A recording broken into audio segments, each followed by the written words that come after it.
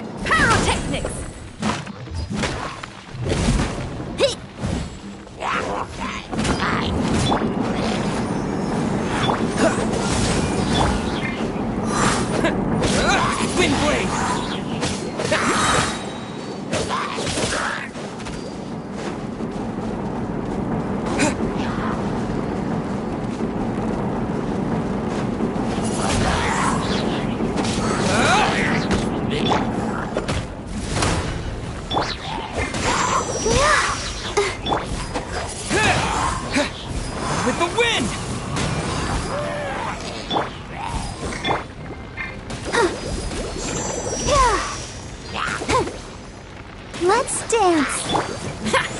Power chord!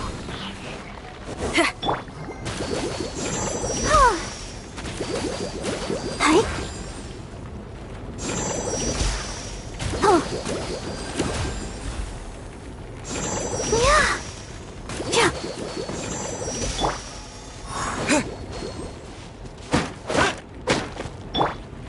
Pyrotechnics! Freeze! Ha!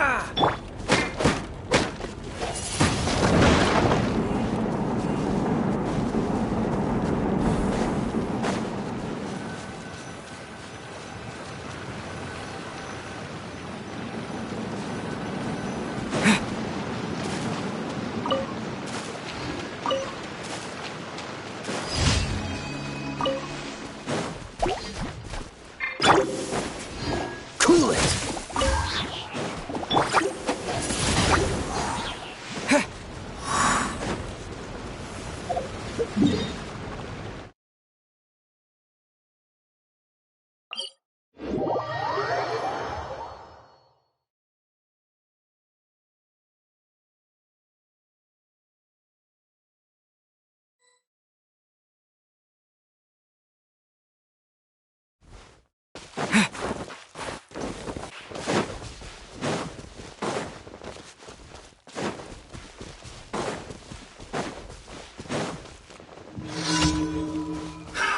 Another test Wind zone. blade! Suffocate! Have a little taste! Freeze! Feel the beat! Freeze! Don't get frostbite! Freeze!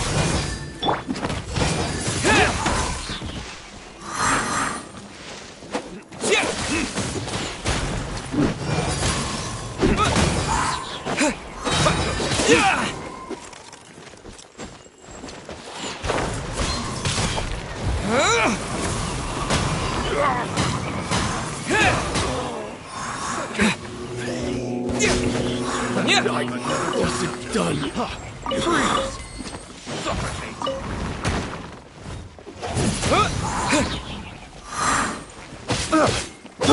Pyrotechnics! Amp it up! Let's dance! Dodge this!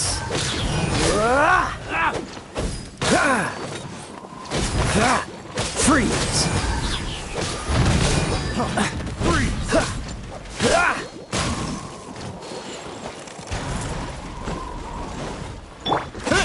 Wind blade!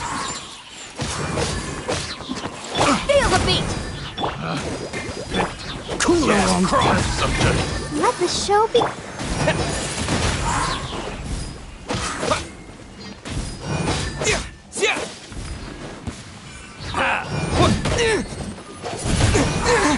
I messed up.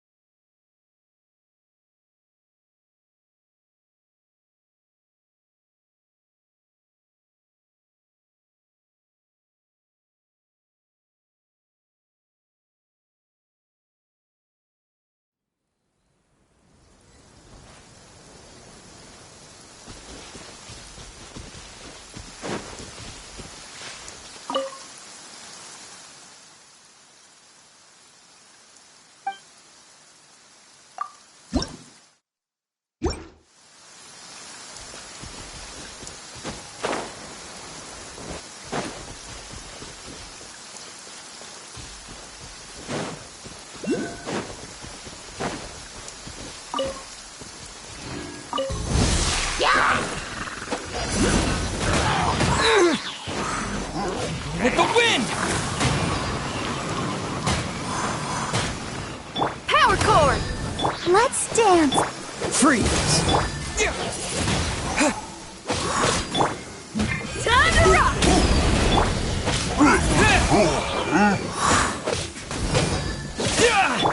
Cool it!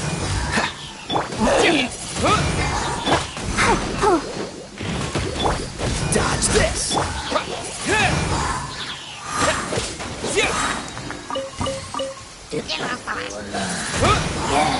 Disappear!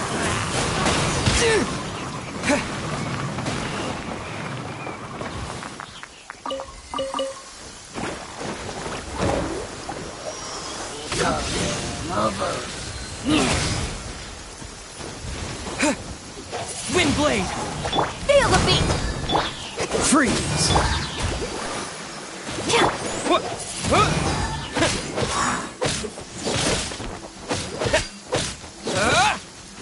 Cool it!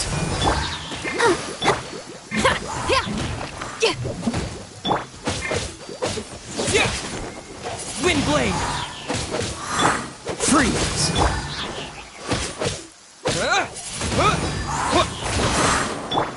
Dodge this! Power core!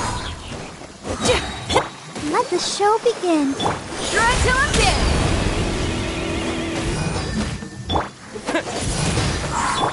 Freeze! Wind blade!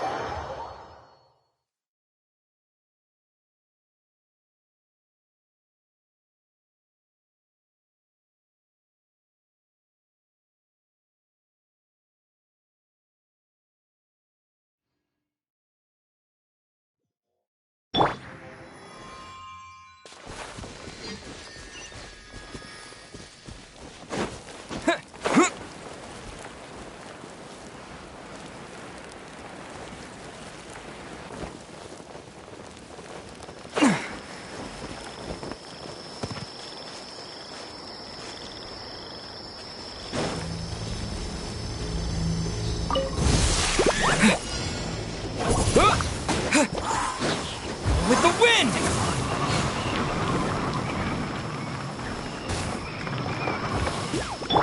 Feel the beat! Cool it!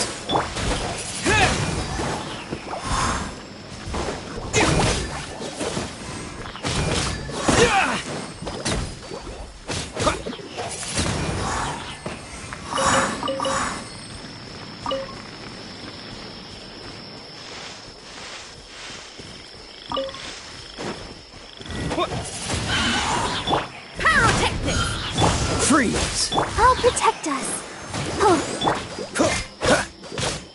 Ah! Wind blade! Cool it! Oh, so sorry. Disappear! Power core! Wind blade!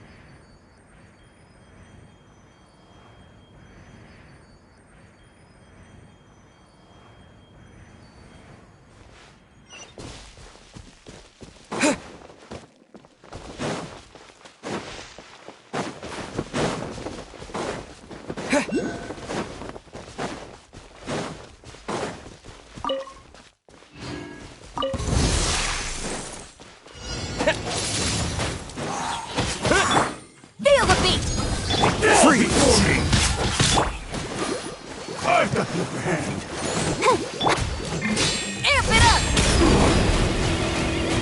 Fall before me. This will do.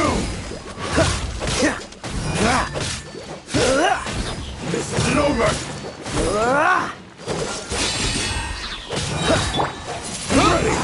This moment will be frozen in time. Freeze! I've got the plan. Take this. Cool it!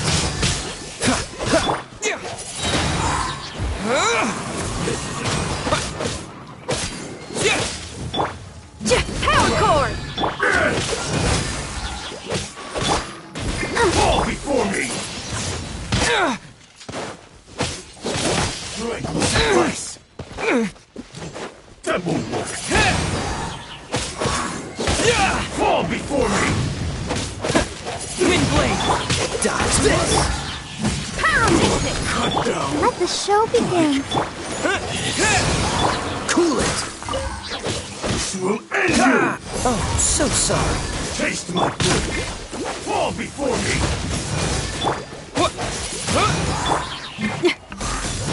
Take this. Feel the beat! Time to rock! Dodge this! Let's dance. Cool it! Disappear. Pyrotechnic! This.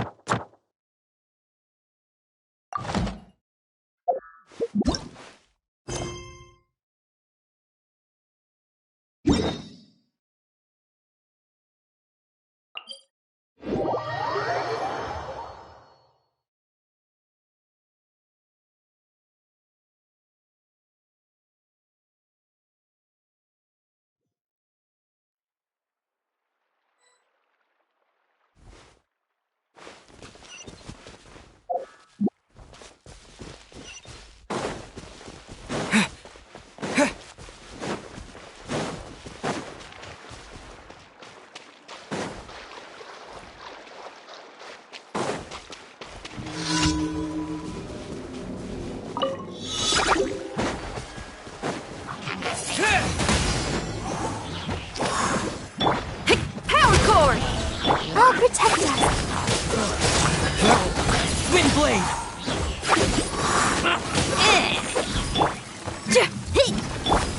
Dodge this!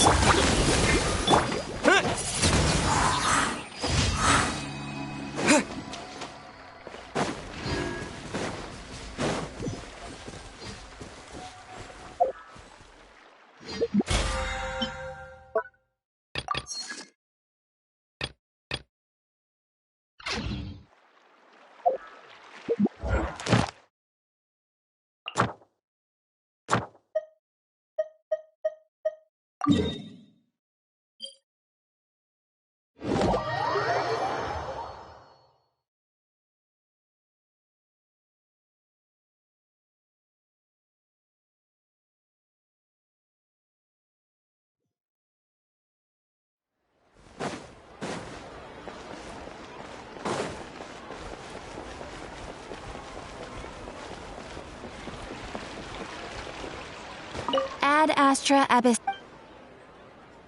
Thank you for completing today's.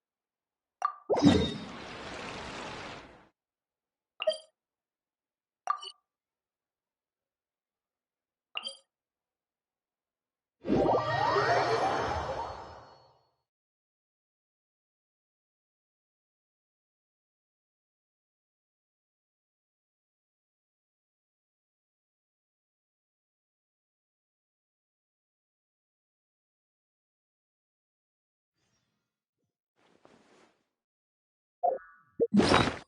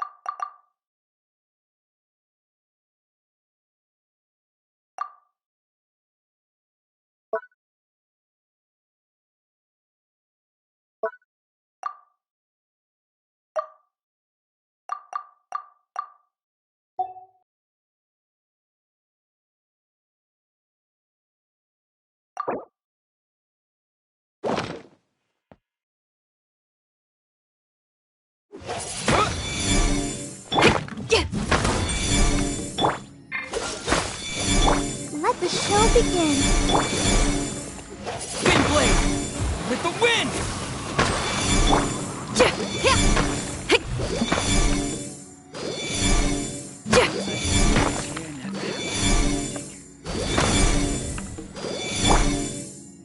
Cool it.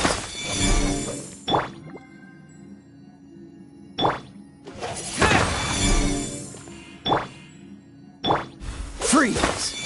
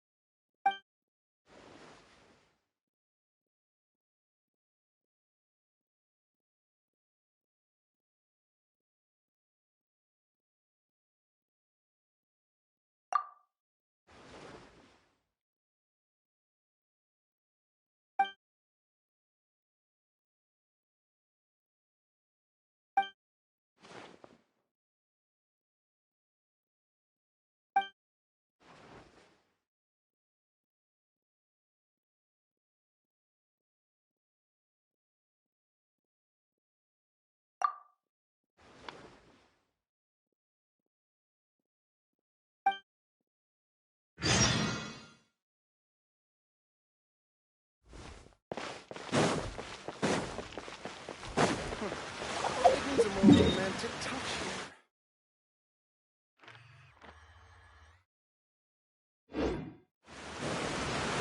I wonder which one's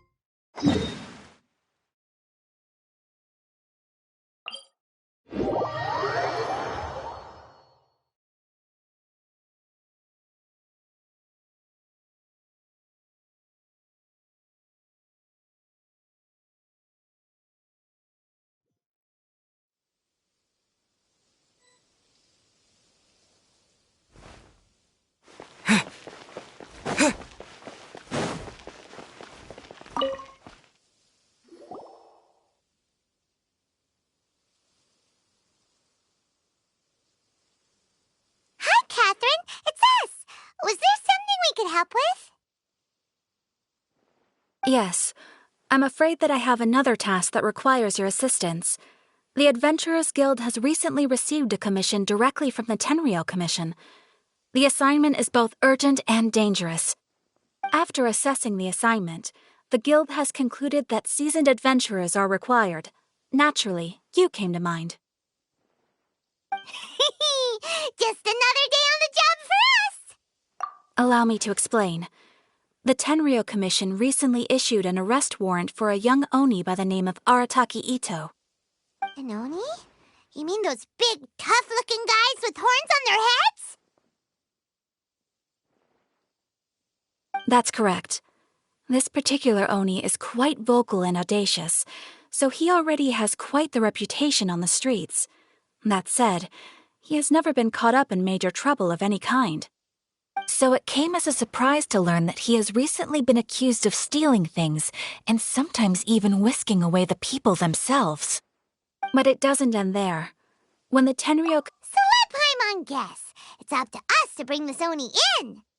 No problemo! This does sound like a job for the Traveler. He'll be back with that Oni in no time. I have complete confidence you will succeed. However, please exercise caution. This Oni also happens to hold a vision, and is the leader of an organization known as the Arataki Gang.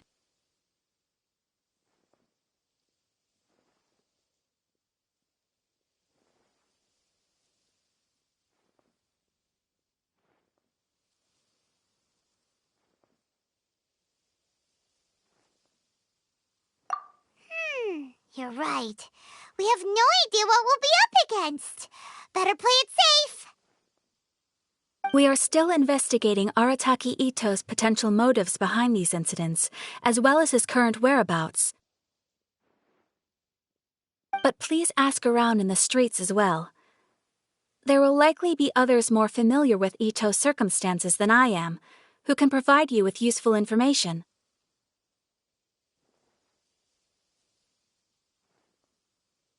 Thank you. I will await your return. Ad Astra Avisask.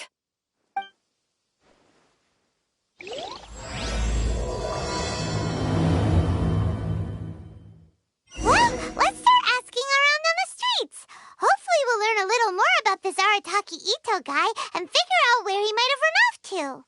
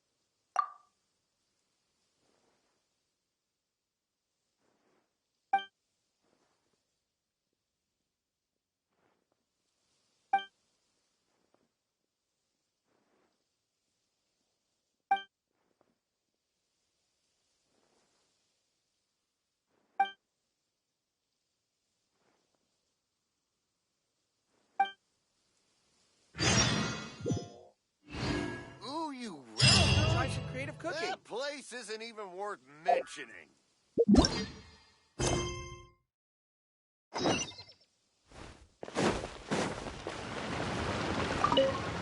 Arataki Ito? Yeah, I've heard of the guy. Word is he did something monumentally stupid, then ran off before they could catch him. And to be completely honest, I was a little surprised when I first heard it. Okay, well, I mean, not that surprised.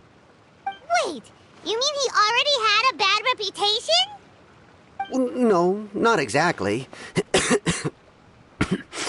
He's just very overbearing in everything he does. Big and brash and always making a ruckus. So, on the one hand, he's a larger-than-life kind of guy. But on the other hand, he's emotionally volatile. When he's in a good mood, he's as high as a kite. But when he gets upset, he gets completely enraged. I don't personally see him as a bad guy, but I guess I wouldn't put it past him to get all riled up and lose control.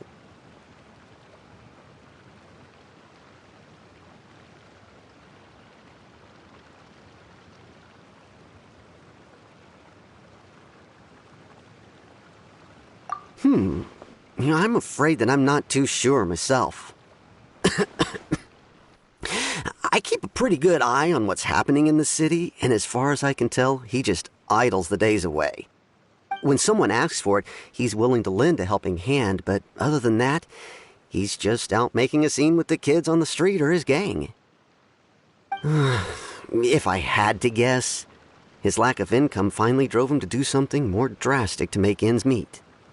Is it just Paimon, or is this Ito fellow starting to sound pretty weird? I'm afraid that I don't have much else to tell you. He tends to spend his time with people a little more lively than myself. Perhaps you could try asking around some more. Okay, thanks.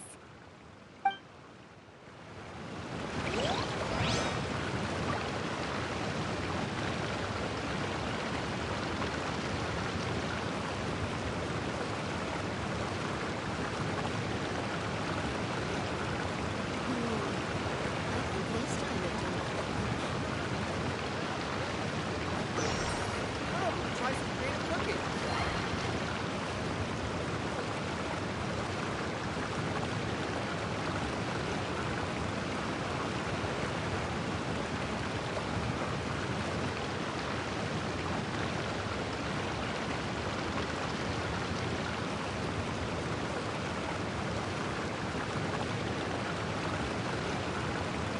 Try some creative cooking.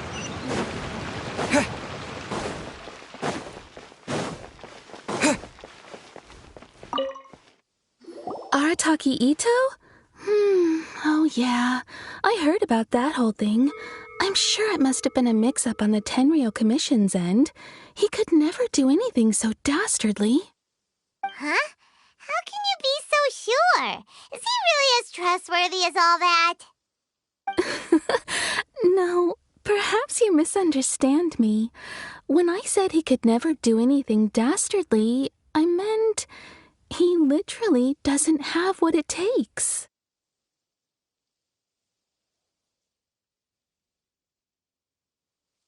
Maybe a story will explain it better. So, he used to spend a lot of time playing rock, paper, scissors and hide and seek with the kids on the streets. Kids, being kids, aren't exactly the most difficult to outsmart. I'm sure you can see what I'm getting at here. He used to lose all the time, sometimes catastrophically. On purpose, though, right? No, not at all. The one time I saw him win, he started jumping around and yelling, "I won! I finally won! I'm unbeatable!" And so on. Then he took the kid's candy as his prize and ate it right there in front of him. Ugh, that's just plain wrong. He did take it way too far that time. The poor kid started crying, so I stepped in and gave Ito a scolding. He was pretty quick to admit that he was fully in the wrong, and it wasn't long before the kid had stopped crying and was laughing and playing again as if nothing had ever happened. In fact, the children quite like playing with him because he's always serious about the stakes and never throws a game on purpose. So, I suppose what I'm trying to say is a guy who can't even beat kids at a children's game really going to be capable of these kinds of diabolical deeds? Huh. He doesn't sound like a bad guy at all. In fact, he kind of sounds like a man of integrity. Yes, my thoughts exactly. Still, the Tenryou Commission's evidence against him is supposed to be irrefutable. So, I'm not trying to condone his actions or anything. If he really has messed up big time, then he should face the consequences just like anyone else. Thanks for the info. We'll keep asking around.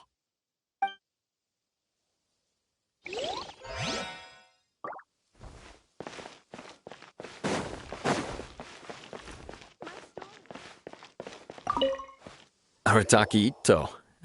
Of course I know him. We've been trying to apprehend him recently. We know he's already left Inazuma City, but with no clues to follow, we have no choice but to commission others for help, including the Adventurers Guild. Catherine says that Arataki Ito hasn't done anything seriously bad before, so it seems pretty strange. Paimon's curious. Is there any evidence of all this stuff he's accused of? Yes, of course. Otherwise, we'd never have put so many people on the case. For starters, most thieves will try to devise a way to conceal their identity, but for an Oni, the horns are a dead giveaway. I mean, the whole city could have recognized it was him.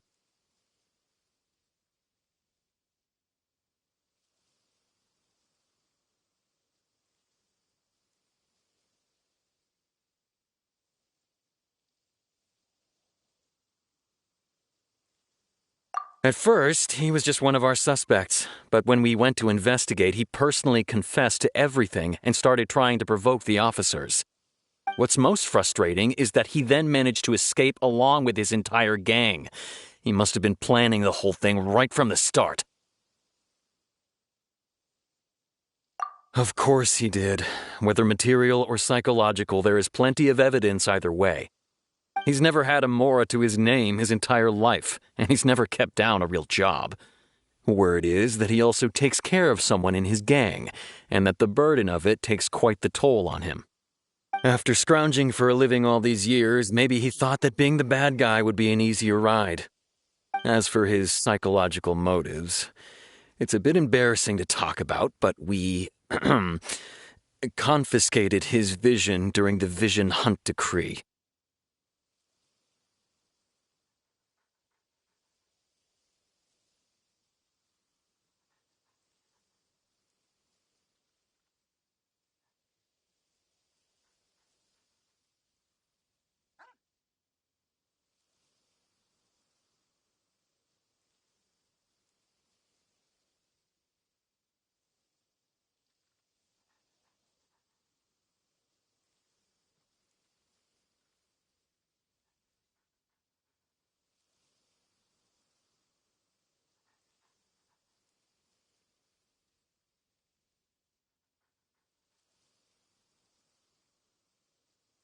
At the time, Arataki Itto put up quite a fight. It took a huge amount of manpower and resources, and in the end we had to enlist the help of Kujo Sara to finally secure his vision. The vision hunt was a mistake, but we never expected that he would go to such extreme lengths to take revenge on us. He does sound a little unstable, just like people have been saying.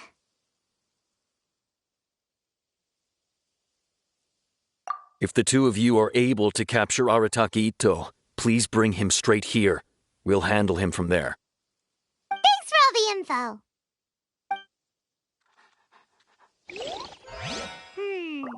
Too bad we still don't know where he could have run off to. We already got word on the street, so maybe it's time to talk to a real special.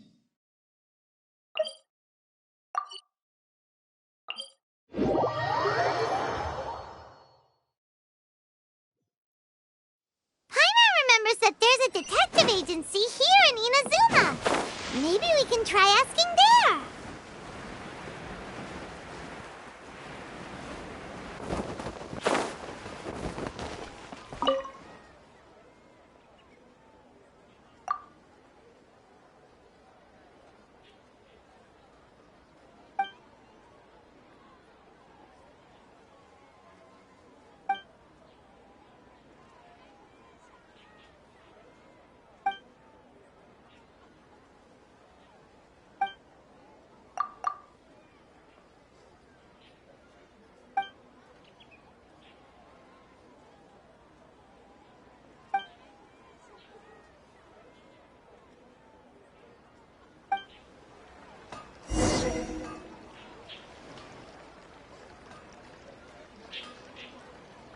Welcome to Bonton Please Sangha speak to Detective President Agency. Sangha. What I'm you just a have me helper. solve?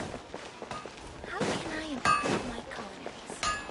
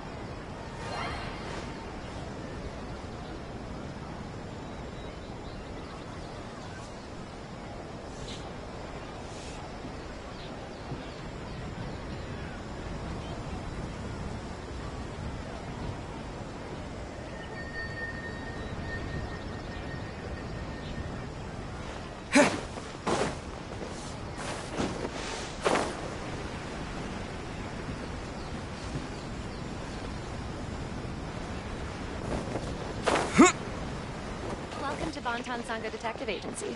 What will you have me solve?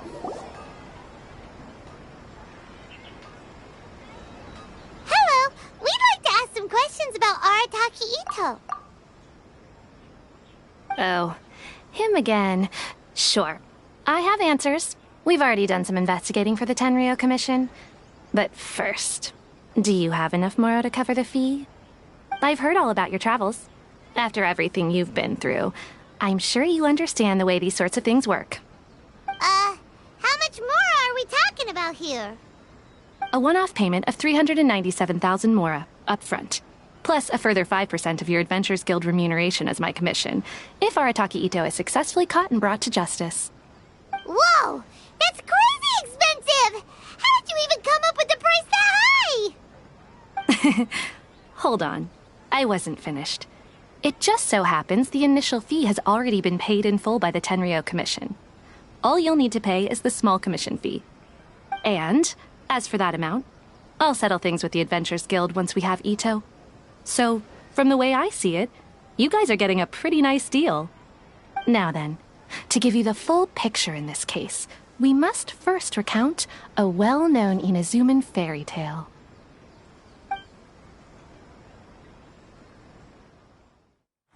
A long, long time ago, in a village lost to time, there lived a Crimson Oni and a Blue Oni.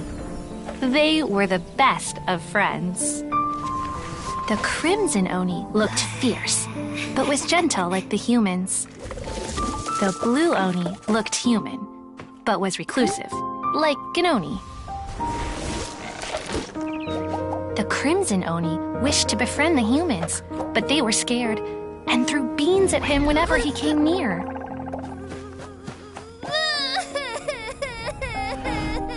So the Blue Oni said to the Crimson Oni, Akka, I'll cause trouble in the village. You come and stop me.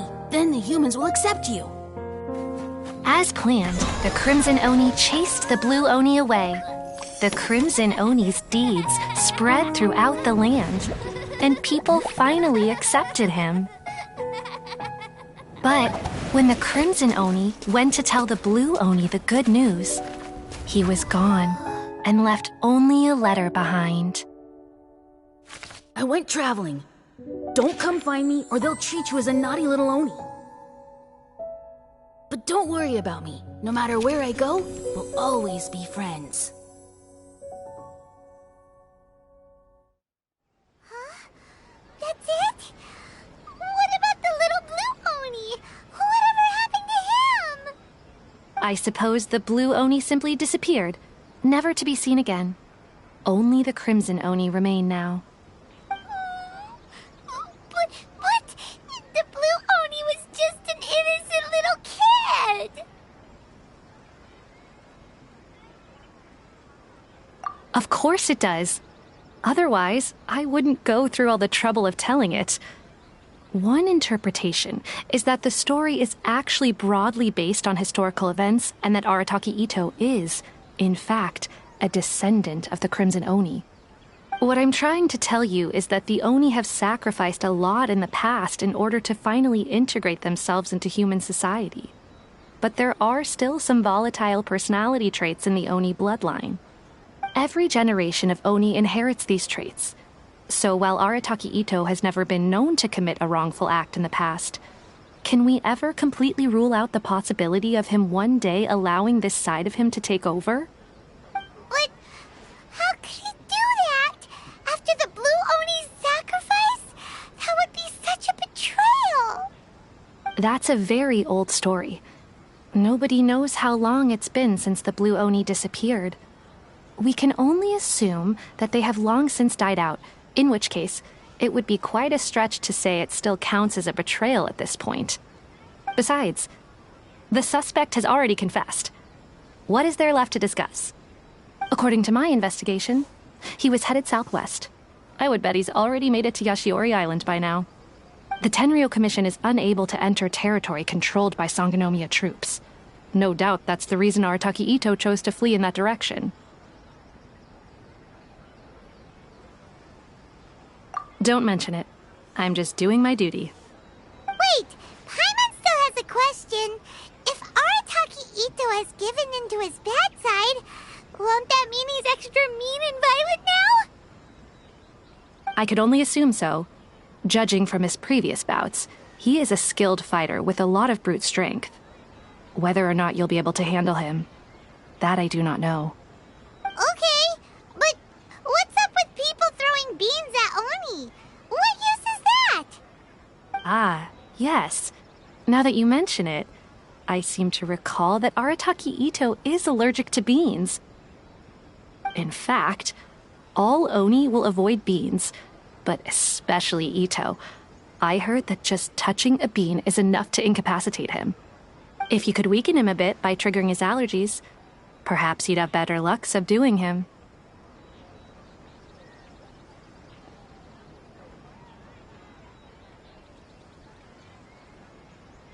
Right! Knowing our target's weakness will make things a whole lot easier. It just so happens that I have a bag of beans right here. I was planning to use them to make some porridge, but I think you will find a better use for them. Of course, I will charge the Adventurers Guild a fair and reasonable rate for the beans. Sneaky! But also, thanks! Let's head to Yashiori Island and start looking for Ito!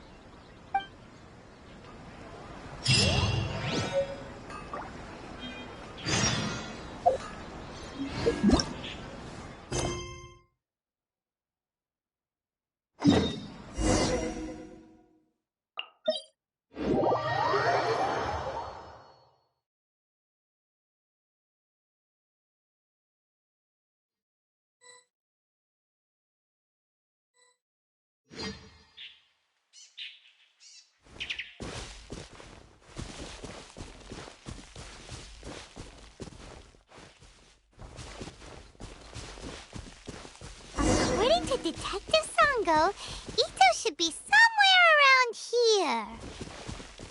Catherine mentioned that he has a vision. Why not see if you can track him down using elemental sight?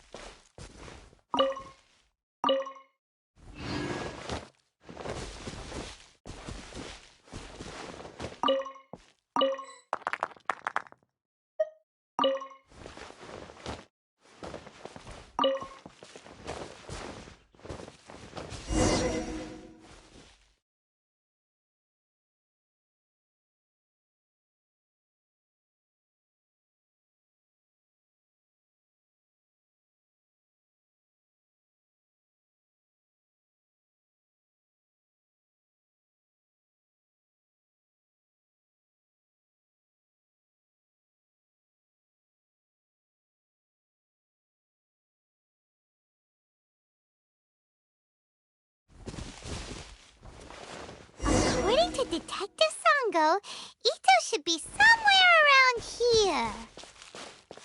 Catherine mentioned that he has a vision. Why not see if you can track him down using elemental sight? Look, footprints! Let's see where they lead.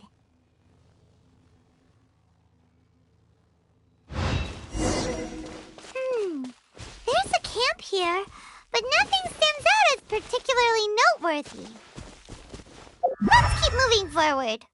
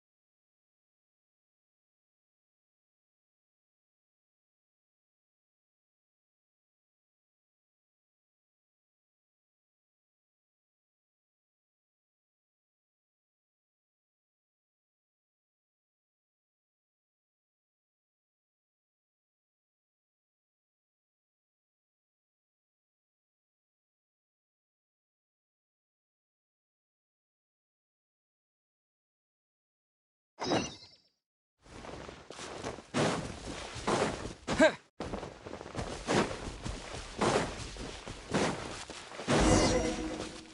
are more footprints here. He should be just up ahead.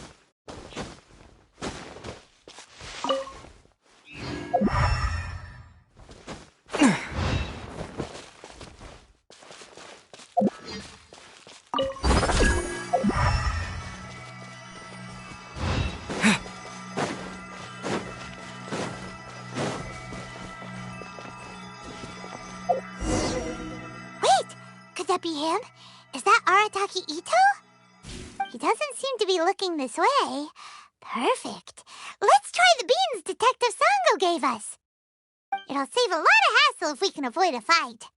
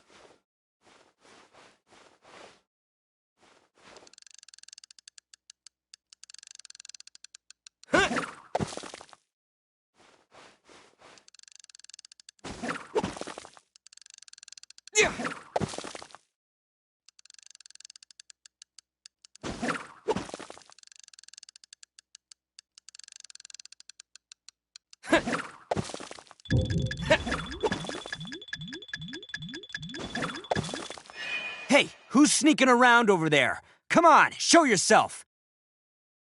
Yikes! We've been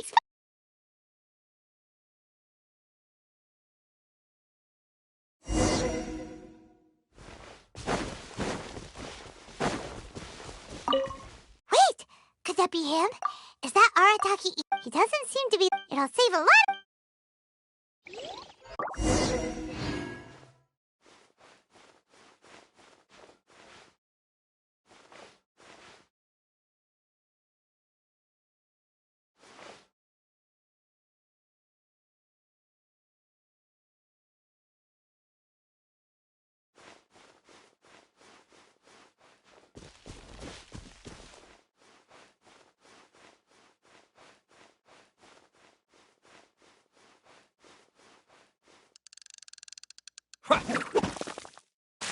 Beans!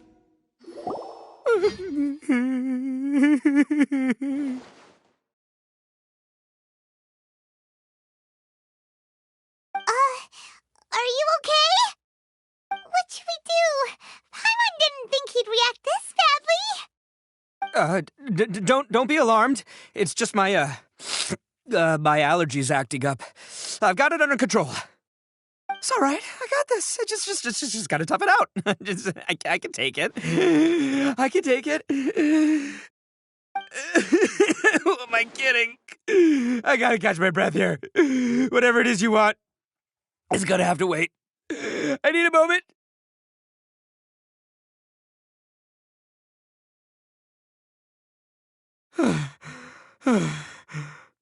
Need a moment.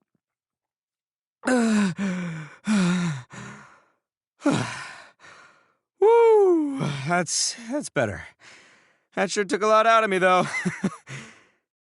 Hey, why'd you have to be so mean, huh? Surprise attacking me like that.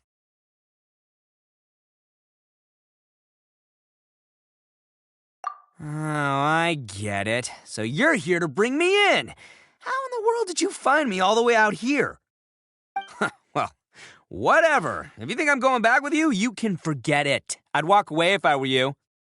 I pack a mean punch, you know. I don't want to hurt any regular folks like you. That's pretty big talk considering all the beans we have.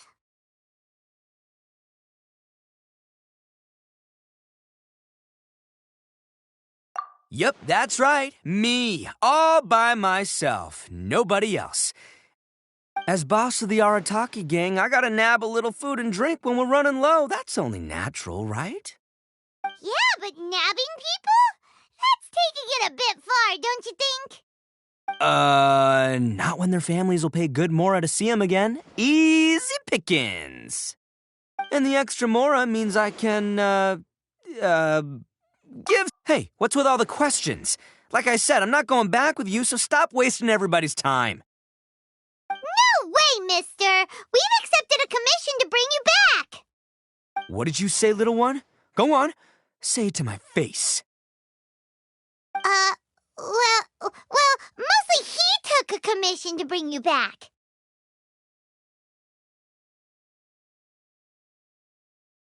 Looks like you aren't gonna let this drop. In that case, Uncle Ito! Don't run now. Careful or you'll fall. What's taking you so long? You said we were gonna have a beetle fight today. Come on, you promised. Yeah, that's right. Still going ahead. But you see, I've been out here for ages, and I still can't find a beetle that I like. So just give Uncle Ito a little more time, okay? Huh? Who are they? Are they your friends? Yeah, that's right. I told them not to come, but what can I say? They were just too worried about me. It's because of a little thing called, prestige. Yeah, because of all the prestige Uncle Ito has. Huh? What are you talking about? Come on, just play along. Leave the kid out of this. Uncle Ito, you don't look so good. You look like you're about to fall over.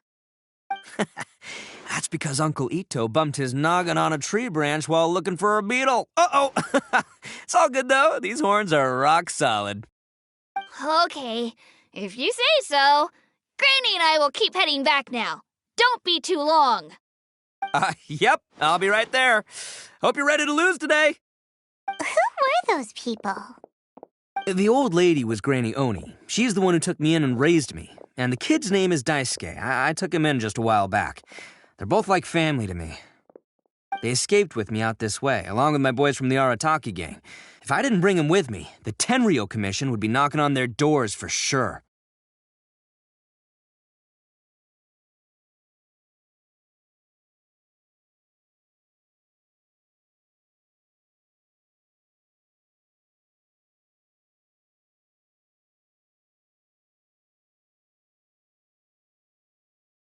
Right.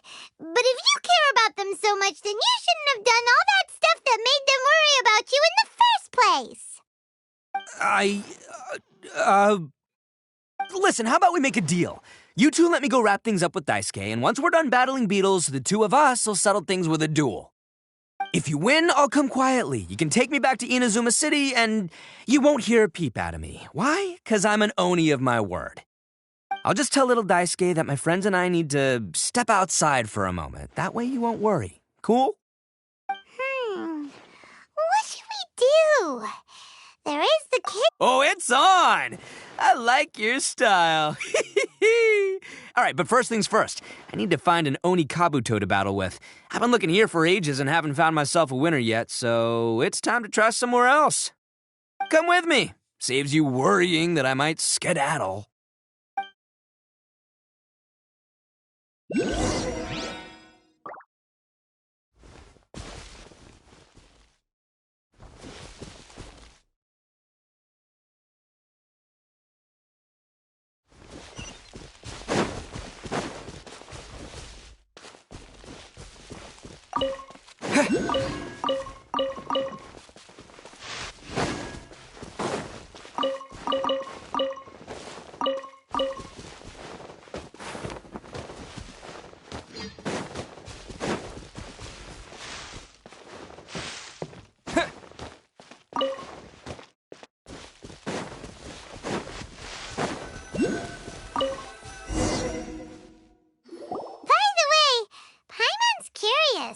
What kind of game is beetle fighting?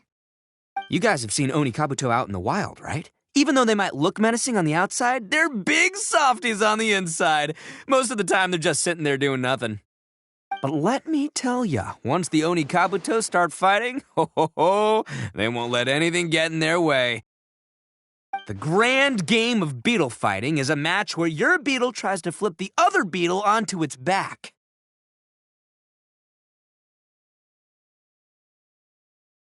Hey, it's not just some kid's game, okay? There's way more to it than that. I have taken part in more beetle fights than you would believe. At least 800. But it's not just about all the physical stuff. Oh no, your Oni Kabuto's got to be in the right headspace as well. If it's not up for a fight or doesn't have the guts, well, then it's game over. Boy, are you two lucky you ran into me. When it comes to beetles, I'm the expert that the experts go to. I'll show you all you need to know. But we're not the ones that will be playing. We're just here to keep an eye on you. Oh, yeah. Yeah, anyway, not a problem. You two might think I'm just tooting my own horns here, but just you wait. I'll make you a beetle expert in no time. And by the way, that kid has one tough beetle. We can't underestimate it. We have to find a real lean, mean beetle warrior. Okay, so he's not the sharpest horn on the Oni. Okay, let me see. There! Let's head to that hill. I'll bet my bottom moral we're gonna find some Major League Oni Kabuto hiding out there.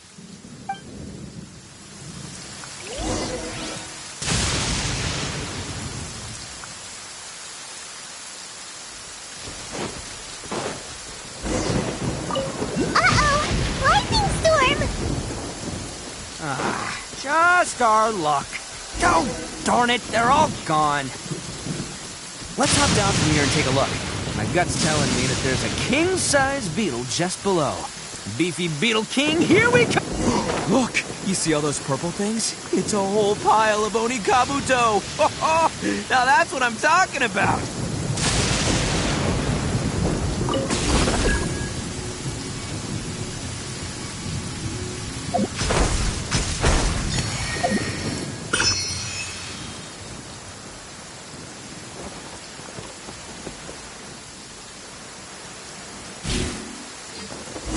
Oh, what the... no, not lavender melons. Well, even a pro like myself can make a mistake from time to time. It's okay, just gotta roll with the punches. Let's try somewhere else.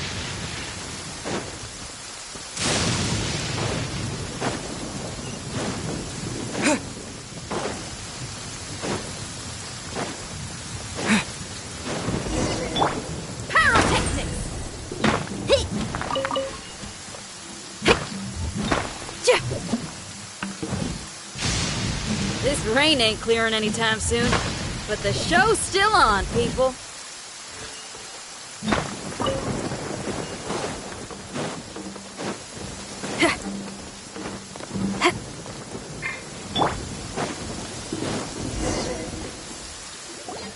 This is the one! This is the one!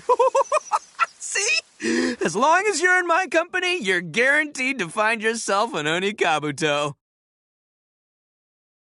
Yeah, it's on the smaller side, but size isn't everything in a beetle fight. Just let the expert explain, okay? What smaller beetles lack in strength, they make up for in agility. They usually got a whole bunch of sick moves just ready to whip out when the right moment comes. Listen, you can never see a beetle's true energy until it's in the ring. It might look a bit young and docile, but that's got its advantages. Haven't you ever heard the saying, don't judge a book by its cover? Young beetles that have never fought before always go all out in their first fight. Older beetles that have already been through the wars tend to just cower in the corner the moment they see a strong opponent.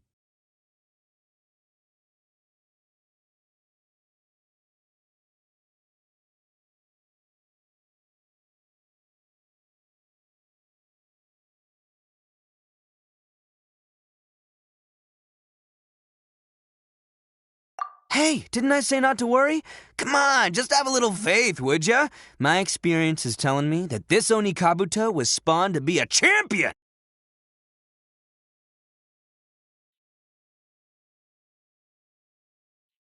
Right here! Look what Paimon found! If we're gonna battle some beetles, then Paimon wants in!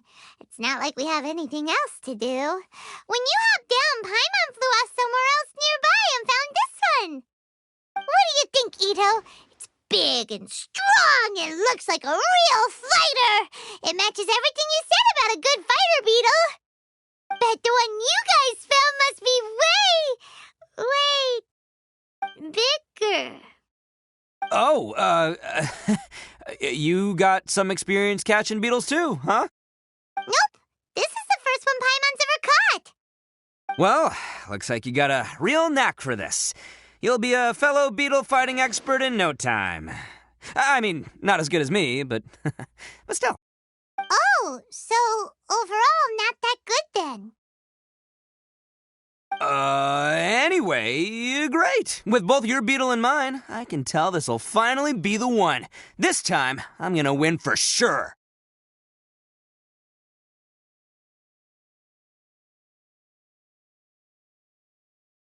Well, that's just life, man. There are so many people in this world who are talented, passionate, but it's no guarantee that things will go their way.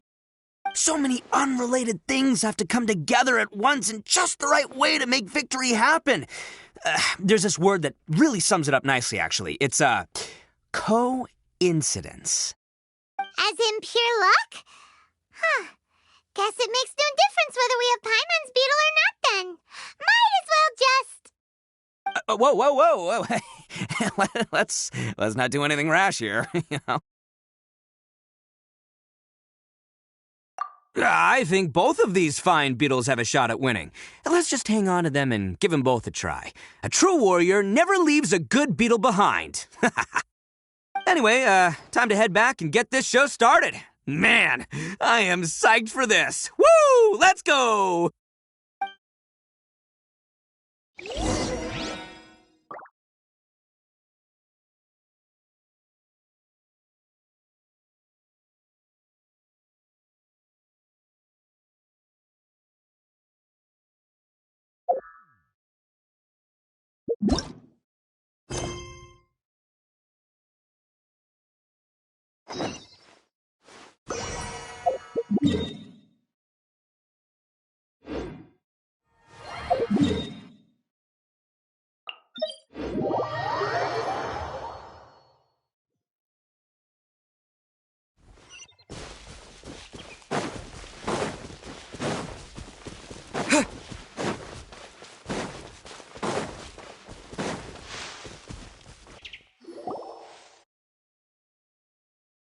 Finally, you're back! Can we start our beetle fight now? Yeah, sure thing, buddy. But you better watch out. I brought a real winner back this time. Don't worry. I'm not scared of your beetle. Go, Stripey Ghost! I've got this fight in the bag. Let's go, Nimble Ninja!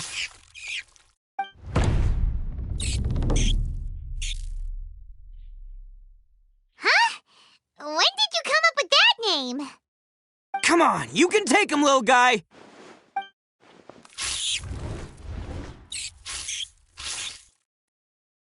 Ha! That's right! Finish it!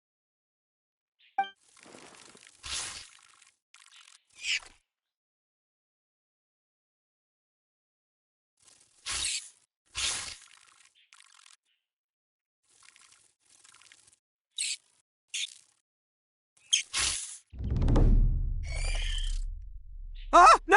My little Nimble Ninja! Ha! Looks like I win again!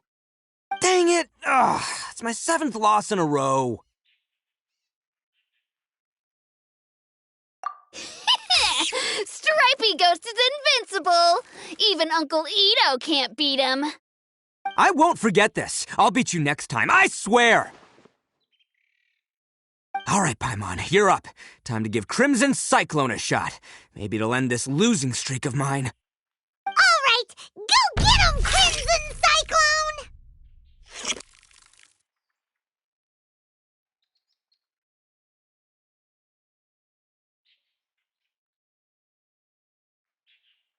Whoa! That one looks ultra strong!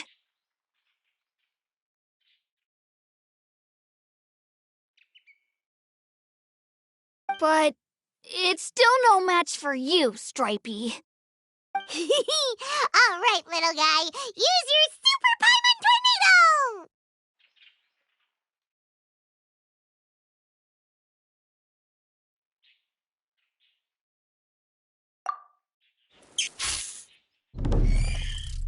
No, I can't believe it. I lost. Yay! We won! Ha! Paimon knew Crimson Cyclone would be the best! Boy, did that one put up a fight. Woo! It wiped the floor with Stripey Ghost. I know a real beetle trainer when I see one. Way to kick some beetle butt, partner. See? Paimon's got real talent.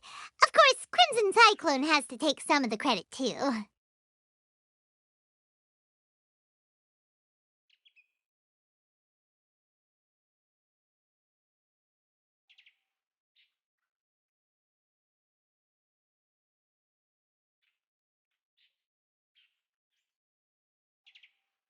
Oh, right. Yeah, now that the beetle fighting's over and all. Hmm? This is for you, Daisuke. Huh? For me? You're really giving it to me? Go ahead, take it, Daisuke. When we finally get back to the city, you can show it off to all your friends. But will we ever be able to go back? Of course we will. Trust me. I never go back on my word. Anyway, I got some things I gotta discuss with my friends here. Go play with Granny for a while, would ya? There's a good boy. Good. The kid doesn't suspect a thing. You're from the Tenryou Commission, aren't you? I bet you're here to capture Uncle Ito. Huh? Hey, didn't I tell ya? They're my friends. In fact, they're in the gang. We're practically family. That's not true. I already know everyone in your little gang, but I've never seen these two before. Uncle Ito didn't do anything wrong. Don't take him away. And not only did he not do anything wrong, he also saved my life. He's not a bad guy.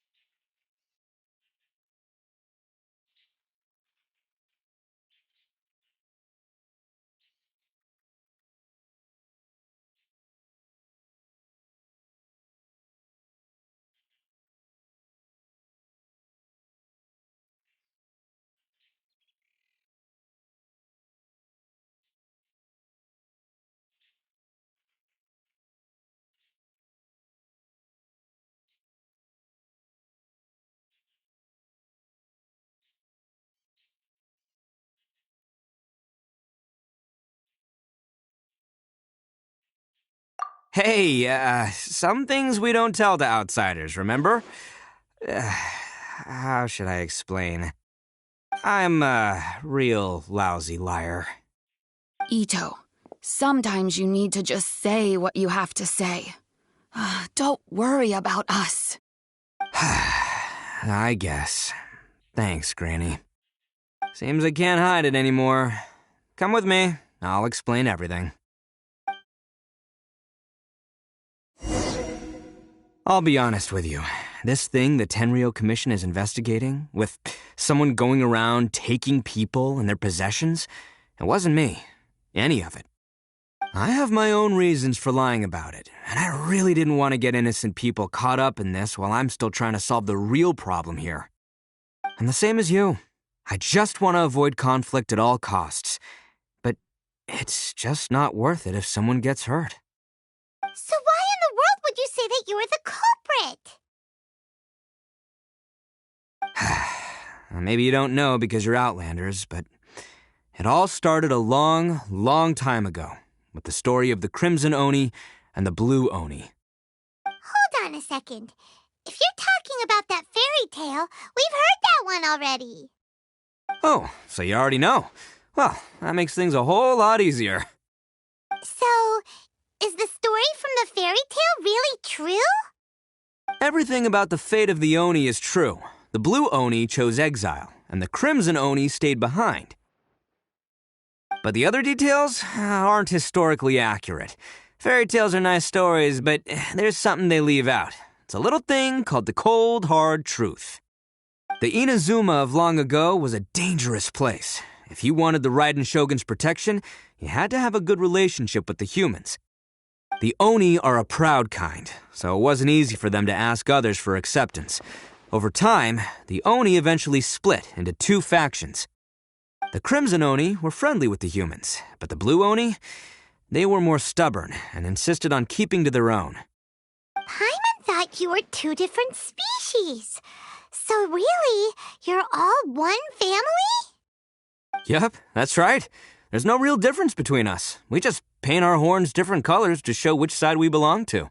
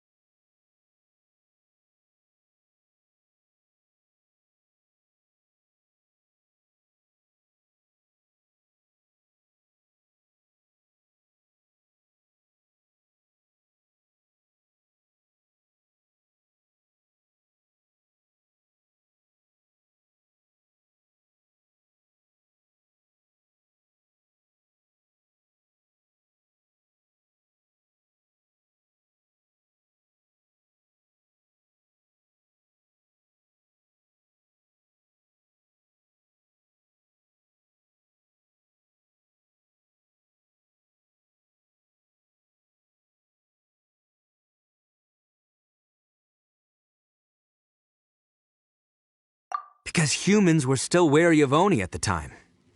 The Crimson Oni always hoped to find a way to live in peace with the humans, but the Blue Oni kept clashing with them. Humans didn't see a difference between Crimson and Blue Oni. All they knew was that Oni were hard to get along with. If things were to continue that way, the Oni were never going to get along with humans. And so, the most revered leaders of the Crimson and Blue Oni decided to resolve it once and for all. Over drinks, they swore an oath. The Blue Oni would play the role of evil Oni to help the Crimson Oni integrate into human society. But the Blue Oni's leader gave 2 conditions. Huh? What were they? First, the Oni must abandon any prejudice they held against humanity. Every Oni was to accept humans in their heart before the humans accepted them. Oni were not to use their strength to mistreat humans, but were also not to stand for mistreatment against themselves. Second, the Crimson Oni were to integrate with human society, but not by trying to please the humans. The Oni were to embrace their own honest characters, their surging tempers, and their awesome strength to win respect from the humans. In other words, they were to carry on the Oni bloodline while also protecting our Oni pride.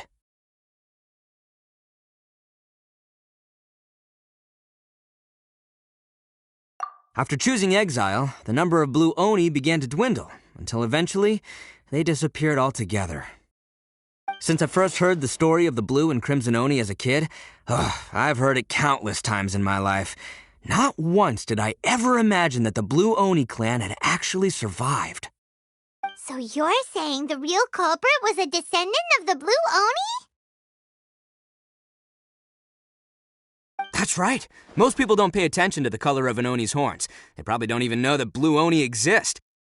But nothing gets by the Arataki gang. At the scene of the crime, they saw an Oni with different color horns than mine. Still, it'd be strange if the culprit really was a descendant of the Blue Oni.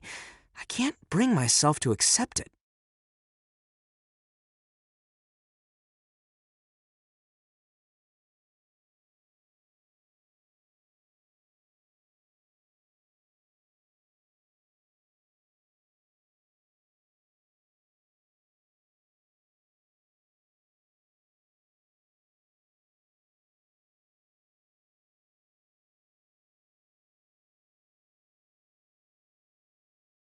Exactly. They would give up their life before abandoning their pride.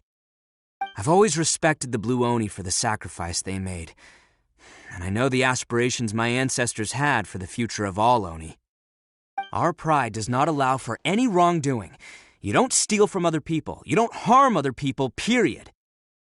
My guess is that the Blue Oni was tricked or forced into it somehow. But I don't have any evidence.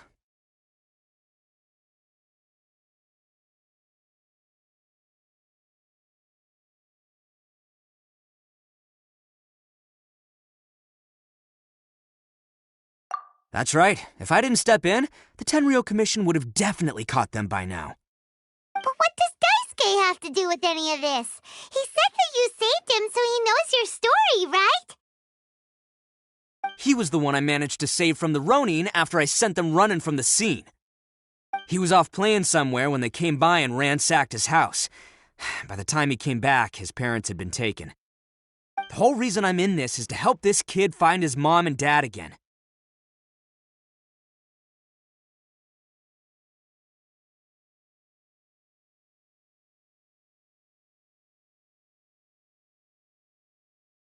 I never wanted to tell you any of this. My original plan was to knock you both out and take my family to hide somewhere else. There's more to this than just one Blue Oni. There's a dangerous group behind everything that's been going on. I didn't want to get anyone else caught up in this mess. That's everything. The whole story. If you don't believe me and want to drag me back to Inazuma City, then I'm going to fight you with all I've got. But if you're willing to believe me, then please, give me a little time. Once I find the Blue Oni, I'll turn the both of us in.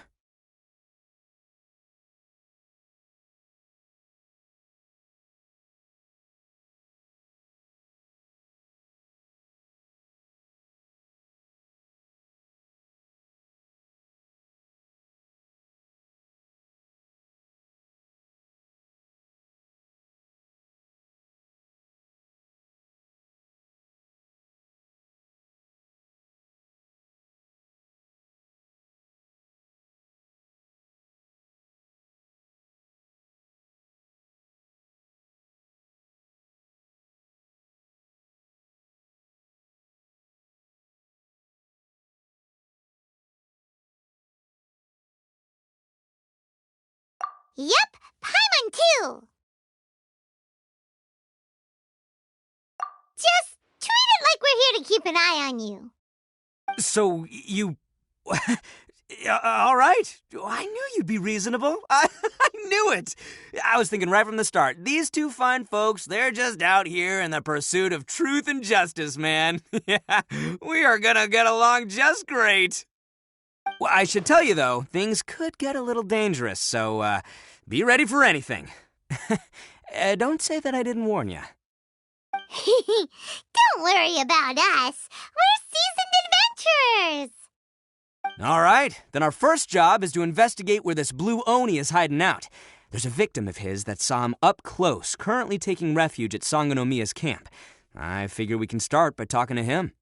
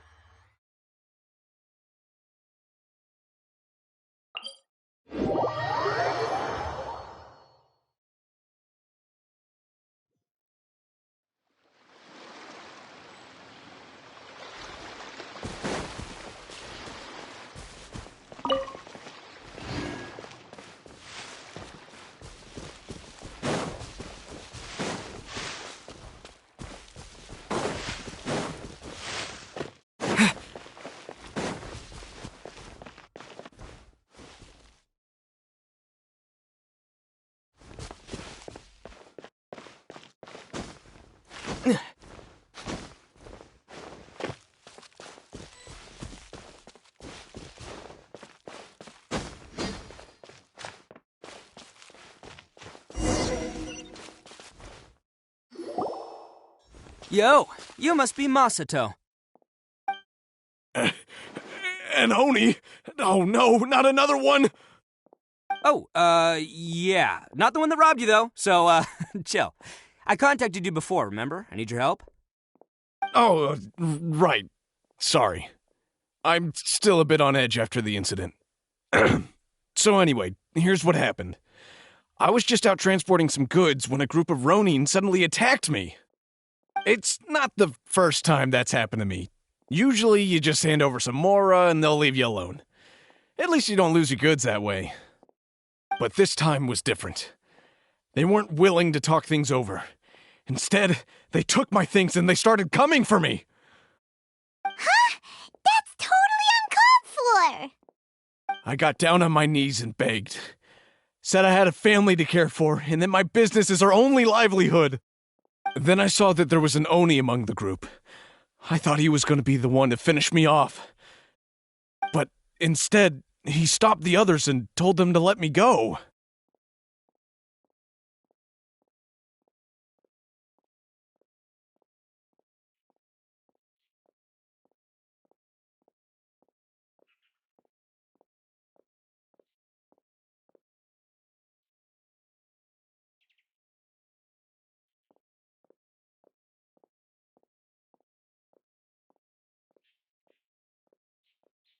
Yeah, that got them all arguing with each other. His cohort said that I was sure to retaliate if they released me. But the young Oni was insistent that they shouldn't lay a finger on me. Things got real heated. I thought they were going to come to blows. Luckily, they let me escape with my life in the end. And I scrambled to get myself here, where I'd be safe.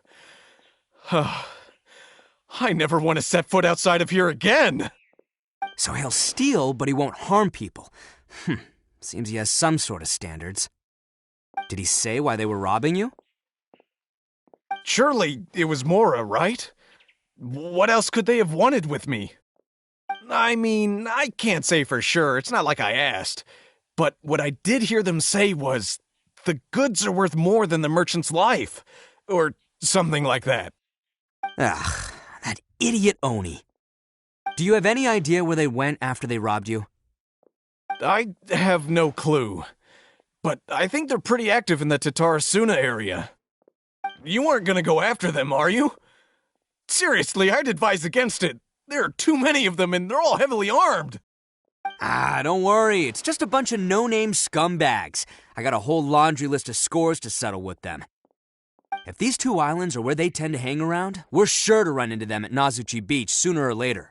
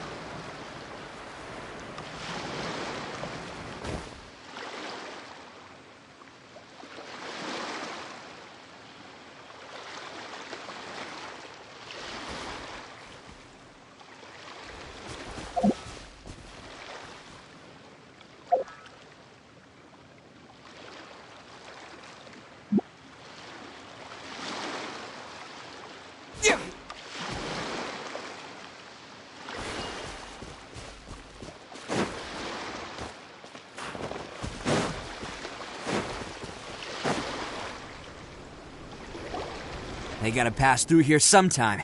Let's just hang tight for a while. If I'm not mistaken, they'll be showing up any time now. Yeah, things might get a little rough, so we better be prepared.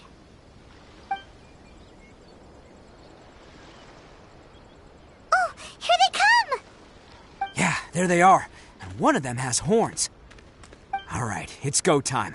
Let's get him!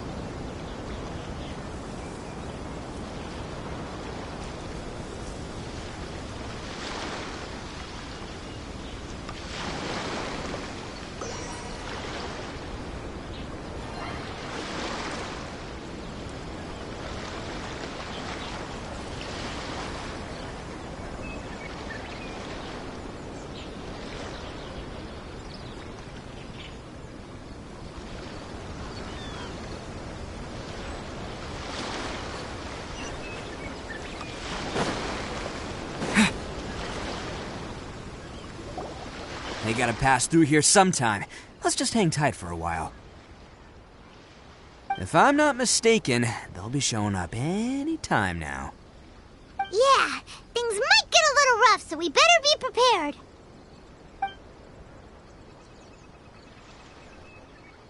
Oh, here they come! Yeah, there they are. And one of them has horns. All right, it's go time. Let's get him!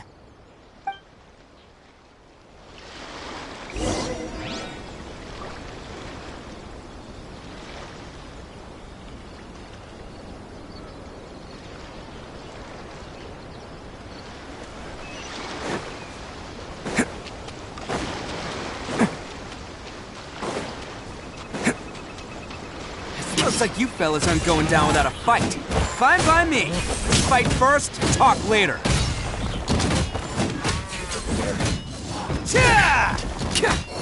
Let's roll! Let's get down to business.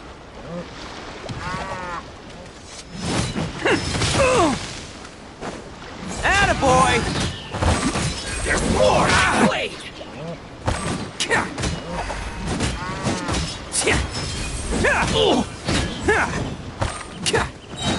Let's roll!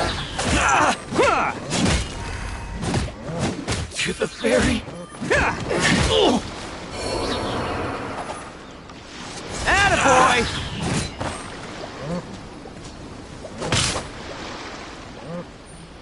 See no more!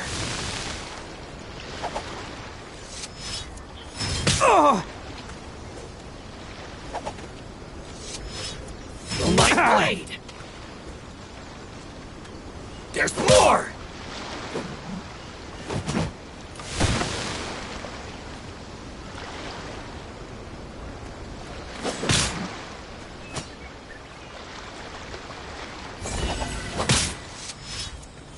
Oh, hey, I wasn't ready! There's more!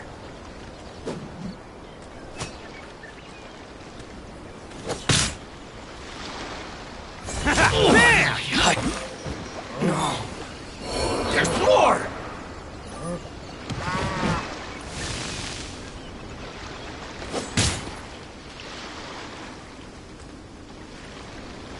There's more!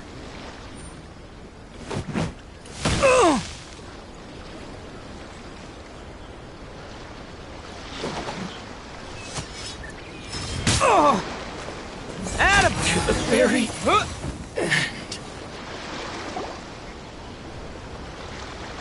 Hey, don't even think about running. It's me, Arataki Ito, descendant of the Crimson Oni. I know who you are. From the day we are born, every Blue Oni knows their purpose. We all know our fate is one of self-sacrifice. But what about the Crimson Oni, You don't know anything about us.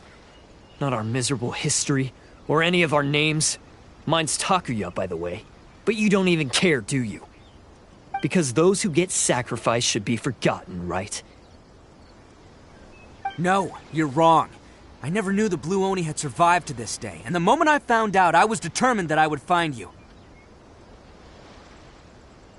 Since you remember the pact between our two factions, I assume you also remember the pride we share as Oni. So my question is, how could a proud Oni like yourself go and abuse the weak and plunder the innocent? Why break the oath that our kind swore all those years ago?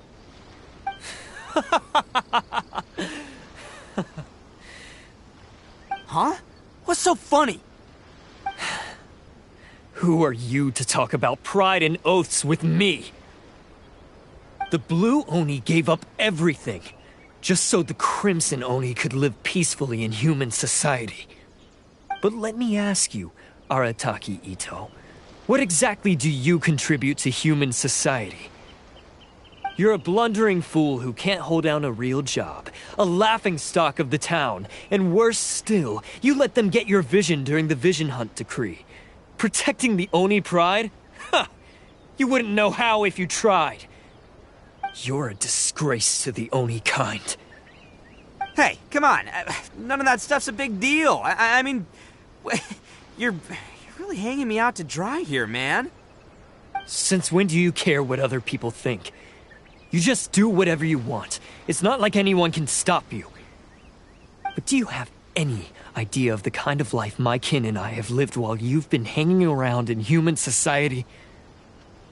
We were cut off from the rest of the world. We severed all contact with it.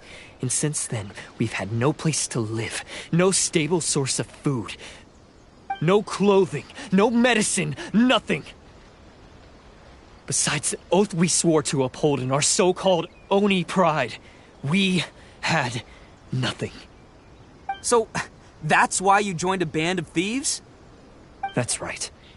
Why should I accept that life? Is holding fast to a worthless oath supposed to help me provide for my family and friends? I've abandoned our Oni pride. It's meaningless. I want to live. I've given everything that I've stolen from humans to my community.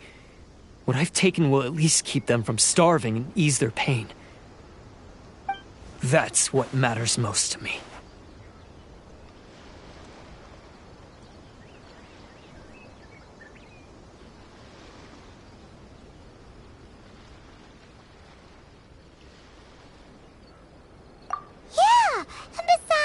The Blue Oni sacrificed themselves so that Oni could be accepted as part of human society.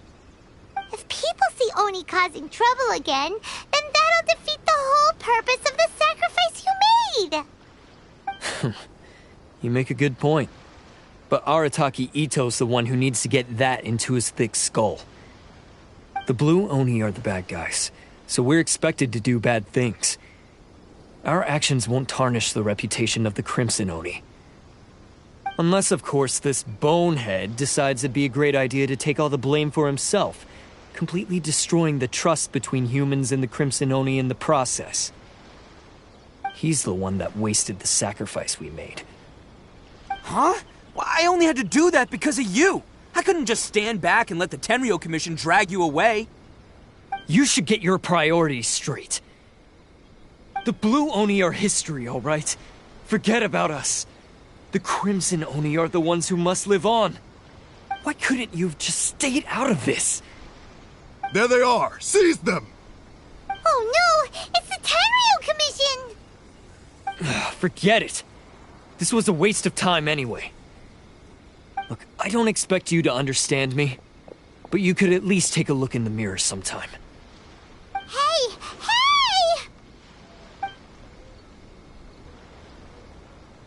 He got away! Uh-oh, we need to get out of here too!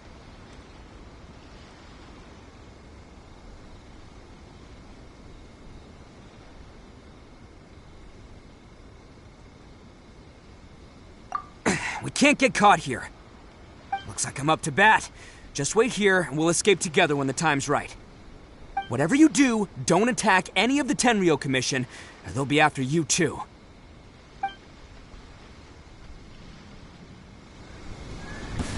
Battle formation! Get them! Bam!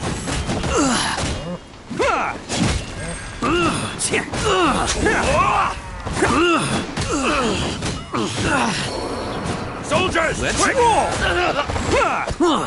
I must withdraw.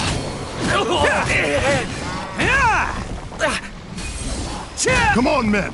He won't get away this time! Just give yourself up, Arataki Ito! Cannot match my bravery! Get them!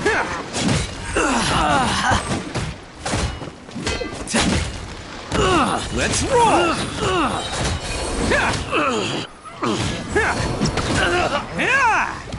It's showtime! Soldiers, quick! Bam!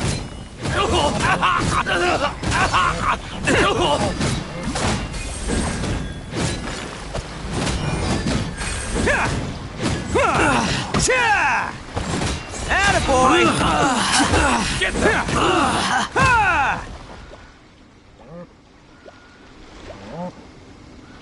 I've lost!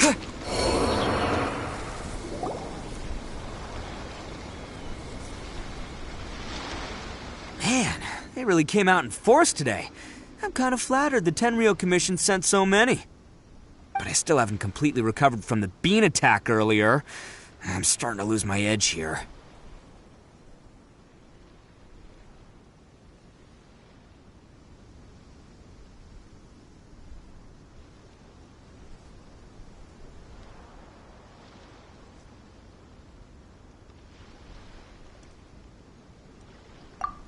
No way.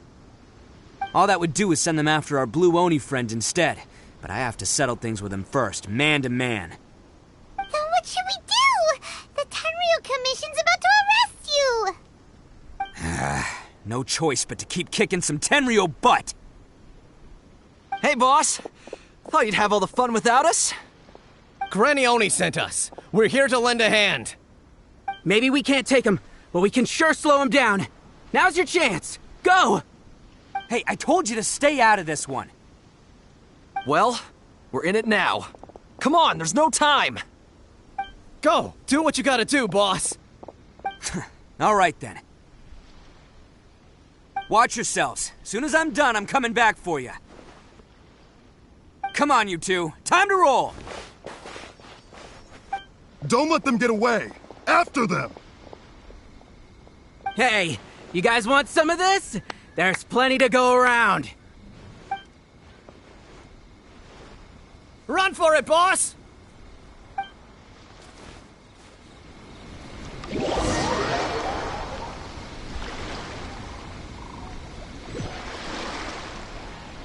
As boss of the Arataki gang, getting rescued by my own boys feels pretty humiliating.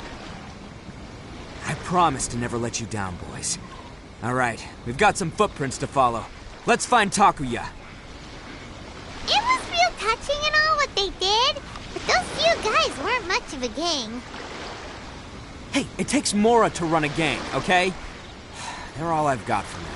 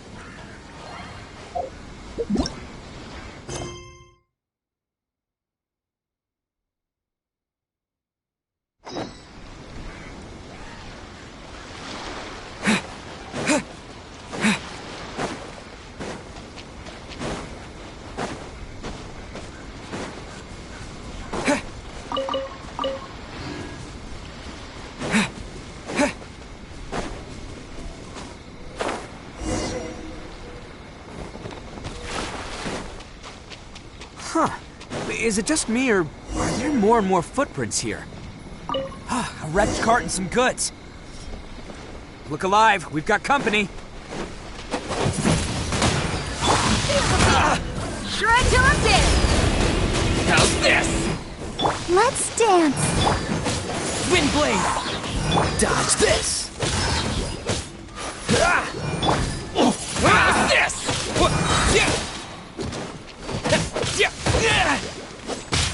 Windblade!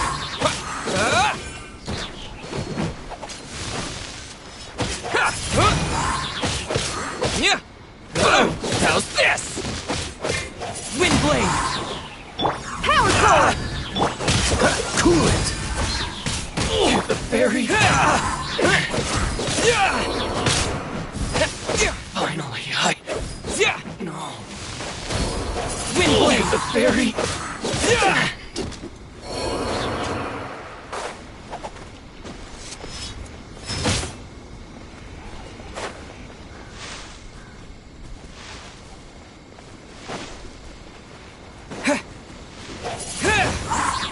Seems they definitely don't want us going any further. Let's see what's waiting for us up ahead.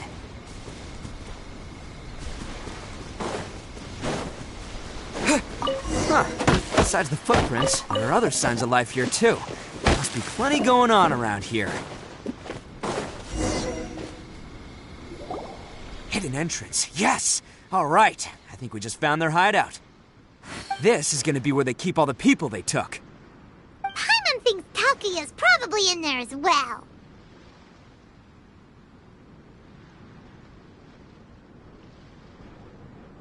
Huh? Fire away.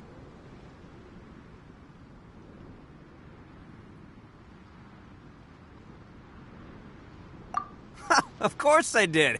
Come on, I'm not that dumb. But it takes a world-class blockhead like Takuya to think his ideas are actually gonna work. So I'm here to save him no matter what.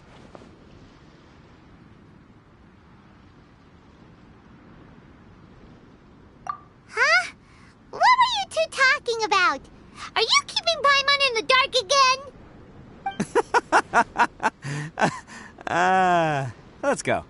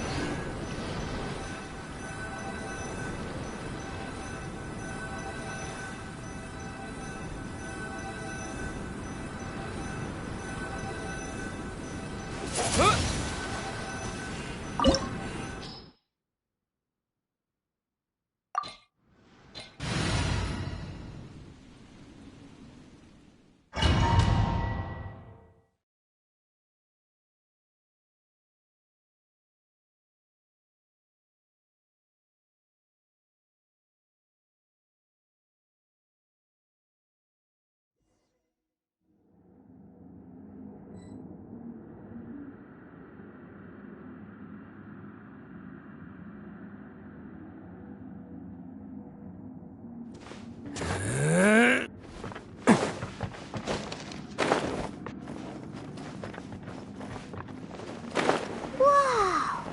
This place is huge! Pretty fancy for a hideout!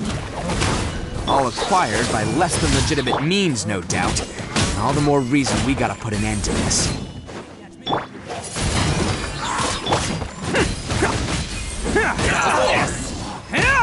Attaboy!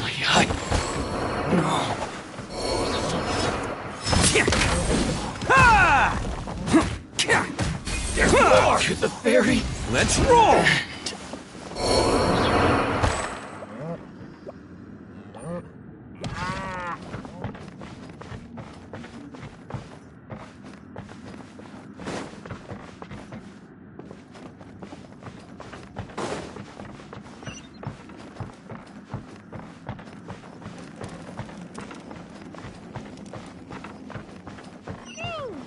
How come the stairs are over there? We can't go up if we can't reach them.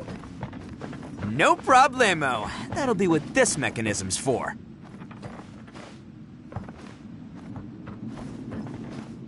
Oh, it's moving! Ah, see? What did I tell you?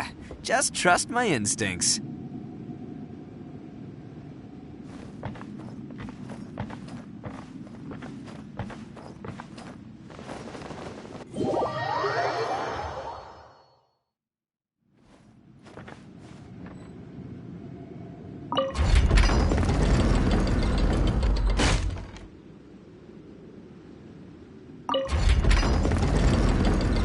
Arataki numero uno Ito here in the flesh. Ha ha!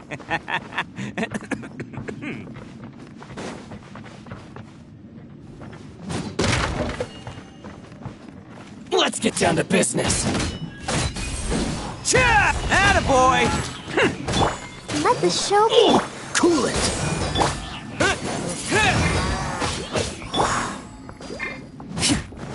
To the ferry.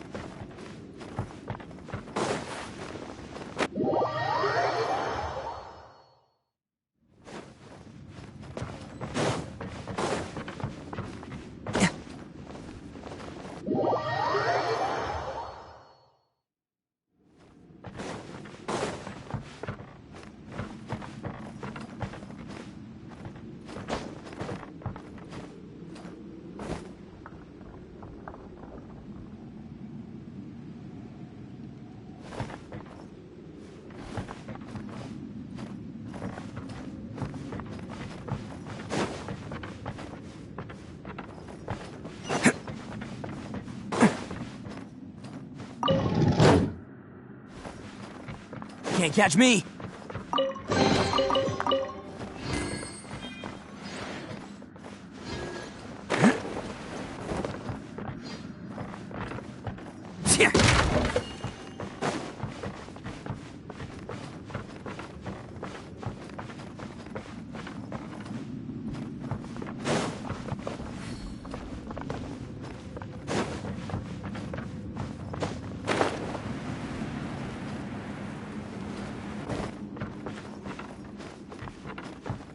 Let's get down to business.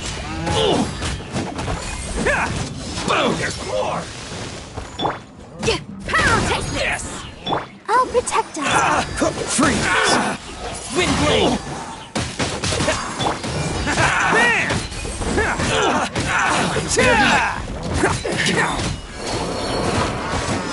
Some more!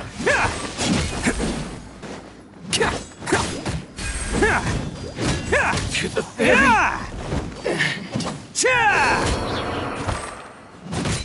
Attaboy! Finally, No.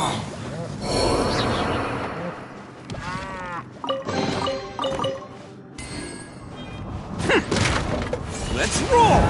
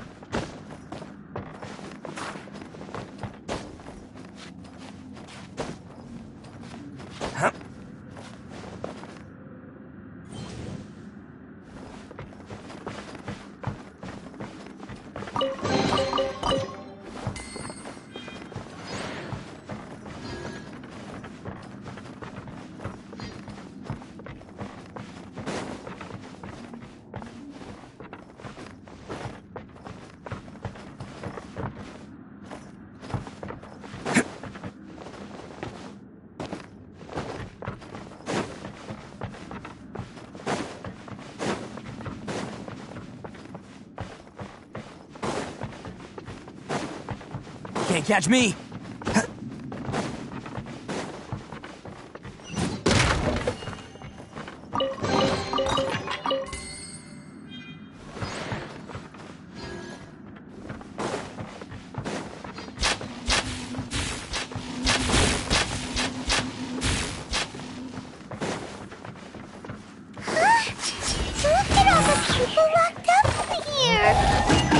Must be holding on to them for leverage.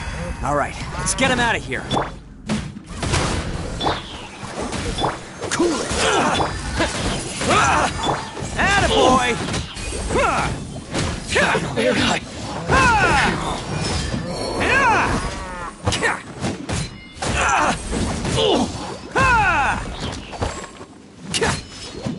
Light blade! Freeze! To the ferry!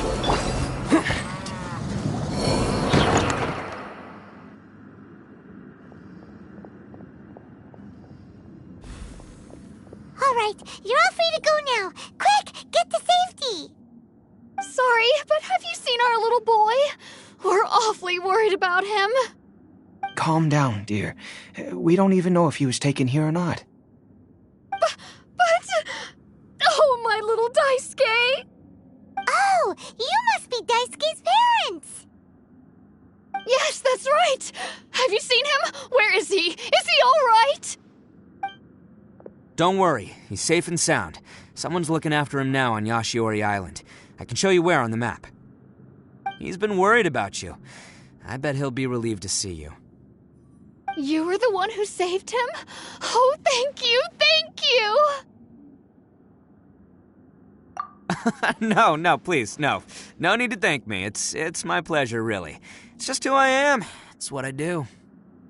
Before you go calling me a hero, let me ask you this. Wouldn't any other self-respecting guy who saw another person in danger have done the exact same thing? Really? Just one little compliment and it goes straight to his head.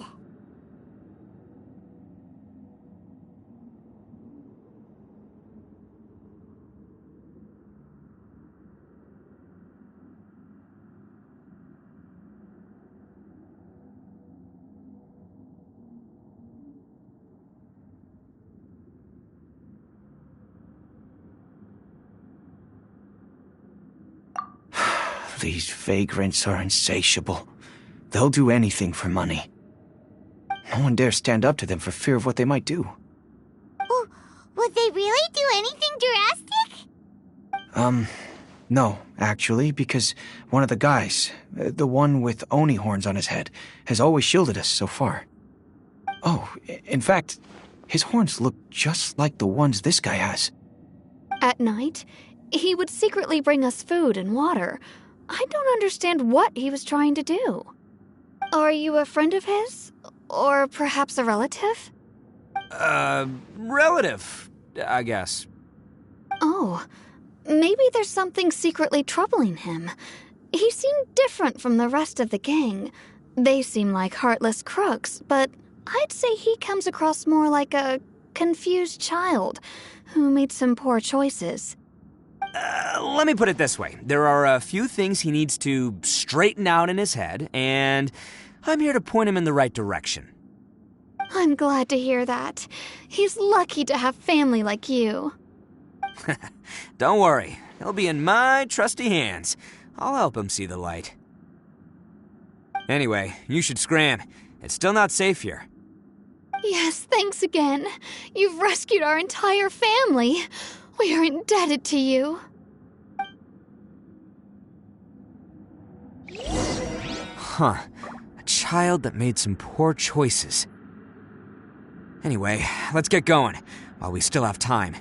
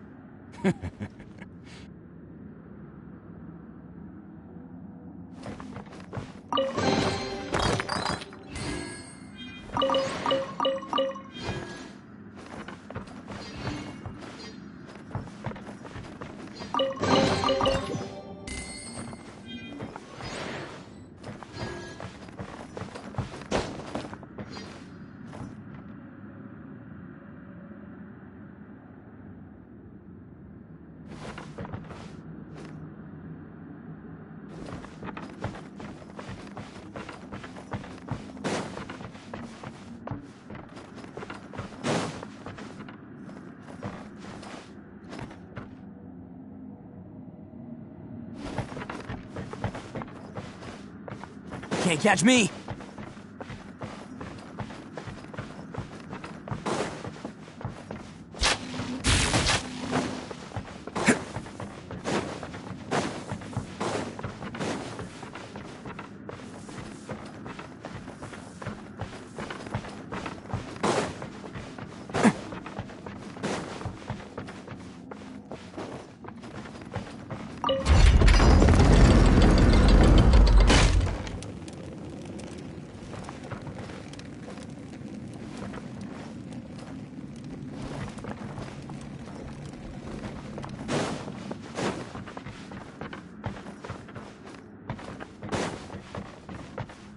Can't catch me!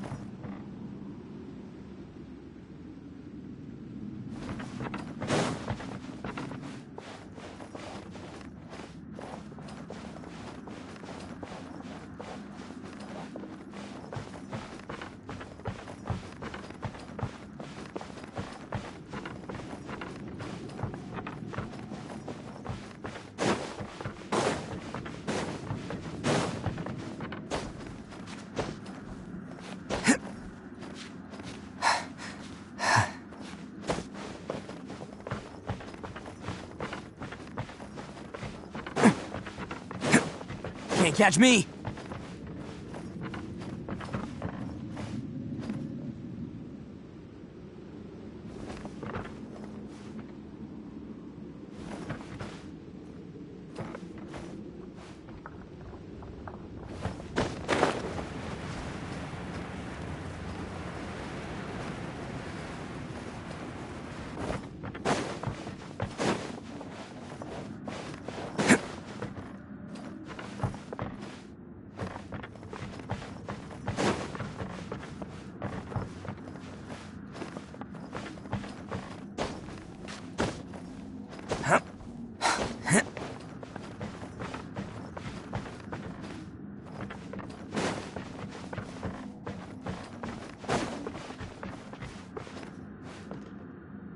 Can't catch me!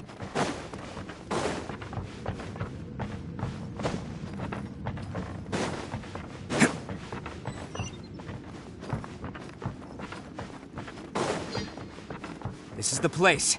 The jig's up! Surrender while you can! I want some of this! How's this? Feel the beat! I'll protect us! Dodge this! Say no more! Harry!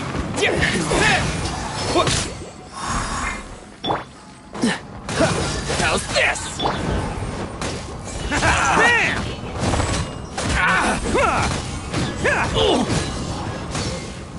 Finally! Yin blade!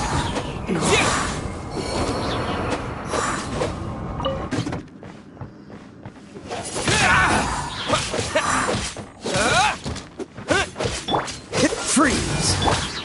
Power cord! Let the show be... How's this? Let's roll! To the berry. Bet you think you've won, don't ya? So naive. This is my home turf. I'll let you in on a little secret. A long time ago, I picked up this rare paper charm. It's very precious to me. What makes it so special is that if you tear one piece, the other piece starts tearing too.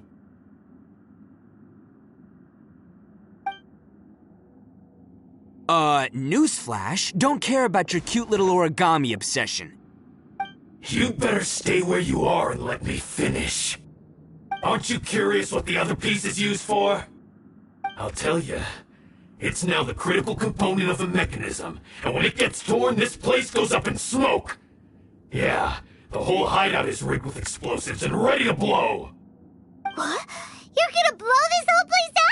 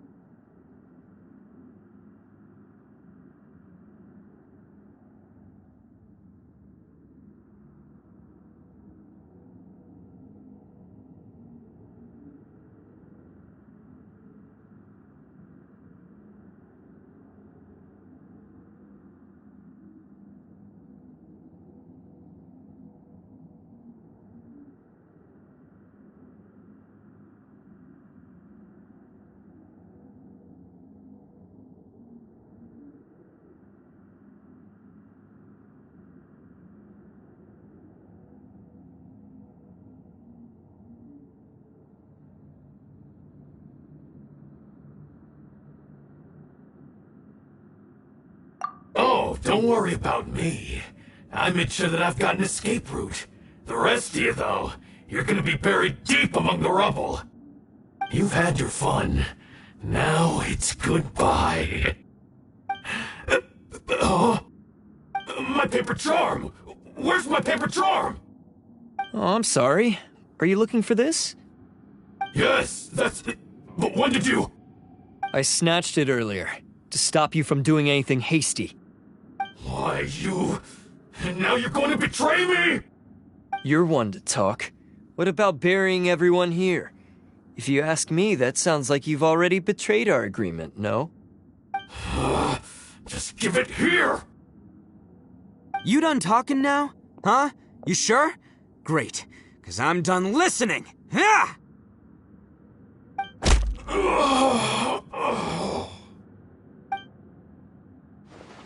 Great work, Takuya. You arrived in the nick of time. Stay away from me. Huh? I said stay away, or I'll tear the paper charm. Hey, okay. Fine. Just calm down. What are you doing? Just because I won't let him blow this place to bits doesn't mean that I won't do it myself. Unless you want to get buried, you should leave this place now. Take everyone here and get out! You won't go through with it. If you were that cruel, then why bother protecting every person you've come across? Huh? I'm not here to reason with you. Go! Just get out of here! This sacrifice is mine to make. Mine alone! Why couldn't you just stay out of it? No one needs to sacrifice themselves. All right, then you tell me. What am I supposed to do? I've tarnished our Oni pride and abandoned our ancestors' oath. Only sacrifice can restore my pride now. I chose this path so I could provide for my fellow Oni. I was ready to die from the very beginning. This is between us Blue Oni. But you... If it wasn't for you, everything would have worked out perfectly! They're here! We won't let them slip away this time! Uh-oh! There's nowhere else to run! Hey, Tenryo Commission! I'm the one you're looking for. I did it. I'm behind everything. Arataki Ito is innocent. You're the ones in charge of detaining criminals in human society, right? I'm sure you can tell who the criminal is here. Huh? It's like he's trying to reenact the fairy tale, sacrificing himself for the Crimson Oni! Ignore him. He doesn't know what he's talking about. It's me you've been looking for, and here I am! How are you ever gonna report back without capturing me? Stop fooling around, Ito! Listen, Takuya, sacrificing yourself won't solve anything. Your sacrifice can't protect me or your fellow Oni, and giving up your life isn't gonna make theirs any longer. Sacrificing yourself is one way to escape your fate, but the only one you'll be setting free is yourself. Listen to me. You want to be the tough guy? Huh? Well, this is the coward's way out. Don't let your sacrifice stain our Oni pride. The Blue Oni have been scraping the bottom of the barrel all these years, so let's give them a new beginning. We've made mistakes, but we can make up for them. Fate hasn't been kind to the Oni? Well then let's tear it up and start over. But before any of that can happen, you need to get yourself behind me and forget about all that self-sacrifice stuff. Now let's go. But we're not done talking about this. Takuya!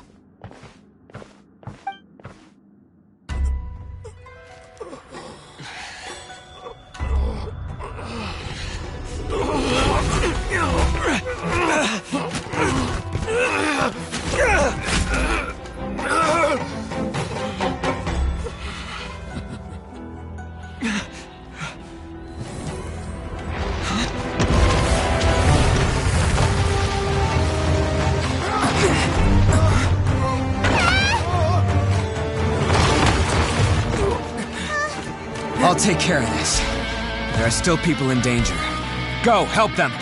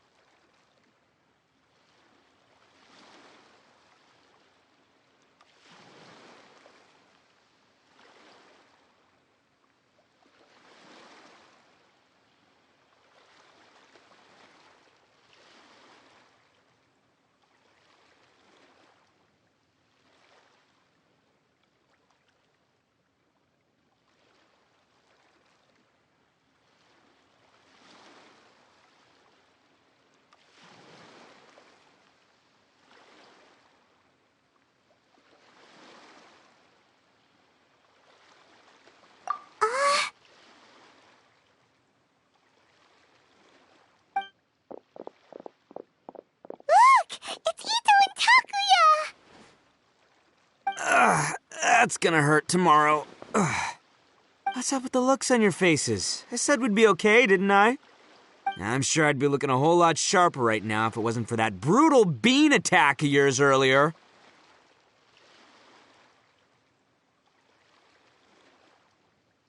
Why?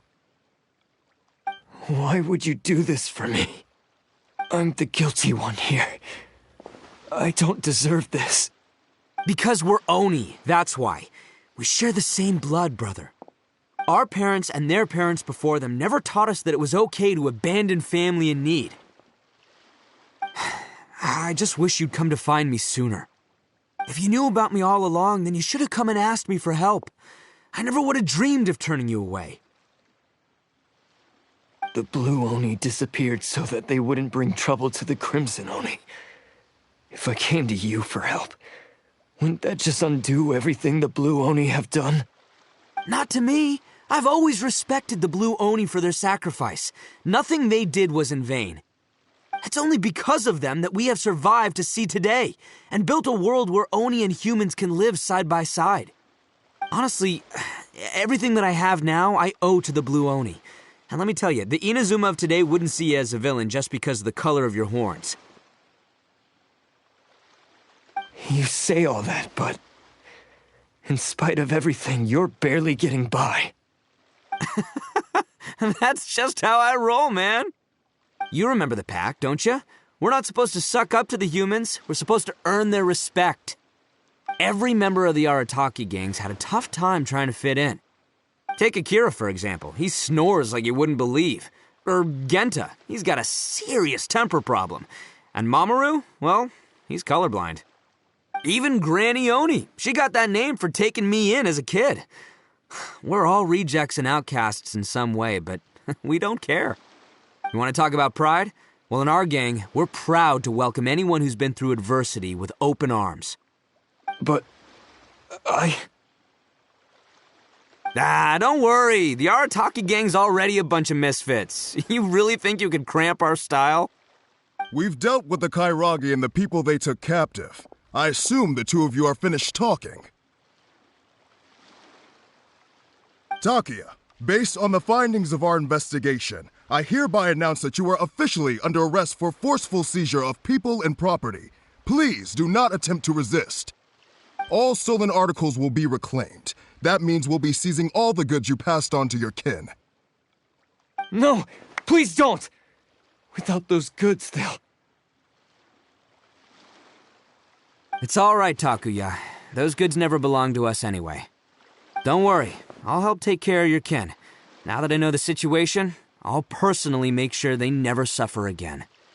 Might want to put your grand plans on hold there. You're under arrest too, for numerous assaults on the Tenryou Commission officers.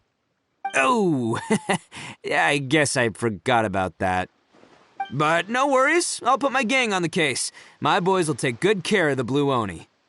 Yeah, we've already arrested them too. Oh, right, yeah, That's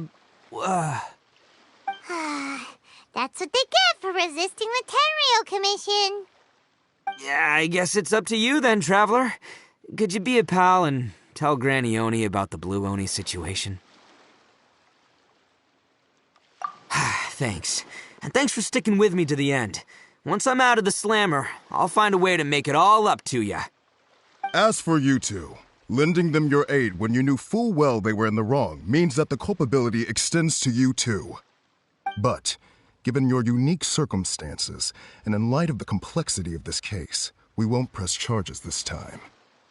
Sorry for the trouble. Hey, wait! Unique circumstances? Are these guys like a big deal or something?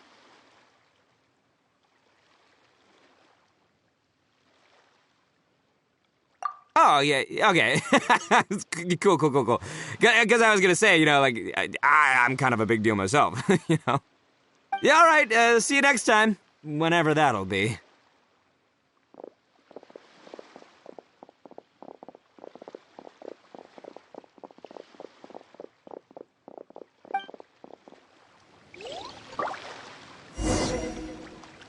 Well, he's pretty. Weird. a bad guy.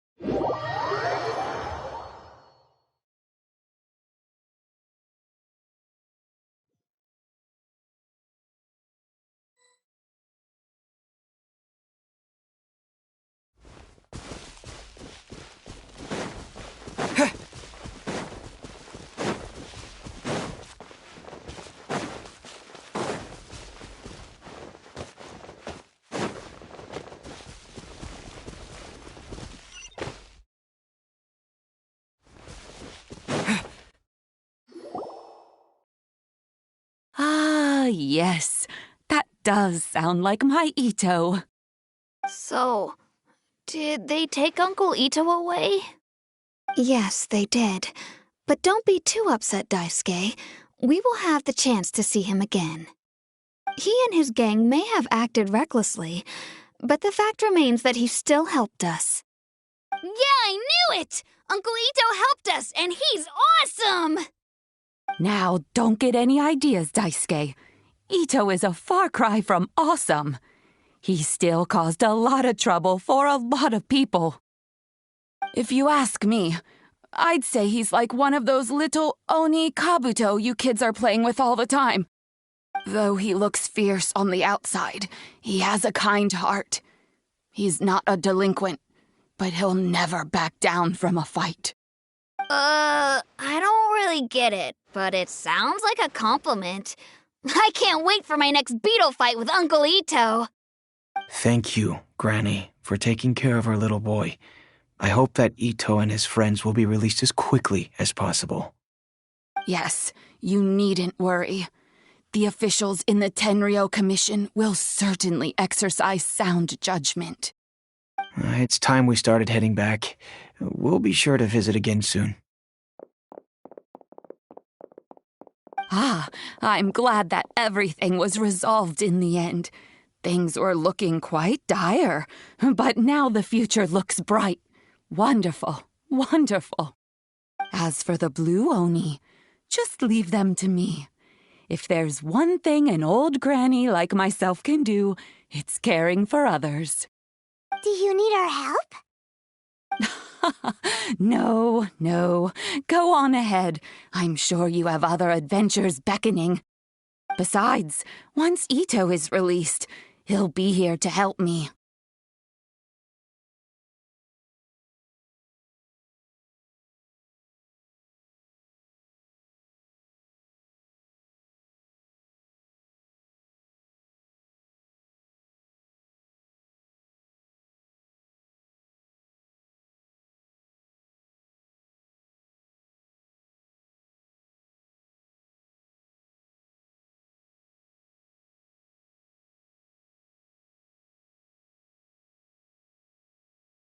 Oh, yes. And you know what?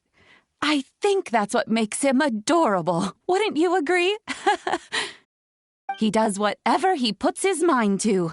He's sincere, brave, and determined. Back when I took him in, everyone thought I was most unusual indeed.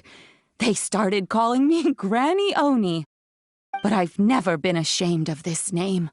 On the contrary, I'm quite proud of it. Because Ito is my pride and joy. A long, long time ago, in a village lost to time, there lived a Crimson Oni and a Blue Oni. They were the best of friends. The Crimson Oni wanted to be friends with the humans, so the Blue Oni played the role of the naughty kid. And then he left. After a long time, the Crimson Oni was living happily with the humans, but in his heart, he wanted to bring the Blue Oni back home. The Crimson Oni didn't know where to find the Blue Oni, his search took him up the highest mountains and across the widest rivers. He found many traces of the Blue Oni, but the more he found, the clearer it became. The Blue Oni was hiding on purpose. So just as the Blue Oni had once done, the Crimson Oni left him a letter. Dear Owl, I've made lots of human friends now, and I want to have a big party for everyone. I want all my friends to be there.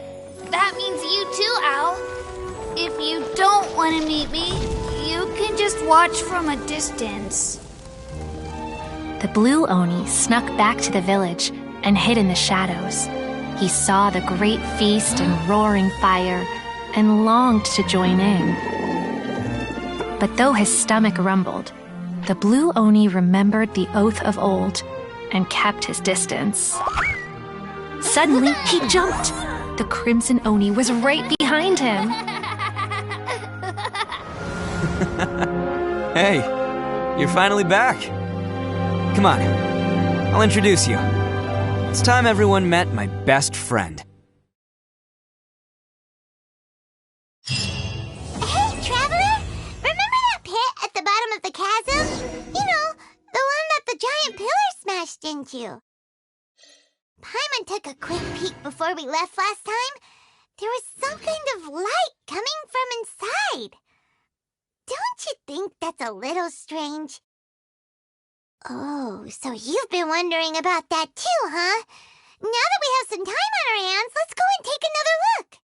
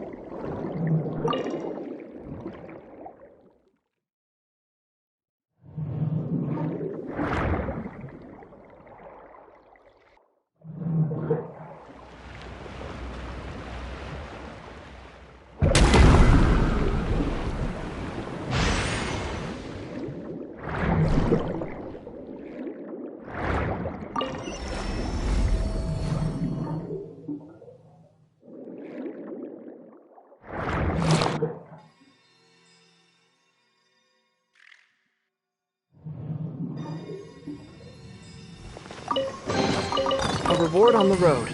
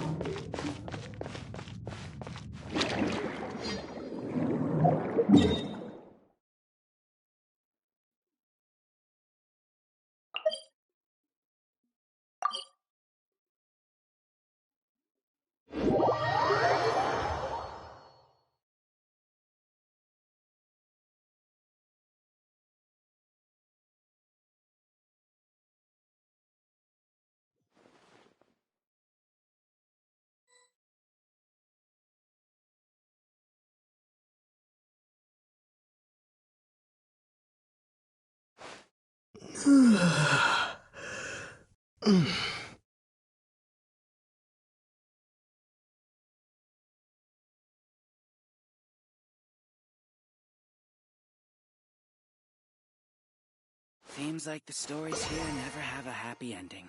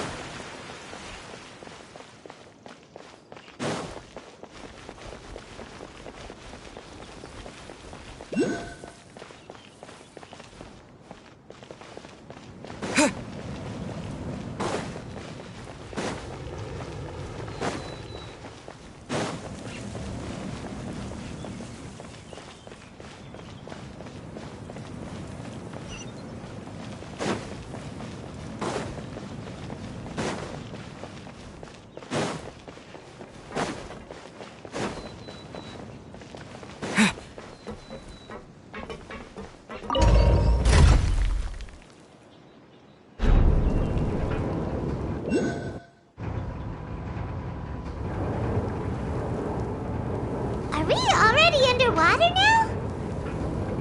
Huh. So this is what it feels like to be a criminal in Fontaine. You two seem to be taking this pretty well. It's rare to see convicts in such a good mood.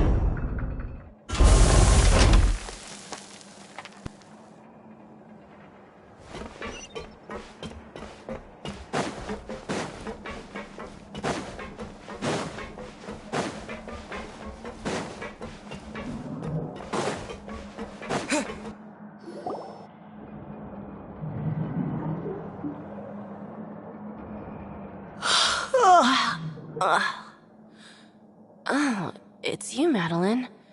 Why'd they make you make the trip down here today?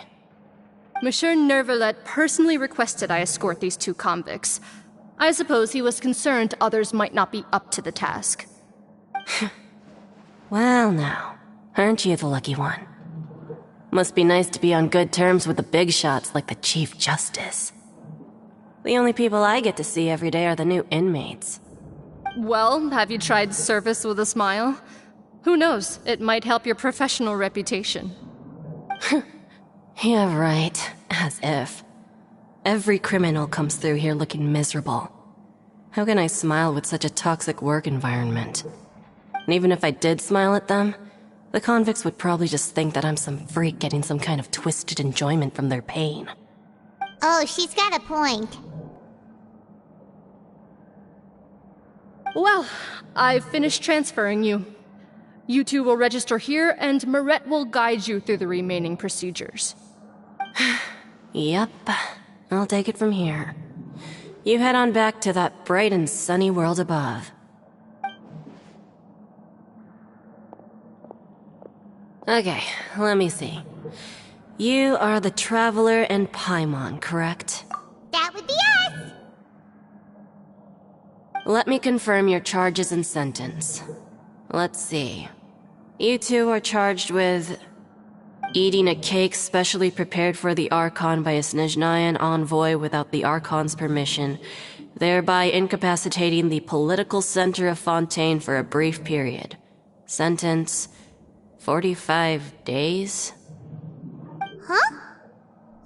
Wait, you mean the cake that Nervalite gave us was... Just looking at the charges, it seems you two are capable of causing some serious trouble. And considering how fond Lady Furina is of sweets, this crime is tantamount to trying to assassinate the Hydro Archon herself.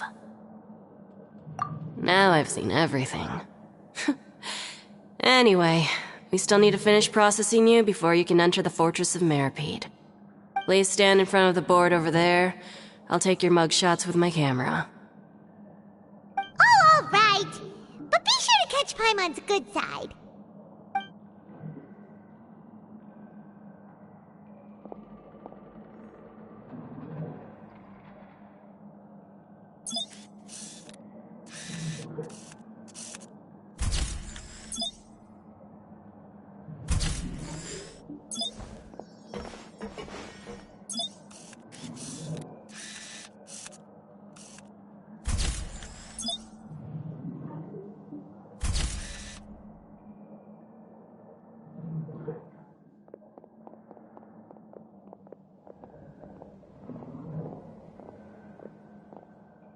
And we're done. Thank you for your cooperation. Next, someone will be along to guide you inside the fortress. Please be sure to cherish this opportunity for rebirth. Huh? Rebirth? Isn't that a little much? We're only gonna be here for 45 days! You two are the new inmates, right? Follow me. Oh, okay! Paimon is Paimon and this is the Traveler! Save it. Not like I'll remember your names. Move it.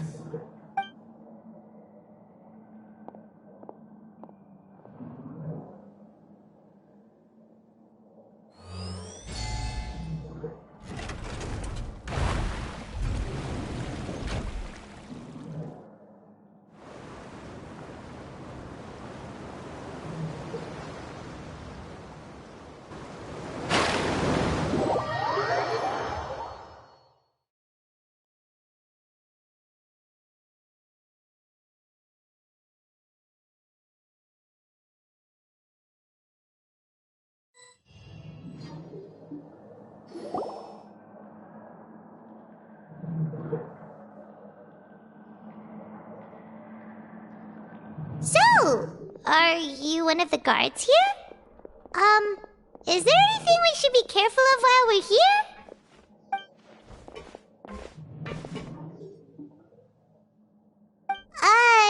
Did Paimon already ask something she wasn't supposed to? Why should I tell you anything? What's in it for me? This is exactly why I can't stand you fish. I wouldn't even be doing this if it weren't for the credit coupons. Credit coupons? Alright, seeing as you're not the annoying kind that's getting dragged in here crying and blubbering, I guess I can tell you a few things. But next time, it'll cost you some coupons. Mora means nothing here. Here, we use credit coupons. Coupons can get you almost anything in the Fortress of Meripede. Desires? Fulfilled. You want power? No problem. Coupons can even change fate itself. So, credit coupons are a currency that can only be used here? It's not as simple as that. Like Moret said, everyone gets a chance at rebirth. No matter how much money or power you had before, it means nothing once you set foot inside the Fortress of Meripede. You have to start over and earn your coupons. Everyone starts from the same place, and you have a chance at a new, less terrible life. I guess that's the real purpose of the coupons. They symbolize true fairness and true justice. And this is also exactly why so many criminals choose not to return to the outside world, even after they've served their sentence. Oh, so that's what the Fortress of Meripede is like. Huh. Paimon was under the impression that it'd be more like a prison. It certainly ain't all sunshine and roses here, but it's also not the worst place to be. You'd better take a good look at the scenery now. It'll be the last chance you get for a while. After being away from the sunlight for so long, even the terrifying depths of the sea start to feel like home. It just stops feeling oppressive, you know? Oh, I'm actually an inmate like you two. Welcoming newcomers is a job I've picked up to earn some extra coupons.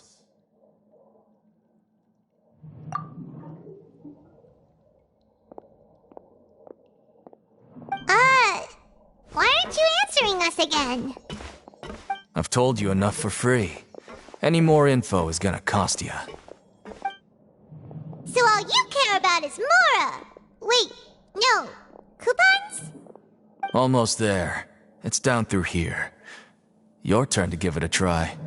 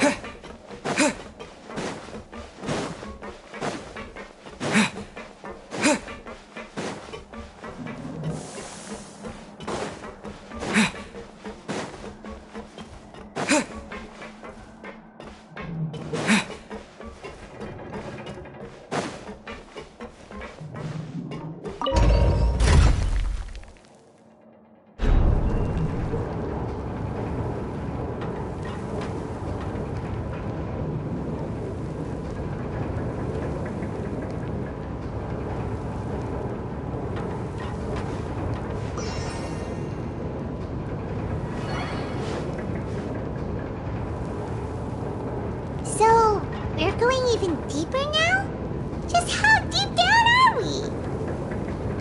It's like a metaphor for your previous life, isn't it? Our lives weren't that bad.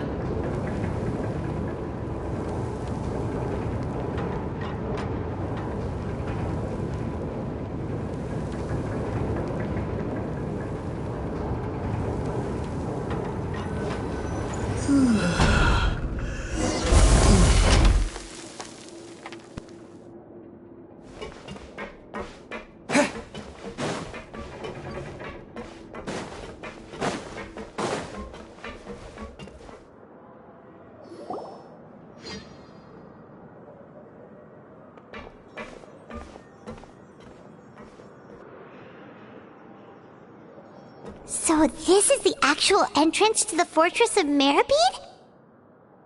Huh. It looks like there are other new arrivals, too. Oh, they sure don't look happy. Maybe we look too relaxed for fresh convicts.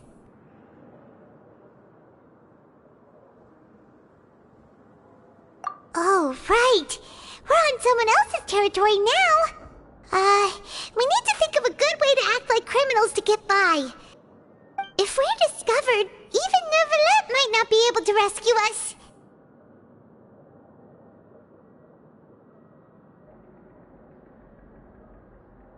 Hey!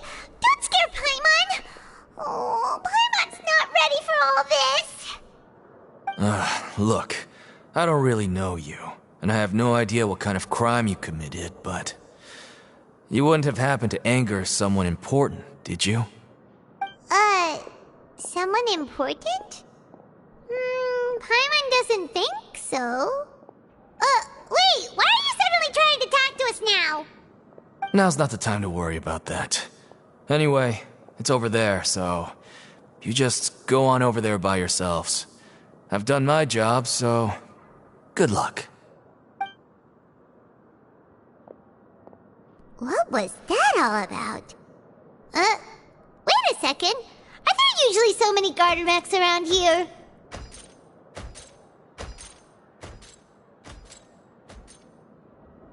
They're already onto us?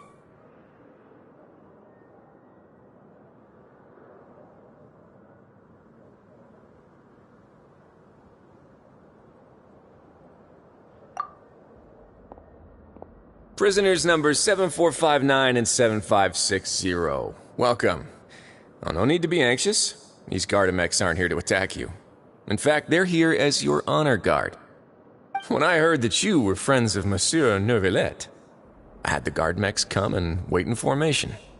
Wait, you know about our connection with Neuvillette? The seafloor isn't as cut off from the world as you might imagine. However, I'm afraid that I know nothing more than that you are friends of the Udex. And as you can see, committing a crime means being sentenced here, even if you're friends with the Chief Justice. Quite fair.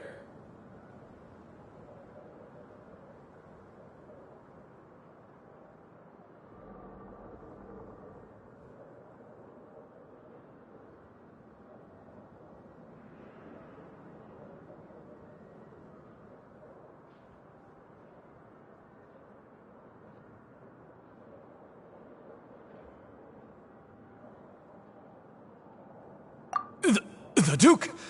Greetings, Your Grace. Lovely weather today, isn't it? Oh, greetings, my good fellow. Well, I'm willing to imagine that the weather is as good outside the sea as you say it is. How great it would have been if only the Fortress of Meripede had been built on the coast, huh? It would have been so convenient to enjoy a nice chat in the sunshine. My profuse apologies. I just got so nervous when I saw you, So this is the Duke. He sure looks a lot younger than Paimon imagined. The Traveler and Paimon, correct? Mr. Deacon here was responsible for your welcome. I trust you were satisfied with his guidance?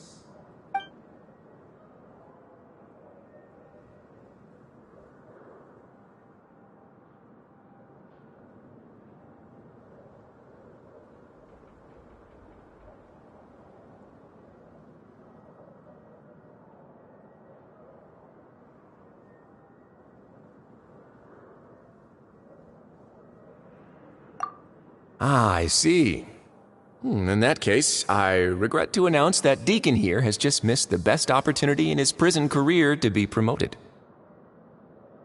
I admit that I was only thinking about the coupons. I'm sorry to have disappointed you, Your Grace. I once hoped for a chance to do some higher-level work. I had no idea you two were big shots who were worthy of speaking with His Grace. Losing out on such a big opportunity because I couldn't see past my own nose. Plenty of time ahead, Deacon. There'll be more opportunities. Well, I believe that concludes the introductions. We've already taken enough time here. Deacon, if you would. Yes, Your Grace.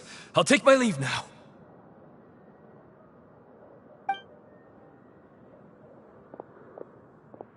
Please, follow me. To make you feel more welcome, I'll show you around the various facilities of the Fortress of Meripede. I hope it'll help you adjust to life here. He's going to personally give us a cure? Huh. Paimon can't figure out what this guy's thinking at all.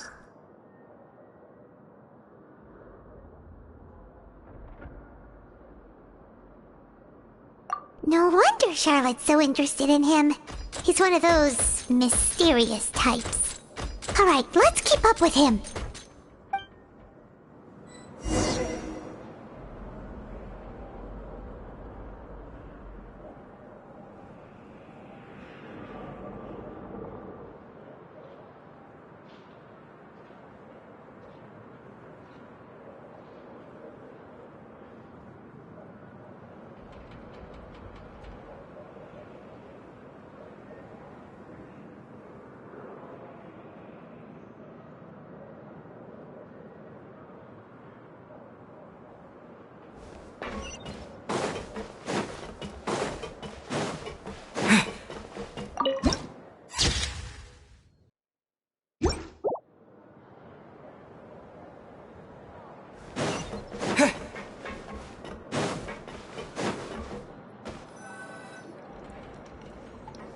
There's no need to be so reserved. The label of criminal is nothing but one of many identities, and being criminally inclined here at the fortress is just one of many ways to survive. Is it really okay for the warden to think like that? We're real criminals, you know. What if we're too difficult to handle? Well, then maybe you'll be able to carve out a name and a place for yourselves in this underwater world, But before you go in swinging, please remember that in the Fortress of Meripede, it's better to not cause trouble for yourself or for the guards. Now, we've arrived at a very important place, the Coupon Cafeteria. You can come here and claim one welfare meal each day. Welfare meal? You mean it doesn't cost anything? That's right. Criminals are essential to Fortress operations, so we must guarantee that they at least have the basic means to survive. But that's not how it was. Back in the day, it cost you credit coupons just to get a cup of water here. For fish like you who just arrived with nothing, you'd have to go to work hungry until you earned enough coupons to eat. It was only after His Grace became the administrator that we got the free meal rule. Now everyone gets a square meal every day, even no-good slackers who've never picked up a wrench in their whole lives. Nobody starves to death here. In the Fortress of Meripede, credit coupons are the only currency, and everything must be purchased. In some sense, you could say using the coupons is a form of trade. But trade is always conducted by people. So if we want trade here to prosper, we need everyone to work hard and live their lives. If nobody could even afford a meal, then the whole fortress would be up in arms. And that would only make things more difficult for me. So, rather than saying that we're giving everyone a free meal here, you should say that everyone's hard work has improved the living conditions in the Fortress of Meripede. Your Grace's reasoning is correct, but what I said is also true. Whatever the case, hard work is rewarded here. You'd be hard-pressed to find anywhere else as fair and reasonable. Right! Paimon sees your point. By that logic, this place doesn't seem so bad after all. Oh, wait, no. We shouldn't drop our guard so quickly. But it seems the inmates really respect the Duke because of his attitude, right?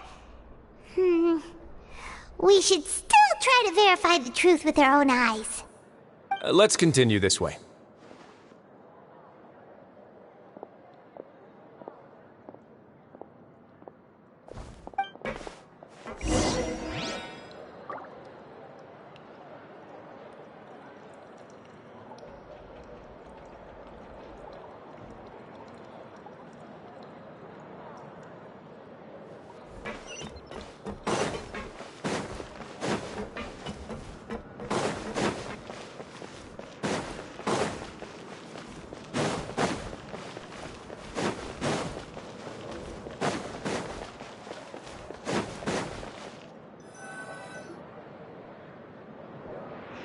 This place is known as the Pancration Ring. Sometimes we have criminals who have more energy than they know what to do with. Their daily work alone isn't enough of an outlet for them. So, instead of leaving them to their own devices, we've provided them with this dedicated venue. This way, nobody will get involved unless they want to be. Pancration matches? And you can earn extra coupons? Oh, what do you think, Traveler? Interested? But I must warn you that your sentence will be extended if you fail to restrain yourself and end up seriously injuring or killing your opponent.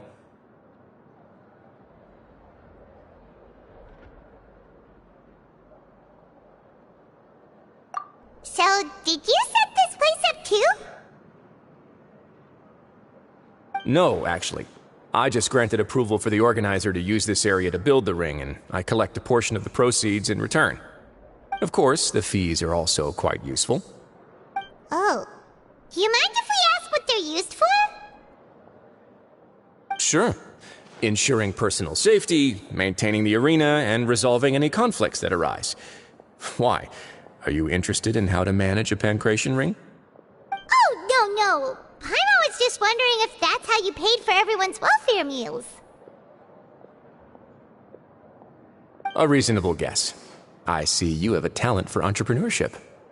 Oh, you hear that? Paimon has a talent! So we can start a business here?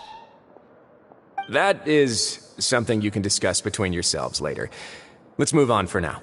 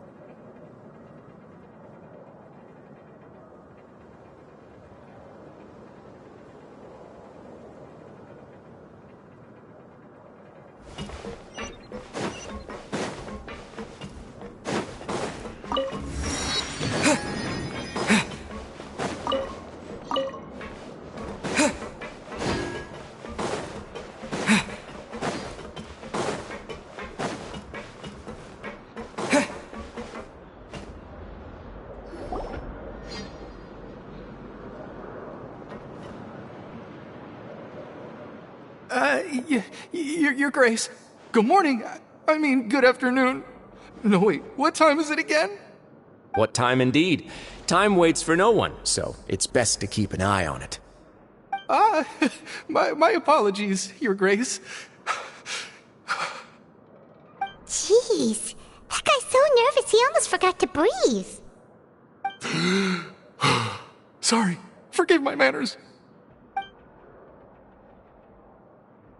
These are the dormitories, which is where inmates sleep. The guards will inform you where your bunk is later. In the Fortress of Meripede, criminals usually spend most of their time in either the production zone or the sleeping areas. The production zone? What does it produce? Is that where we'll be working? Not necessarily. Though working in the production zone is the most reliable way to earn credit coupons, if you have other skills, you can skip your shifts to earn them in other ways. Wow. Wait, you're the manager of this place, and you're just telling us to our faces that it's okay to skip work? The fact that the Fortress of Meripede has continued operating completely autonomously is proof enough that most people are willing to work honestly and earn a stable income. As for what we produce, many of the clockwork machines seen all over Fontaine originate from our workshop. Therefore, the Fortress of Meripede is not only a place where criminals serve their sentences, but also a giant machine factory. There's no need for me to get into specifics about the production process now. You'll experience it all firsthand when you report for work tomorrow.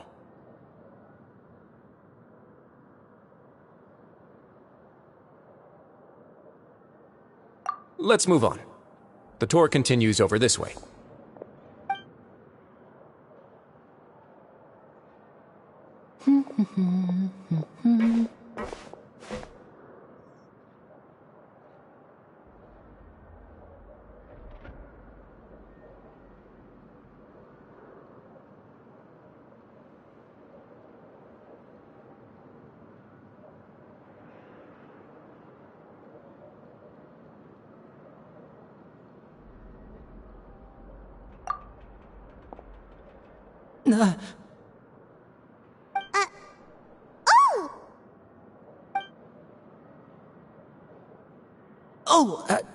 You really scared me there. I didn't expect to see you here, Your Grace. I thought maybe I was so tired from work that I was starting to see things. The only thing you should be seeing is the work in front of you. Stay focused and keep up the pace. Oh? Is something the matter? It's nothing. Paimon's just worried about how hard we'll have to work tomorrow.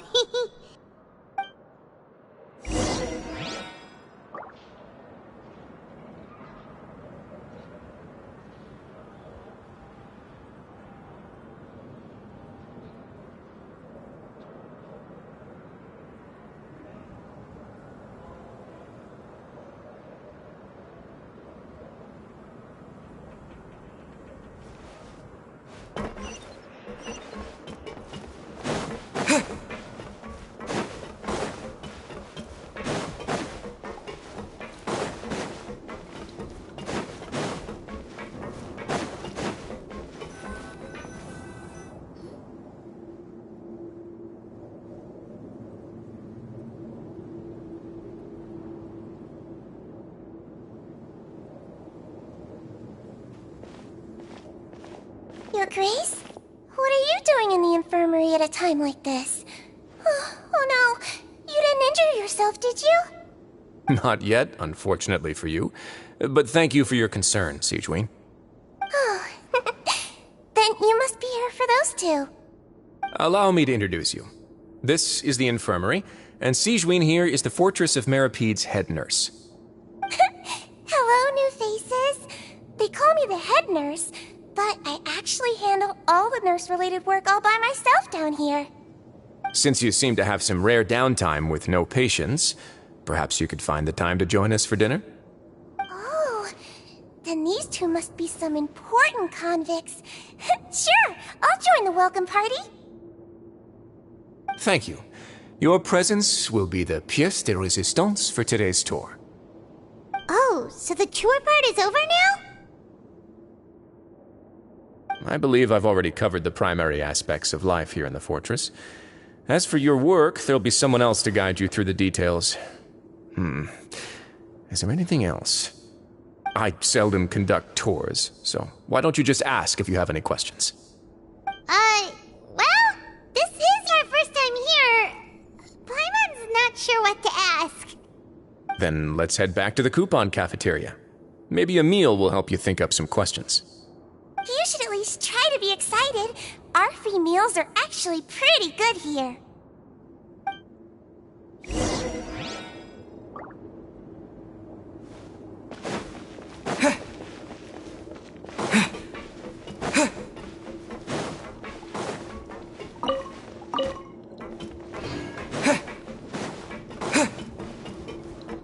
Kids these days, you just can't rely on them.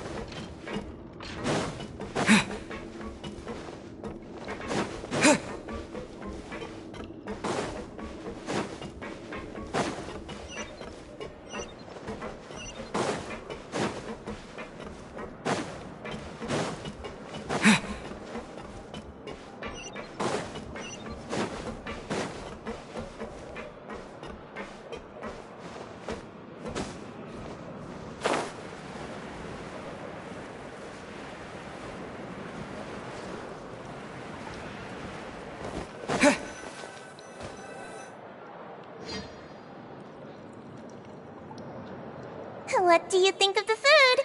Does it meet your expectations? Wow, it looks delicious! Neverlet made it sound like living conditions in the Fortress of Meripede wasn't very good. Who would have guessed that criminals get to eat tasty food like this every day? Oh, isn't that the meal box that only super lucky people manage to draw? Seems like you two are quite fortunate.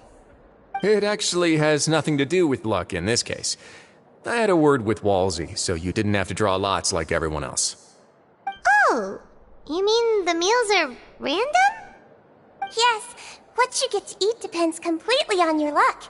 You could say that it's a distasteful little game that Chef Walsey likes to play here in the cafeteria. Paimon knew it! If criminals got to eat tasty food like this every meal, the crime rate in Fontaine would skyrocket for sure! Excuse me, did I hear you mention Neuvillette just now? I've been wondering how he's doing. Is he busy with work? Has he been taking care of his health? He seems healthy no matter how you look at him, but he works so hard all the time, so it must be really tiring. Sounds like he hasn't changed a bit. Looks like you can stop worrying so much, Sigewinne. Oh, that's good. But I still feel like it's been too long since I've heard any news about him. No news is good news. Maybe next time I've got something to discuss with him, I can invite you to accompany us. But isn't the Fortress of Meropede independent from Fontaine's court system? What do you two have to discuss? Well, we provide all kinds of mechanical products for official use, and some essential goods have to be obtained from the overworld, so we naturally have to stay in touch about this and that. Monsieur Neuvillette's character is unimpeachable. No matter the question, you can discuss it openly and freely with him. Talking with him feels quite effortless. In light of that, I am quite willing to go out of my way to show respect and accommodate him. In fact, right now, I'm treating you two as guests invited by Monsieur Neuvillette. But unfortunately, I can only do so until the end of this meal. After this, you two will just be inmates here.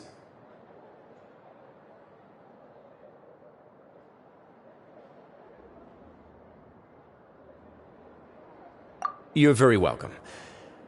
Well, your new life awaits.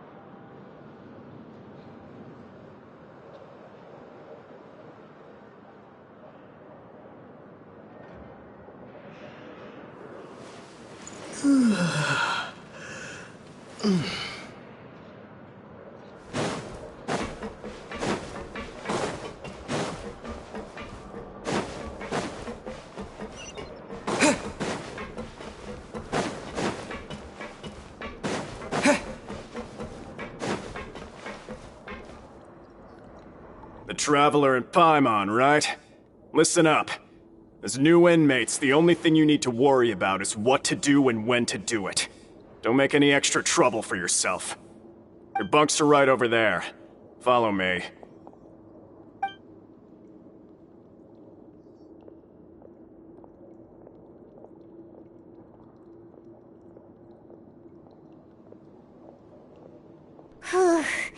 So this is where we'll be sleeping from now on. Oh, Paimon can't believe this! The days of staying home and reading detective stories are like a dream now. By the way, Traveler, we saw a lot of things worth investigating just now. Even though the Duke didn't say it too directly, judging from what he said at the end, it seems that he was only welcoming because we know Neuvillette. We are criminals, and Paimon did eat that cake, but we're actually here to help Neuvillette. Is it possible that he knows we're here on a mission? Or is Paimon overthinking things?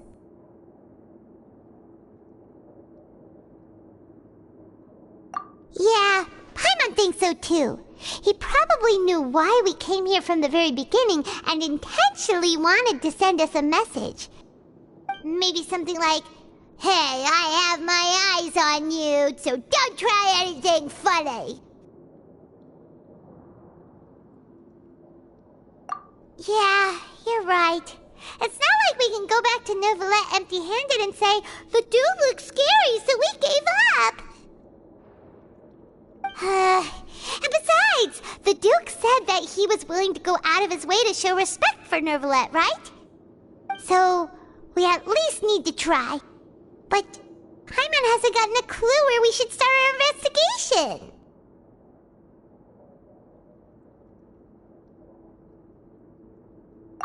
You mean...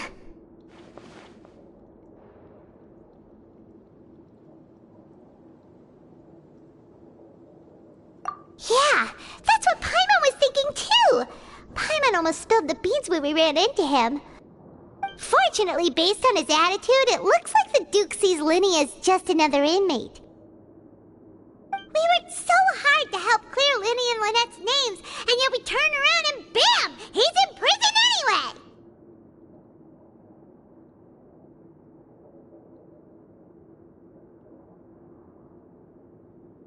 Oh, right! Lyney and Lynette are from the House of the Hearth. They work for the Knave, so they could be here to investigate too!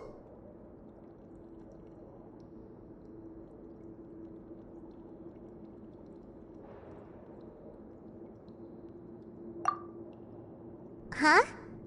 Oh, it's a card! Paimon didn't notice it earlier. It looks like a magician's prop. Lyney must have left it here. He's in prison and still doing his little tricks, huh? Let Paimon have a look. It was nice to bump into you again. Let's catch up in the production zone tomorrow. What in the world? It's written like he's greeting a buddy on the street. Paimon thought he'd write something important.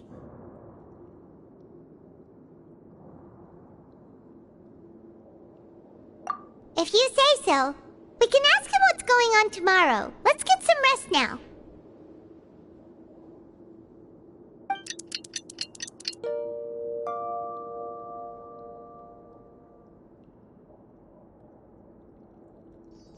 You're finally awake!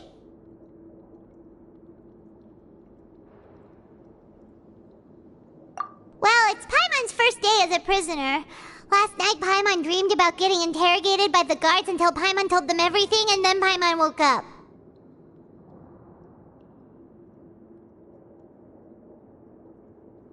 Hey, come on! It's just a dream, okay? Paimon wouldn't really squeal.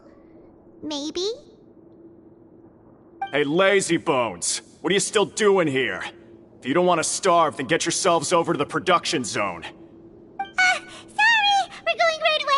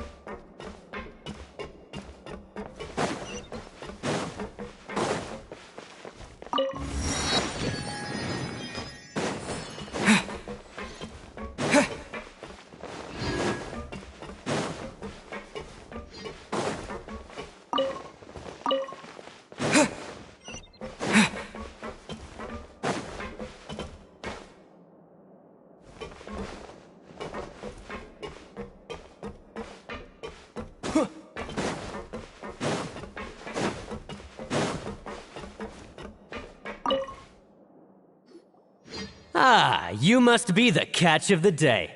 Looks like you've got some luck getting assigned this space. Yep, we just arrived yesterday and... Don't interrupt me when I'm speaking! Yes, sir. Listen carefully to my instructions. I don't want any mishaps. Every machine here is worth more than the both of you. Working around these machines can be very dangerous. Do your job well, and you can eat in the cafeteria after your shift. Get sloppy, and you dine in the infirmary. Anyway, the Fortress of Meropide doesn't want to lose a single one of its machines. And it also doesn't want to waste the production potential of any inmate. You got that? Got it! Your job is to use the machine over there to process widgets. Watch carefully, and make sure you step on the pedal at the right time. If the machine gets jammed, then give it a little maintenance with your fist. Here, take this. Bring me the process widgets, and I'll give you some credit coupons in exchange.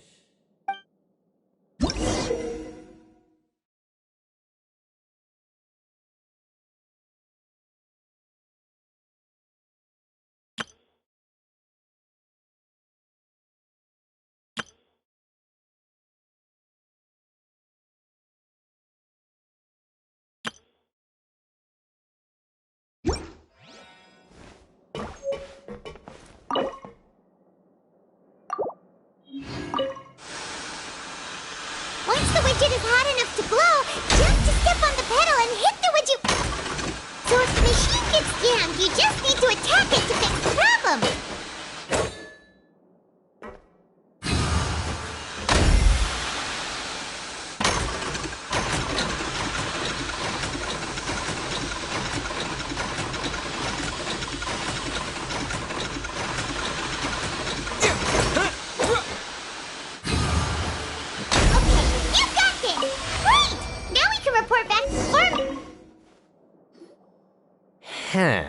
This one is tolerable.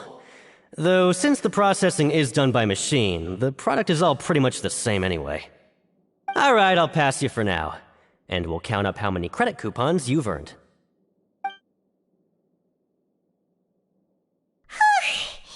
Paimon's exhausted. We're done now, right? Oh, that foreman. He's so scary that Paimon couldn't even speak. Ugh. Even though Paimon's starving and wants to head straight to the coupon cafeteria, we still need to meet Lenny first, right? He probably just finished up his work, too. He should be around here somewhere.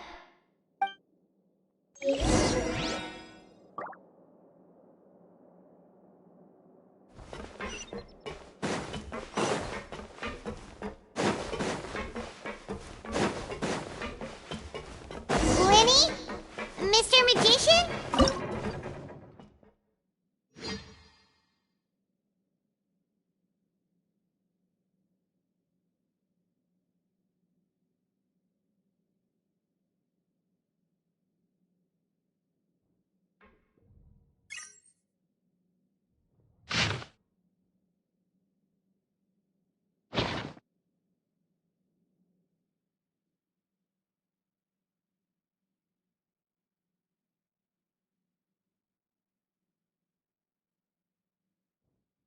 He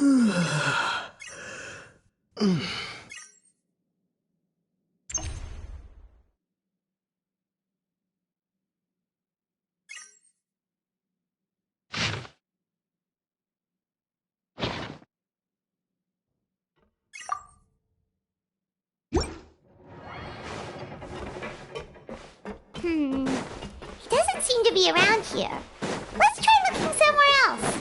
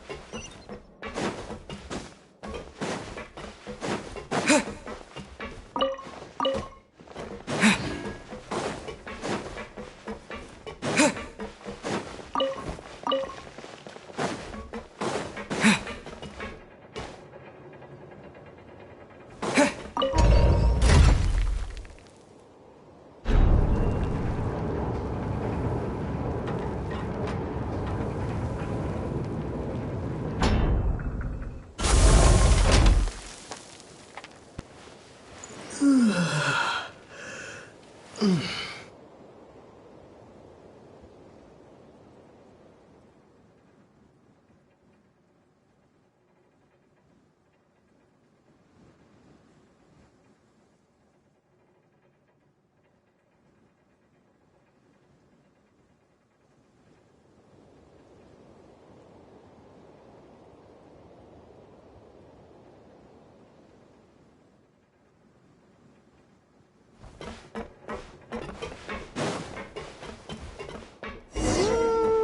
could he be? Did he decide to slack off and sleep the day away?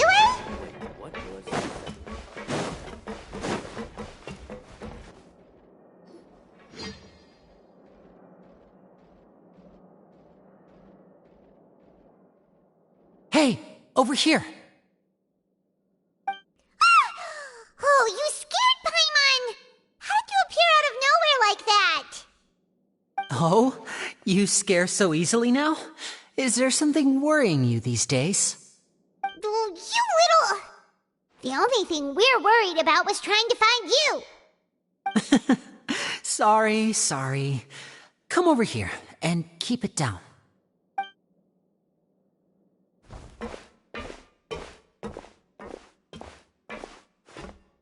Oh, Lynette!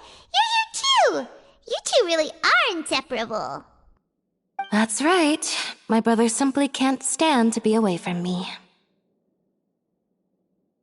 It's not just Lynette. Freminet is also here. Do you still remember him? Oh, you mean that diver from the House of the Hearth, right? Pyro remembers seeing him in the Court of Fontaine before. Now hurry up and tell us, how did you end up as criminals this time? We fought so hard at court to prove you were innocent, but now it looks like our incredible court battle was for nothing! Sadly, even the teeniest of things can land you in prison these days. I put together a street performance and used the popularity we gained from the Opera House incident to attract a big crowd. And then? Next, I invited several audience members to participate in the show. And then, with the entire audience watching, their wallet suddenly disappeared. My brother was charged with theft, and I was charged as his accomplice, having assisted him in his crime. It really isn't that bad. The missing wallets are all in the leftmost drawer of the Maison Gardiennage's big filing cabinet. We just need to see how long it takes to discover them. Yep, we should be released then. In terms of the magic trick itself, I think the performance went perfectly. Leave it to Lenny to magic himself into prison. Indeed. Last time I hid my identity from you, I promised that I'd tell you absolutely everything if you were angry about it. No more secrets. So I don't plan on keeping anything from you this time either. At the moment, the House of the Hearth's interests don't conflict with yours at all. We were instructed by the father of our house, the Knave, to come here and conduct an investigation. Told you so! See? Paimon guessed right. As for what we're investigating, perhaps you haven't heard, but the fortress of Meropide hides a secret. Some even say that the entire fortress exists just to protect it. The House of the Hearth has been investigating this for a very long time, trying to uncover its mysteries. But recently, all of our informants, including the ones that had infiltrated the guards, suddenly vanished and have not been heard from since. We believe that this is a direct provocation, and it's the reason why we came here. Father has somehow managed to confirm that Focalors does not have Fontaine's Gnosis. Huh? How did she manage to learn information that important? Father has her ways. Many of them are beyond our imagination, and we've never had the chance to see her at work. But we trust her conclusions. It was this information that led us to suspect that Fontaine's Gnosis might be in the fortress of Meropide and is related to that secret. So it's all about the Gnosis again. Well, that's about it from our side. How about you two? Did Monsieur Nervulette send you here? Bingo! The Knave has been an a lot of pressure. She wants to know what happened to Child, so we came here to investigate. Traveler, are we allowed to tell them?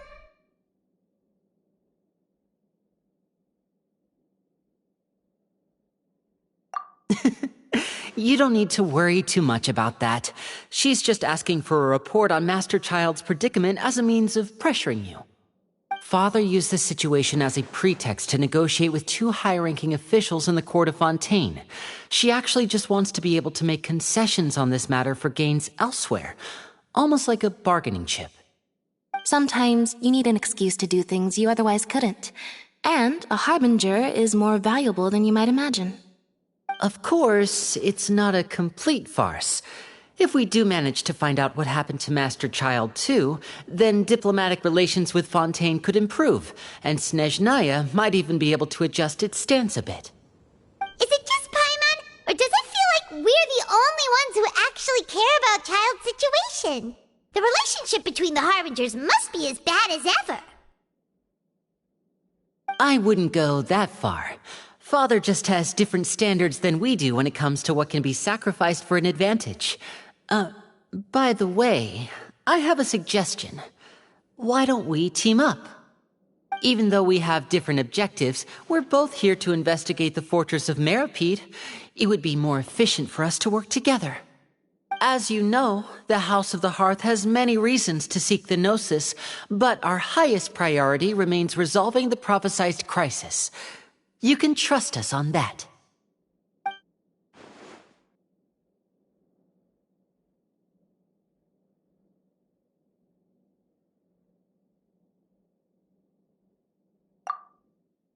See, I told you. Is that so? Sure enough, it won't be easy to convince them to cooperate with us. Lenny seems to be thinking pretty hard about something. Of course he is. Lenny has been looking forward to a chance to reach an understanding with you ever since last we met. Or, I should say, we were really looking forward to teaming up with you this time. Lynette, just tell them everything, why don't you? It's okay to open up a little.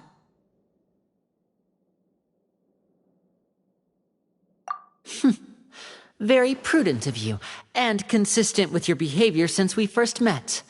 That's reasonable enough, and I agreed to cooperate on these terms as well. I was prepared for the worst, but you were actually more agreeable than I anticipated. All right then, there's no time to lose. I have some information to share, so listen carefully.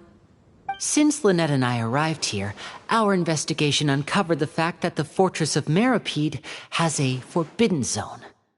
Most people just clammed up and wouldn't talk, but after asking the right questions, we were able to confirm the existence of the forbidden zone from the guards. You should be aware of that while you're investigating. A forbidden zone? Oh, could that be where Child disappeared to? You're right, we'll definitely keep that in mind. Good. That's the most suspicious thing about the fortress that we know of so far.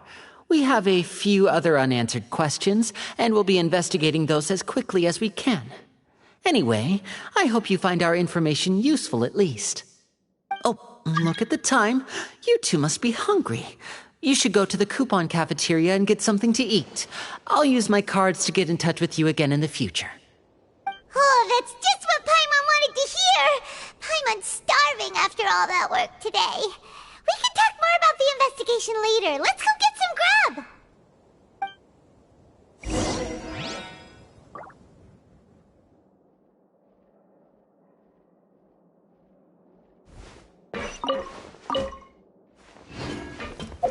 Some serious...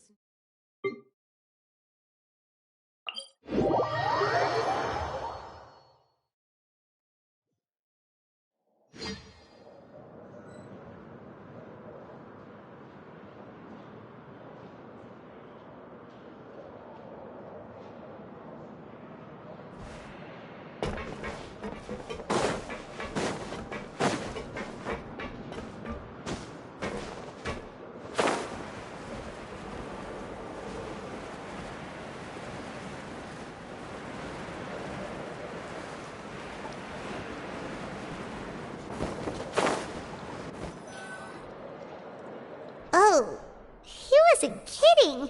Today's meal is nowhere near as good as last time. Oh, who knows how long it'll be until we're lucky enough to get that super tasty meal again?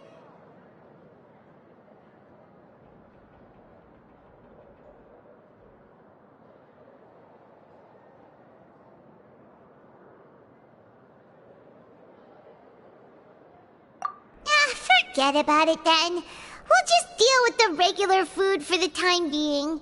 Let's just get out of here as soon as possible. But life here doesn't seem all that bad. Other than the foreman being kinda mean and the work being pretty tiring. You think so, mate? If I had a coupon for every fish who said that. Seems you fishies still haven't learned your lessons from your life up on the surface. If you take things at face value, then by the time you reach a dead end, you won't even know how you ended up on that road in the first place.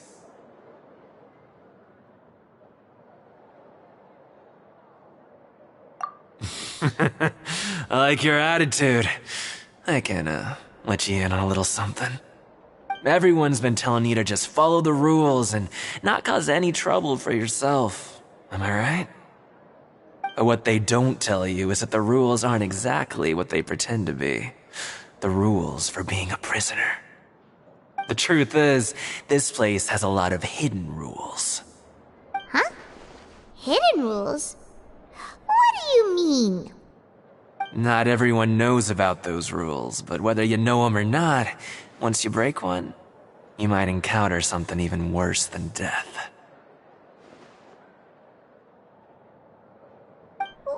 Really? Of course. And I'd say that just disappearing would be one of the better outcomes. Oh, you mean that if there really are hidden rules, then Child's disappearance might have something to do with that? In that case, would you tell us some hidden rules? We definitely want to avoid breaking them. Come on, mate. This is valuable information. The difference between life and death. Do you really think you can just ask and I would tell you? Paimon understands, but we don't have many credit coupons yet. Yeah, I know. Not like I'm going anywhere. Just come talk to me after you've saved enough. Moreover, you're new fish, freshly caught, and completely out of your element. What'd be the point in even telling you anything before you've gotten a handle on your new lives? Come and find me once you've been here longer. I'm usually around the Rag and Bone shop. Just call me Vidoc. Bye-bye now.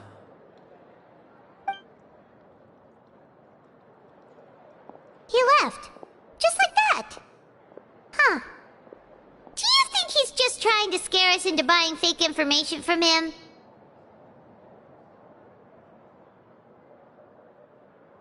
Yeah. It might be a good place to start in our investigation. Hidden rules, huh? But, like he said, we don't have any coupons and we're still not familiar with this place. Oh, there's nothing we can do about it now. We were so busy talking, we almost forgot to eat. Even if it's not the best, it's probably better while it's warm. Come on, dig in before it gets cold.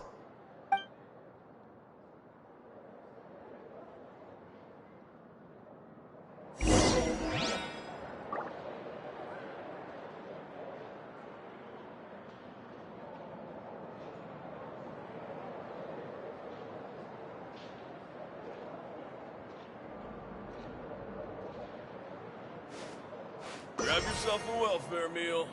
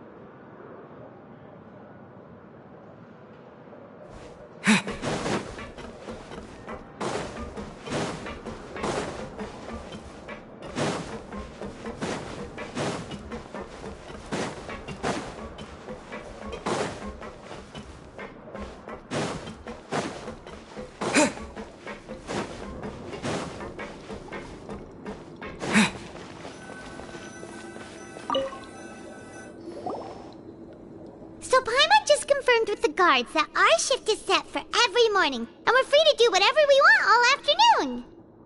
But it seems like most of the other inmates choose to continue working through the afternoon to earn more credit coupons. Oh, and they also said that you can use coupons to skip work in the morning and free up your time.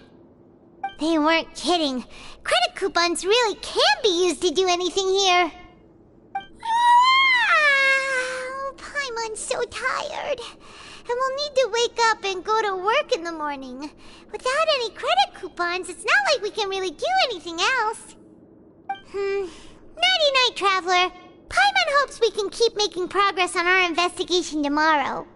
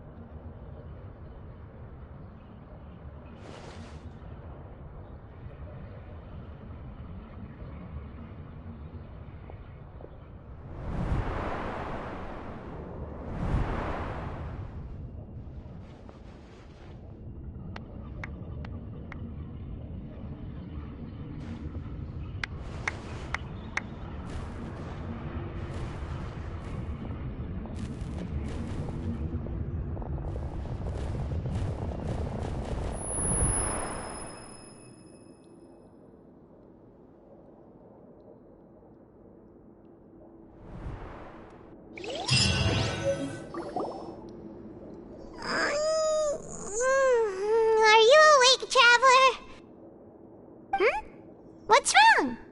You seem to have something on your mind. Did you dream about something last night? Is that even possible? Unless it wasn't an ordinary dream? Oh, Child's vision! So you had it with you this whole time? Maybe the vision connected Child's consciousness to yours.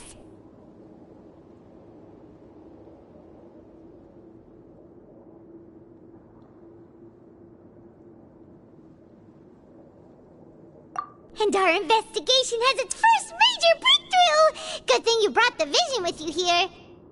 So what did you see in the dream? Do you know where Child went? Huh. Okay. Well, hopefully it'll be a bit more helpful in the future. What's more important now is that it's the start of another new day as prisoners. Let's do our best to earn more credit coupons. What's the plan for today?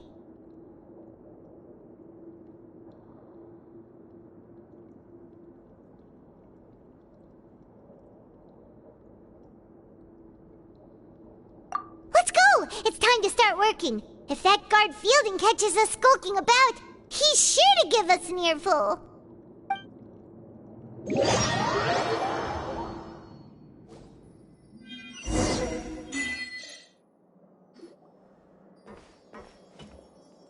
Look who decided to show up. Get your butts in gear and get to work. Time's a-wasting. Good, here you go. Remember to give me the widget once you...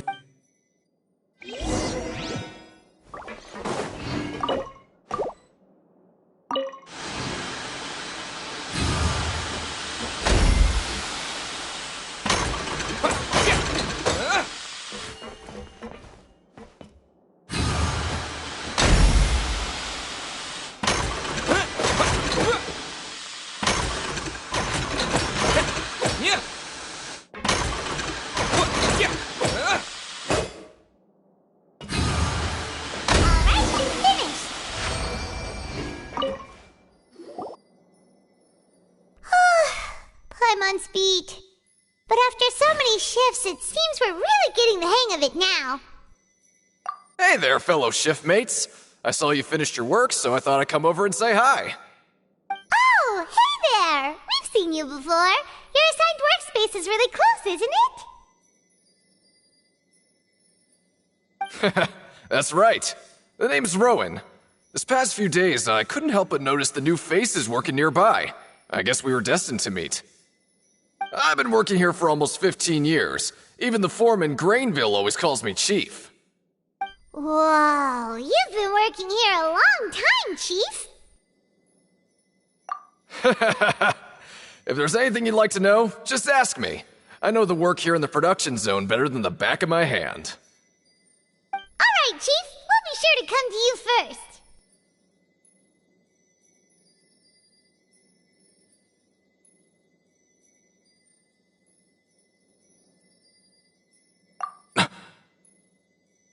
Did you just ask about the rules?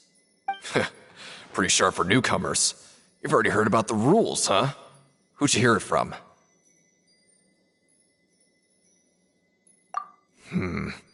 Alright. Seeing as I'm the one who came over here, you're already calling me Chief, I guess I can tell you a little. Truth is, you two keep working like this, you might be putting yourselves in danger. Huh?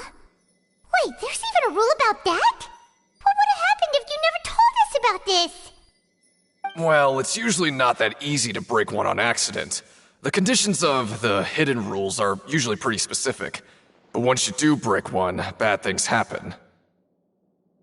If you work continuously in the production zone for 3 days, and if all you do besides eating and sleeping is just work, then something bad will happen during lunch on the 3rd day. Huh? Like what? Oh, don't scare Paimon! If I knew that, then I wouldn't be standing here talking to you, now would I? You mean, even you have never tried working 3 days like that before? There's actually a legend about this rule. They say that there was a worker who worked way harder than me. He was both efficient and eager on the job, and most other workers couldn't hold a candle to him. One time, he tried to test his limits and worked as long as he could. Then during lunch on the 3rd day,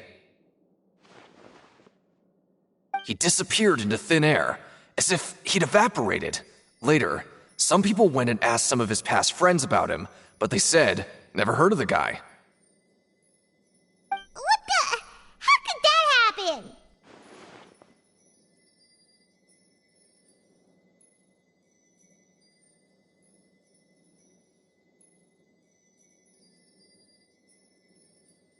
Unfortunately, we were assigned different production zones. I never saw for myself what he looked like. Wait, are you thinking that it was... Huh? Oh? You... Listen, kid. This ain't the kind of thing you should be curious about. Let me tell you, you're better off forgetting about it and looking after yourself.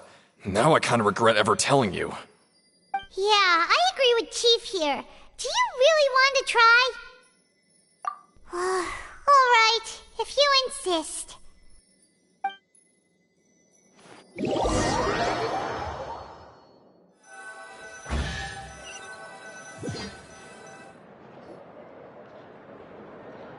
Whoa! Isn't this the Super Lucky Meal? Looks like hard work really does get rewarded. Paimon's gonna take her time and savor every bite. What would you like to do this afternoon?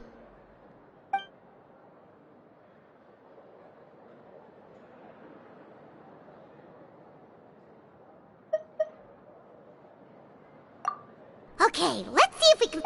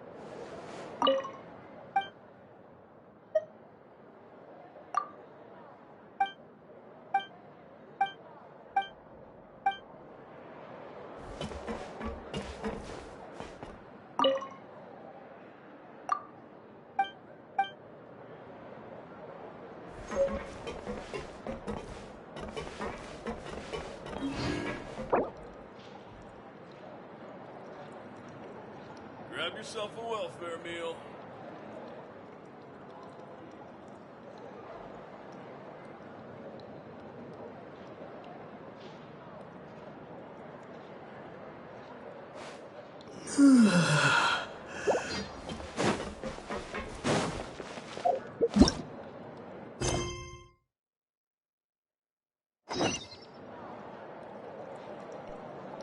Grab yourself a welfare meal.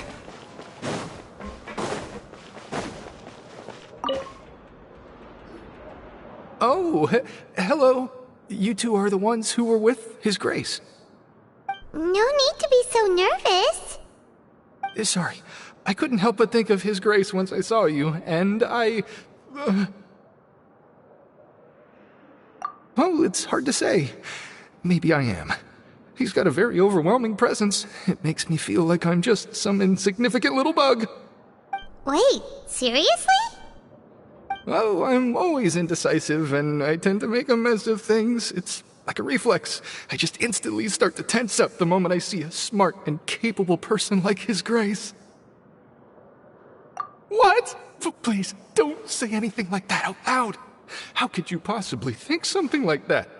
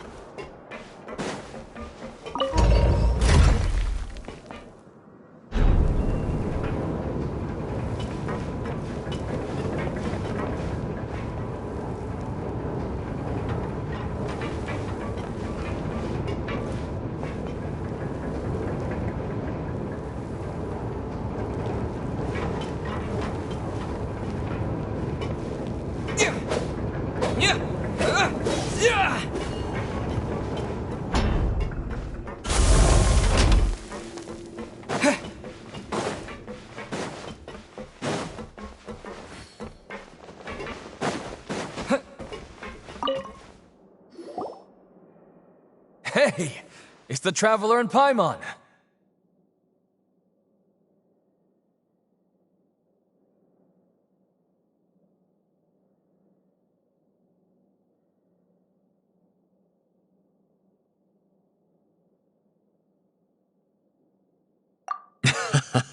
No need to tease me, okay?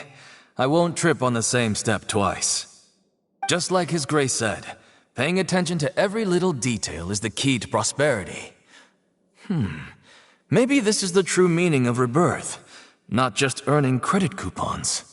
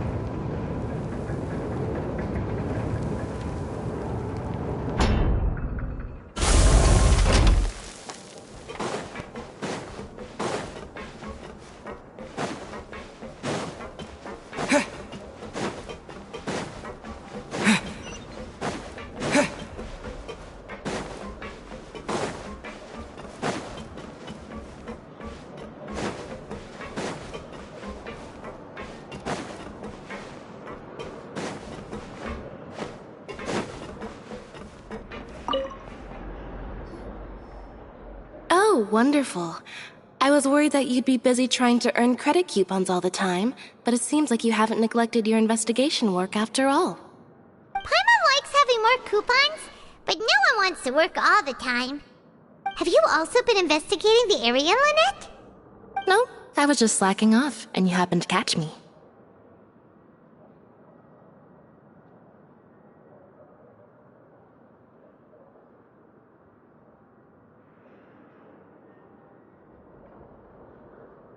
My brother is still obsessed with anything remotely related to the Forbidden Zone.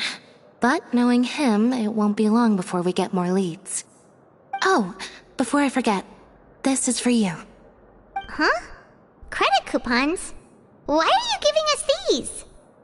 I've been here longer than you, so credit coupons aren't a resource in particularly short supply. What is in short supply are interesting people to talk with. Aw, that's so nice of you, Lynette. We'll be sure to make good use of these coupons then. Thanks a bunch!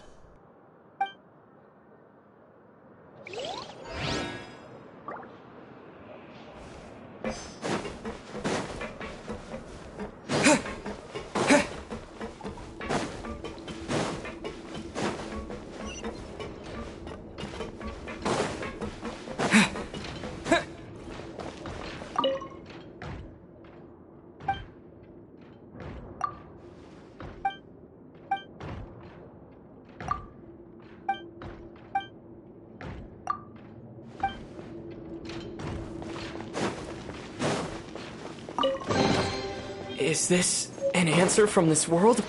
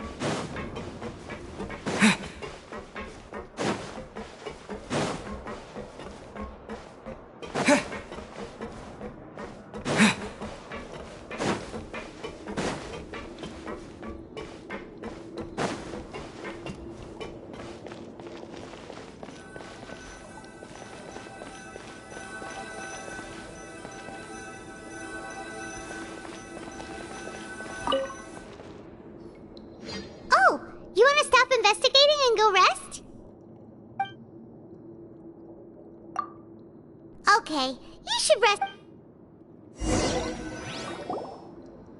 Seems we had a productive...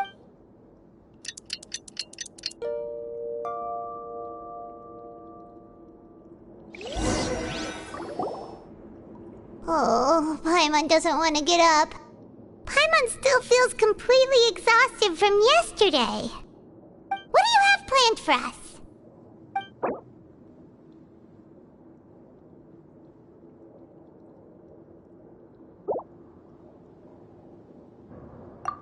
Let's go! Credit coupon?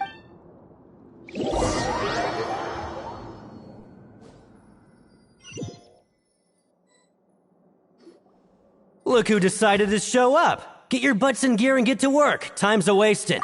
Oh? What's with suddenly wanting to work so... Sure.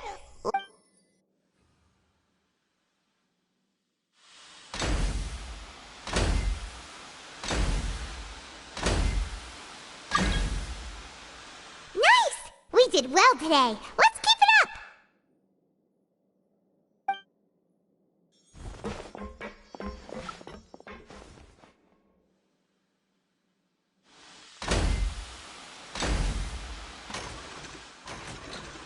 Ooh, Paimon's had it. Who knew that processing these widgets would be so tiring?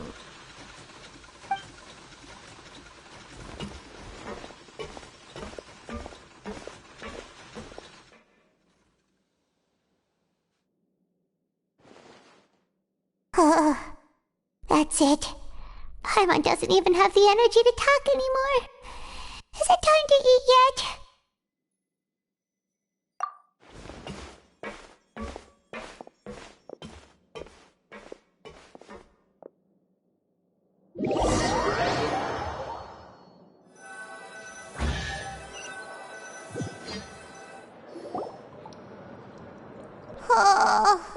Paimon's exhausted. It's just work, and more work. Paimon's little body can't handle this much longer. Wait a sec. Now that Paimon thinks about it, haven't we been working non-stop for 3 days now? And now it's lunchtime!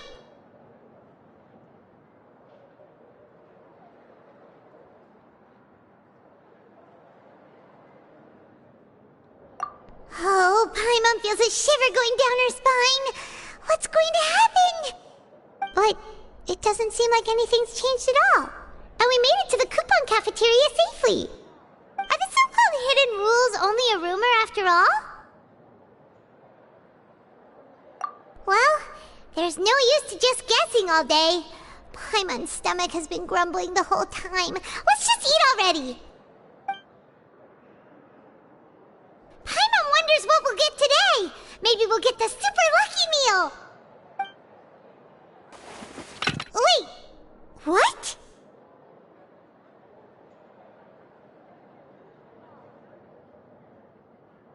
What in the world is this? What's with Paimon's food? And yours is the same. Is this stuff meat? But it looks and feels so bizarre. What kind of chef would make food like this? What do you think is going on? Is this the bad thing that Rowan was talking about? No, stop right there. Paimon gets what you mean, just don't say it. Hey, isn't that Woolsey over there? He must have made the food, right? So let's just ask him about the food and be done with it. Hey, Woolsey, have a moment? What is it? I'm about to go report the numbers for today's free meal, so you'd better make it quick. It's about the meat in our meals. Look, does it seem normal to you? The meat? Oh, that. Looks perfectly fine to me. Totally normal. You'd better hurry up and chow down. How could this be fun? Hey, don't leave! You barely even looked at it! Hey! What should we do now? Woolsey wouldn't even give us the time of day. Yeah, looks like we have no other choice. Paimon was positively famished a minute ago, but now she's lost her appetite. What would you like to do this afternoon?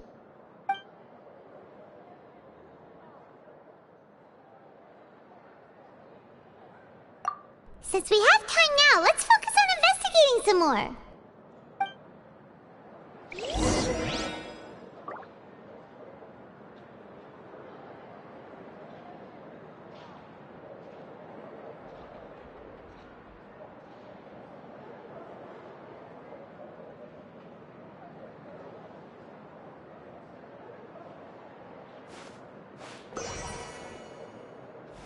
Grab yourself a welfare meal.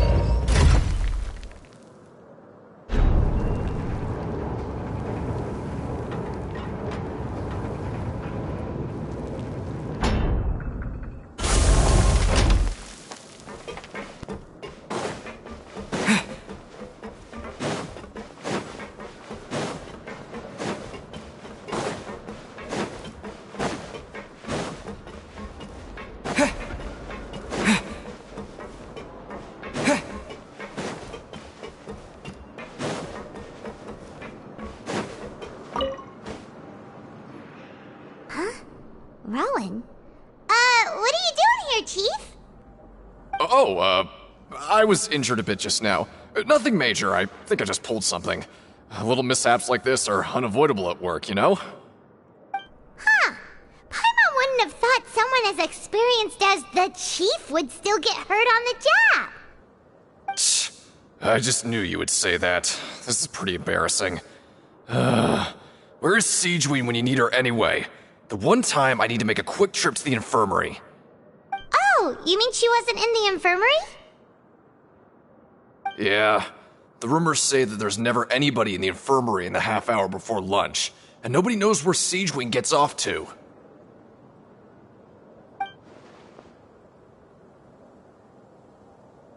Huh.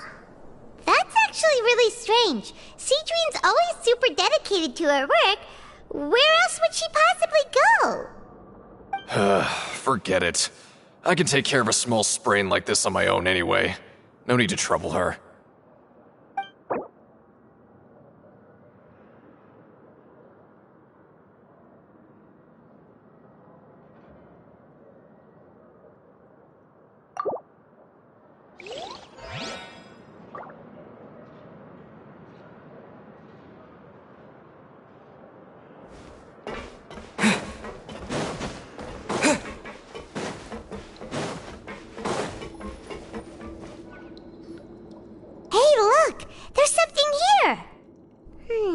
Looks like a research notebook.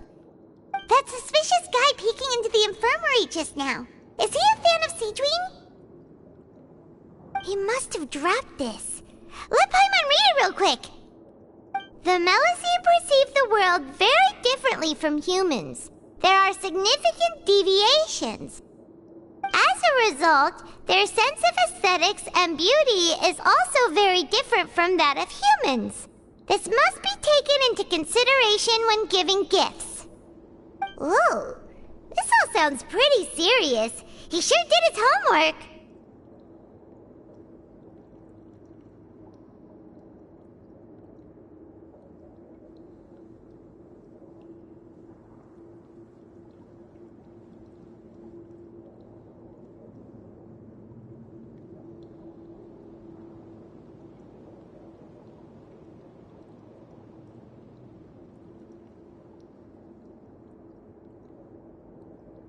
And as for the notebook, let's take it.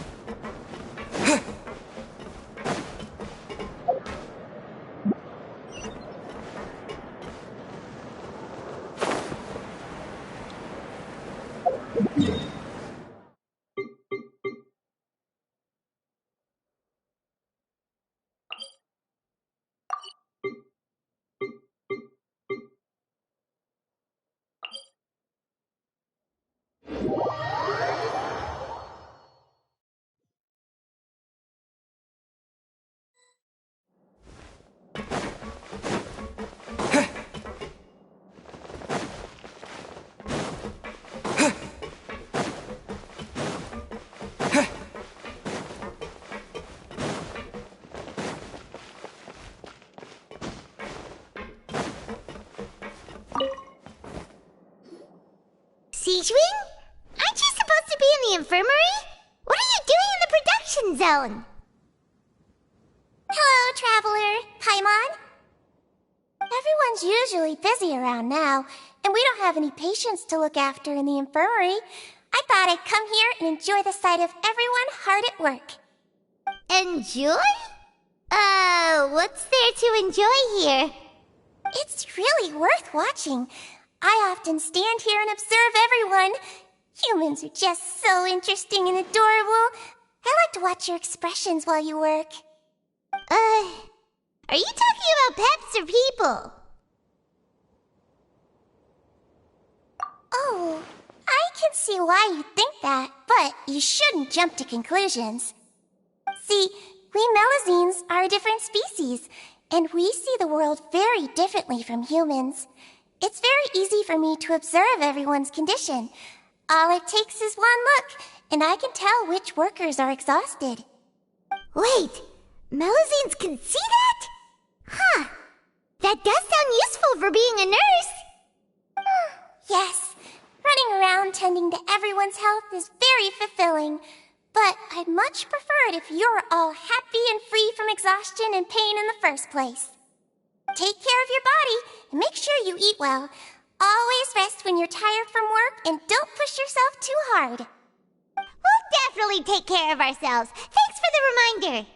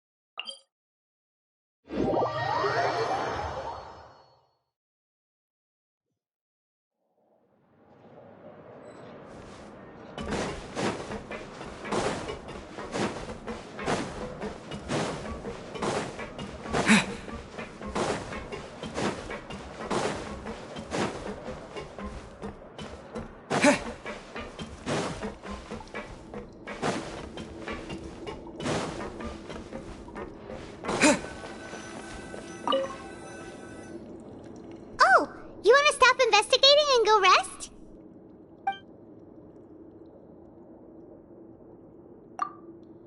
Okay, you should rest up. We'll be back at it tomorrow.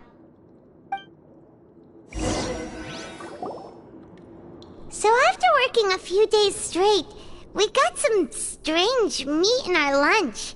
What was that all about? Has our investigation turned up anything useful recently?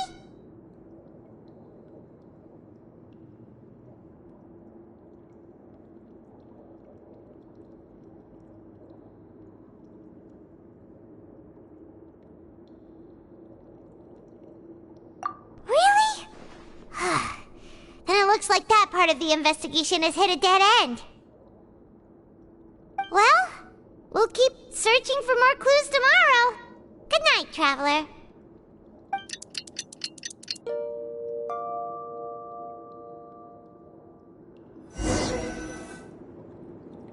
Oh, Paimon doesn't want to get up. Paimon still feels completely exhausted from yesterday. What do you have planned for us?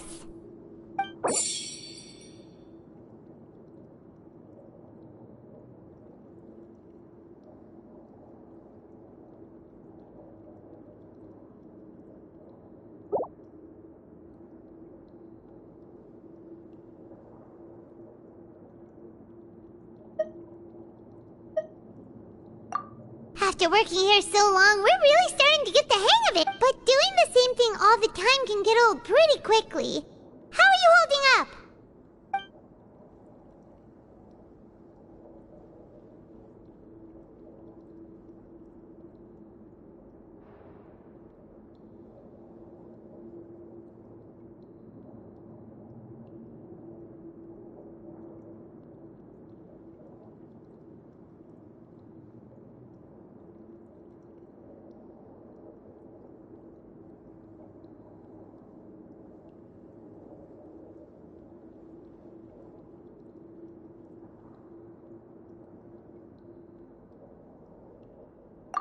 Yeah, it's good to kick back and relax once in a while.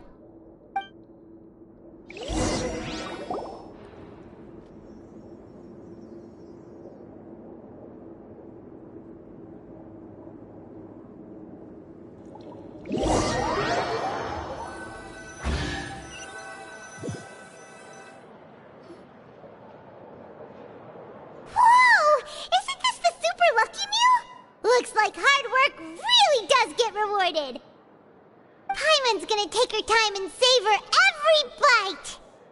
What would you like to do this afternoon?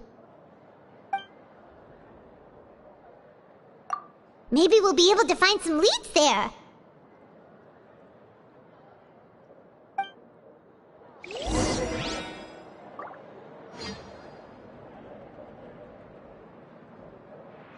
Grab yourself a welfare meal.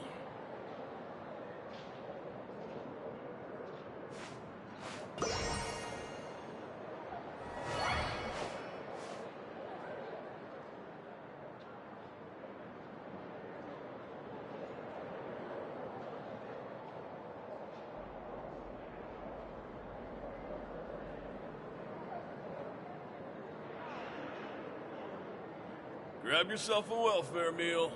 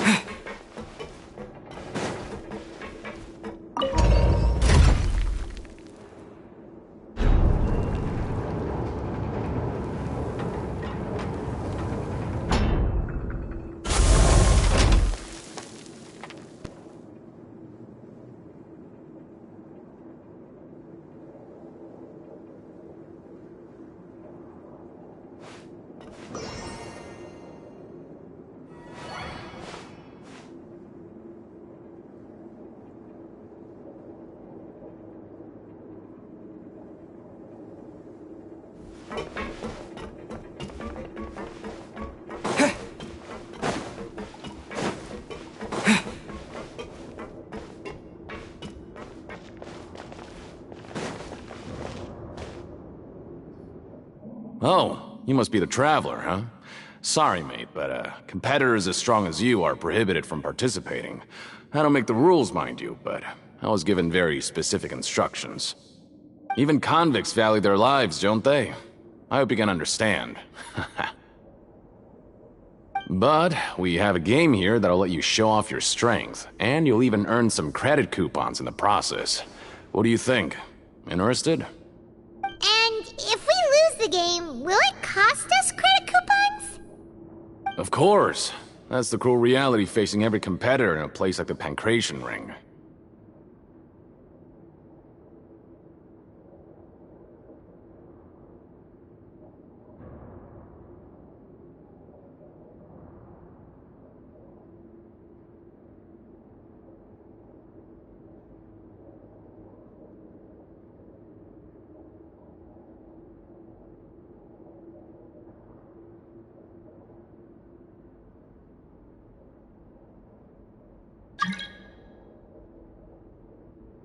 Okay, great. let me walk you through the rules. The targets in front of you will pop up one after another. You'll need to hit the targets in the same order that they popped up. If you can complete a few rounds in a row with no mistakes, then you'll win credit coupons. But the second you mess up the order, you'll lose. Game over. The game costs 300 credit coupons to have it go. So, you up for it? Thanks for your patronage, mate. Now, let the game begin.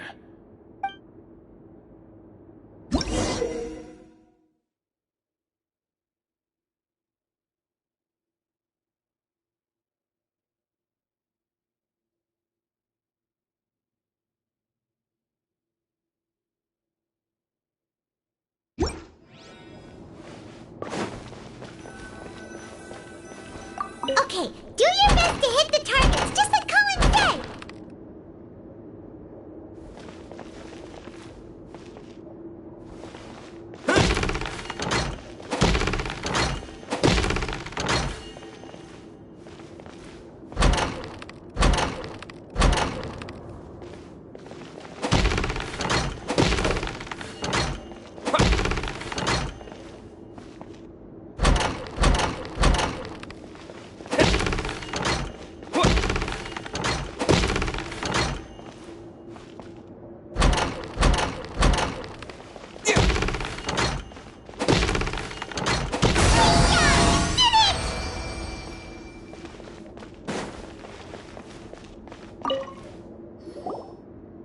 Your strength really shouldn't be underestimated.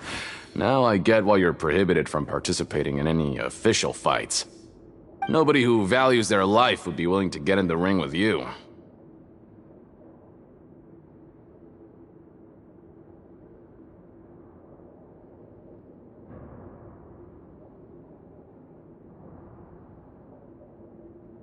However, you two haven't tried betting on the outcome of a Pankration match yet, have you? Just go talk to Rusimov. Buy a ticket for whichever fighter you think will win. There's a big payout if the fighter you support comes out on top. But we don't know anything about the fighters. How can we possibly know who to support? That's normal. Just watch a few matches and get a feel for the fighters. It won't be long before you can pick winners in your sleep. He's got a point. Why don't we give it a try? If we have enough coupons, we could probably bet at random until we figure everything out. Bet at random, huh? Well, how should I put it? It's not like you can't do that, but I'd advise you to give it some more thought first. Huh? We shouldn't get too carried away. What's the problem?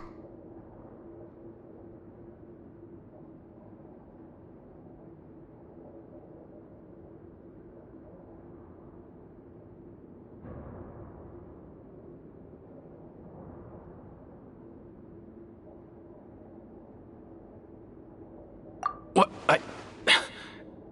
Never even picked a boxer before, and you already know about the rules? You're not just strong fighters. Seems you're pretty perceptive, too.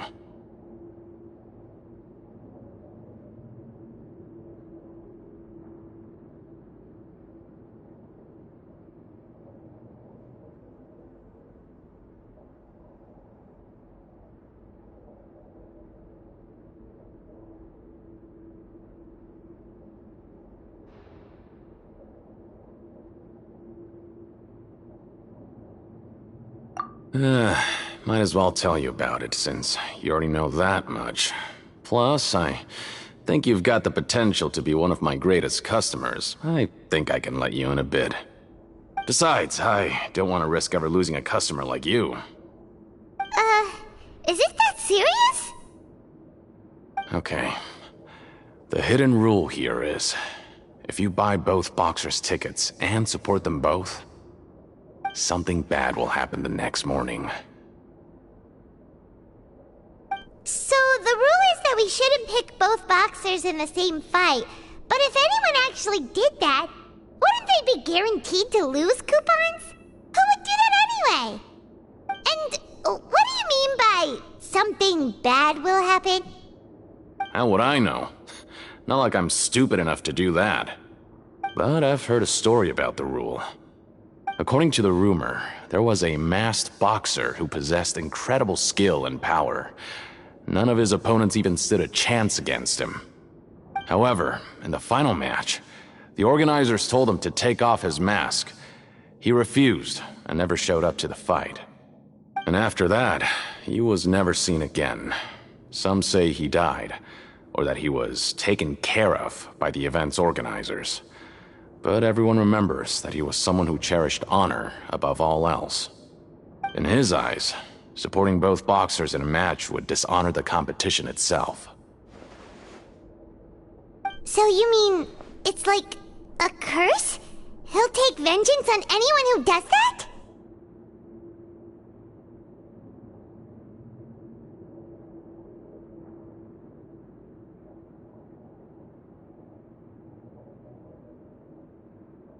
No, he was always wearing a mask, like he was intentionally trying to hide his identity.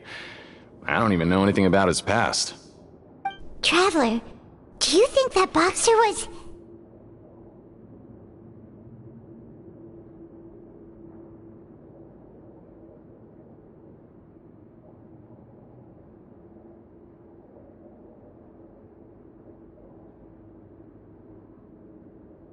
Huh? We will? You're not serious, are you? Look, here I was just trying to be nice and warn you, yet here you are trying to break it on purpose? Yeah, it sounds pretty scary to Paimon.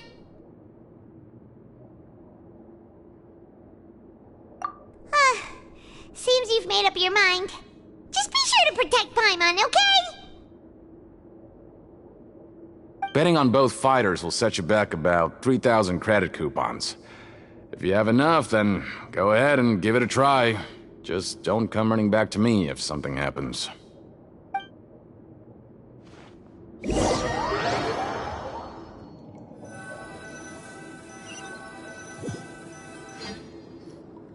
Aw, looks like we won't get a chance to sleep in as long as we're here. Let's get to bed early.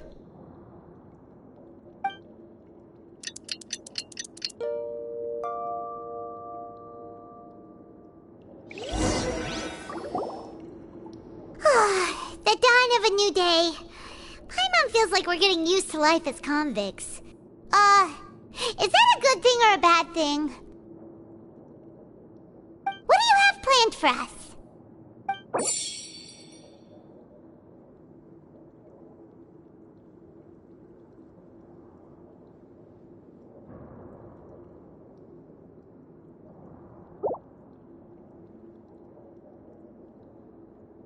After working here so long, but doing the same thing all the time can get Yeah, it's good to kick back and...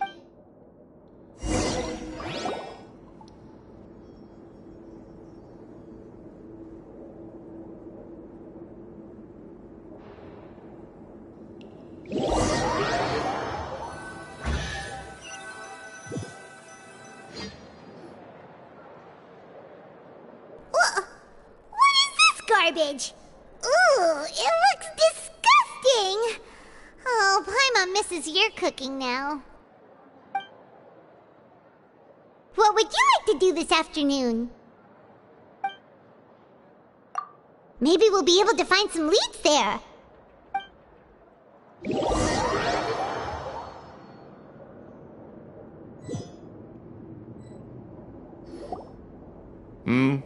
Are you two here to buy tickets?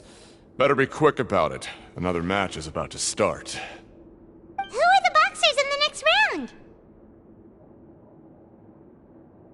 We have the reigning champ, Le Grappler, versus a contender from the Eastern Prison Block, Demon Horde. Are those their nicknames, or did they choose those names themselves? Either way, super weird. Since you're new around here, I'll help you out and give you a little suggestion. Even though Le Grappler is the crowd favorite, Demon Horde is a first-class dark horse with incredible potential. Anyway, for this match, I recommend that you pick... Huh? For both fighters? I could tell you're new to this, but I didn't think you were completely clueless. Maybe you don't quite understand the rules, no? Let me try to explain again for you more clearly. You see... Oh, no need. We're aware that we're going to lose coupons. All right then, if you're absolutely sure. Remember, no refunds once you buy the tickets. Yeah, we got it. Just shut up and take our coupons.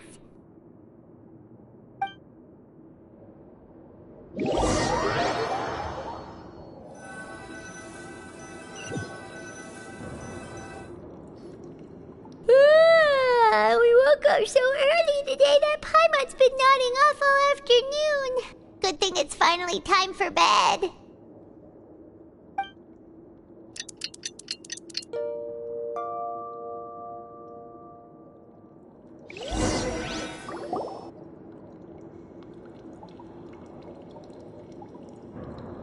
Hey, Traveler! Paimon! Package here for you. The next time you buy something, go pick it up yourself. I'm not a delivery man, you know. Huh? A package? For us? Did you buy something, Traveler? Paimon's not quite awake yet, so why don't you go take a look?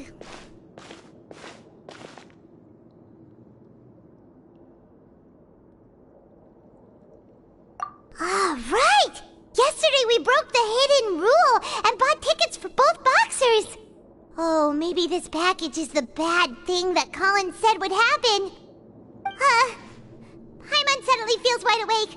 Wait, maybe let Paimon go hide somewhere first. Just call Paimon after you opened it. Hey, wait! Paimon's still here! Don't open it! Ah!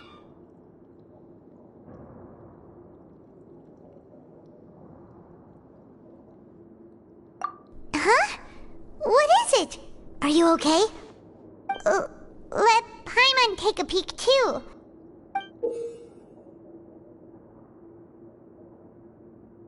Oh, it's just a small bottle.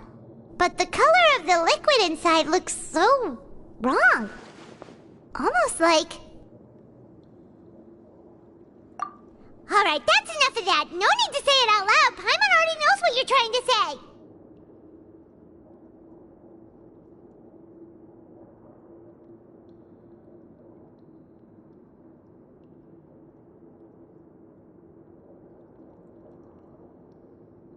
Ugh! No way! Get that stuff away from Paimon!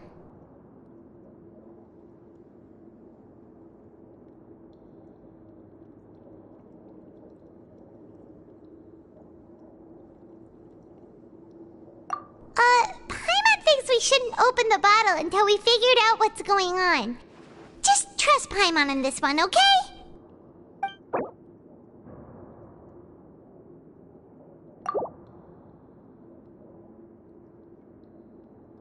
What do you have planned for us? Though it feels nice to slack off a little, less work means less coupons. Let's make the most of our morning.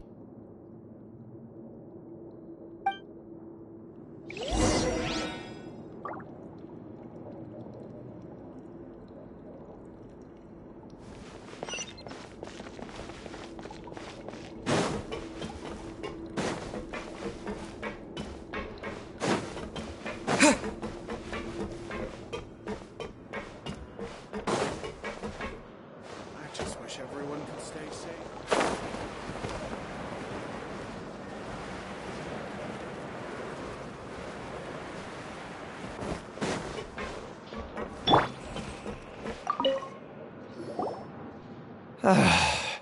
If there's no way to send it all out, then maybe I'll never get a chance to leave. Who are you? We've never seen you before, and you don't look like a fellow convict. I'm not! Of course I'm not. Please, don't mistake me for a criminal. I'm a good, law-abiding citizen. Then what are you doing here? You sure seem anxious about something. I'm a promoter for Fontico, and I'm usually responsible for promoting our drink products. I thought I could complete my task here quickly and return to headquarters, but I've been here way longer than I anticipated.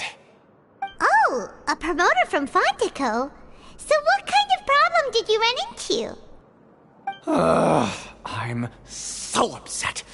It's all because of that Duke.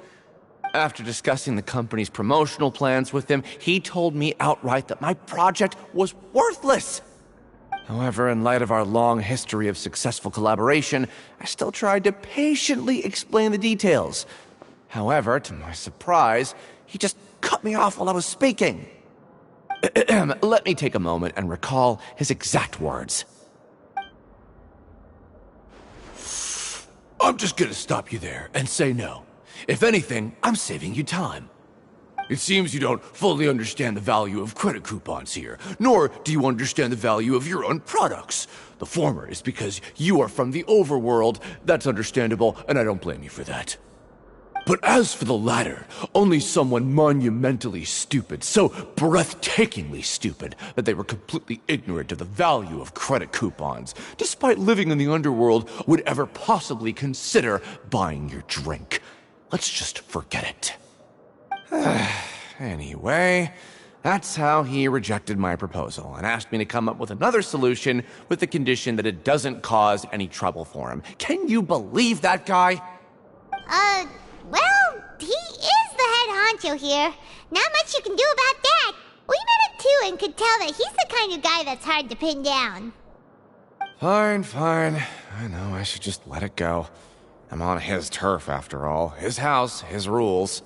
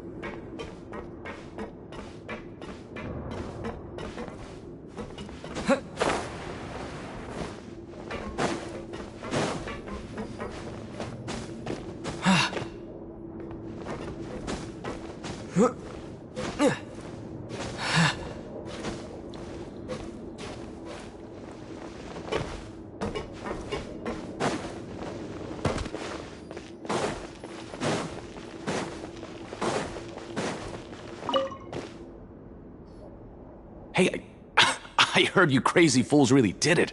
You bought tickets to support both fighters, didn't you? Well, did anything happen? Well, the next day we received a mysterious package, but we still haven't made any sense of the contents.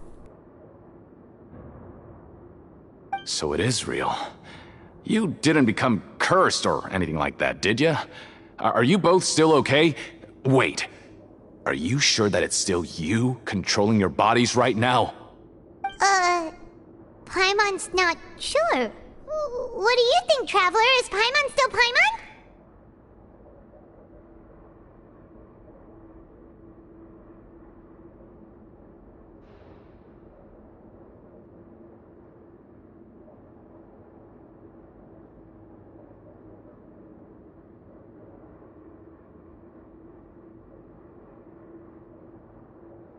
Oh, okay. Well, that's good.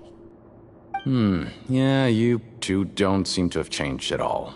But I wouldn't let your guard down just yet. Still, I didn't expect you would actually do it. You'd actually throw away coupons like that just to satisfy your curiosity? Even if we bought tickets like everybody else, it's not like we could hope to earn any coupons. When it comes to things like this, it's always the organizer who makes the real profits. Hey, just what are you trying to imply? The Pancration Ring is an honest business, and we really don't make much from selling tickets. We make so little that even the current tournaments can only be held thanks to funding from the producer of Fanta. Oh, so it's the company that manufactures Fanta sponsoring the events? Paimon thought all of this was thanks to the Duke's support. Let's just say it's a mutually beneficial arrangement. They reached out to us first, hoping to promote Fanta products in the Fortress of Meropide.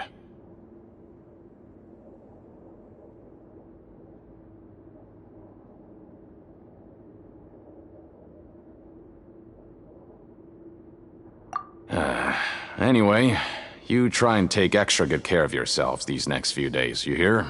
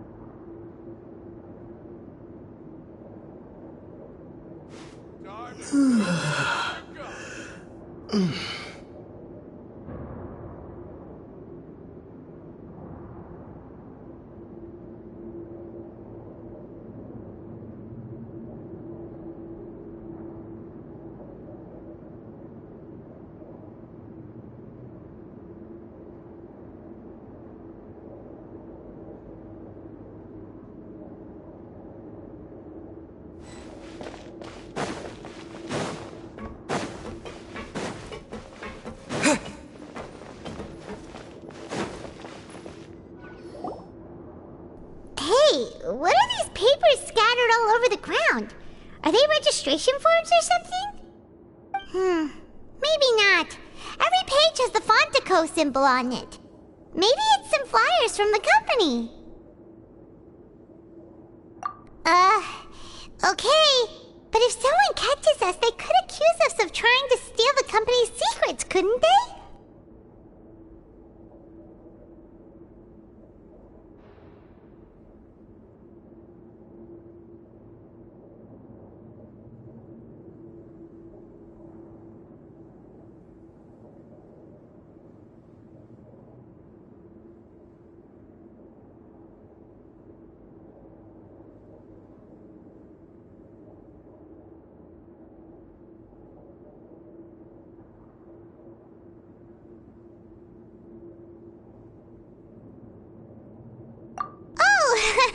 You're right. Guess there's nothing to worry about then. Let Paimon have a look here. Without assistance from the Fontaine Research Institute, development of the new product has been slow, and some researchers on the project have voiced concerns. We have no choice but to let the new product undergo the first phase of promotional trials without a designated name or packaging. We will adjust the direction of future development according to feedback.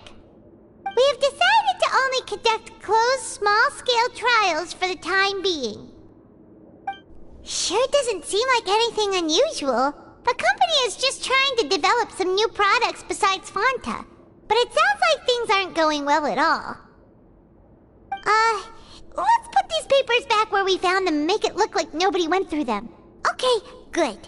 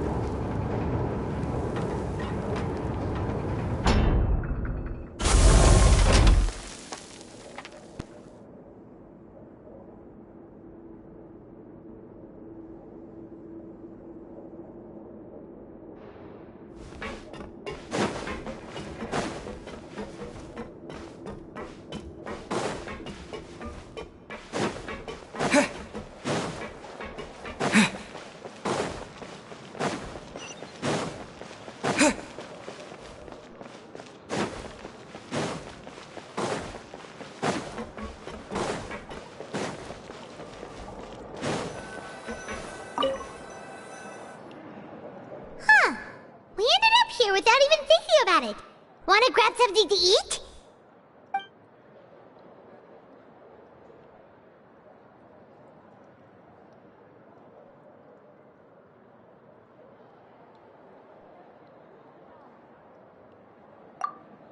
Alright, but remember that we bought this time with coupons, so let's make better use of it next time.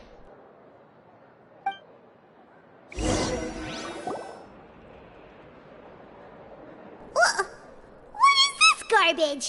Ooh, it looks disgusting! Oh, Paimon misses your cooking now. What would you like to do this afternoon?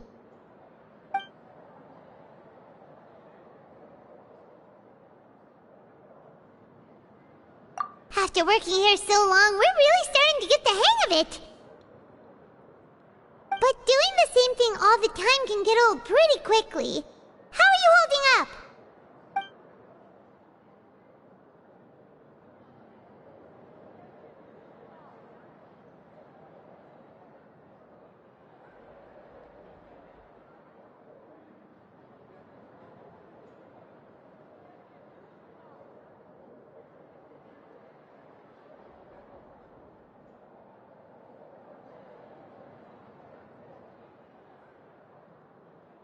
Yeah, it's good to kick back and relax once in a while.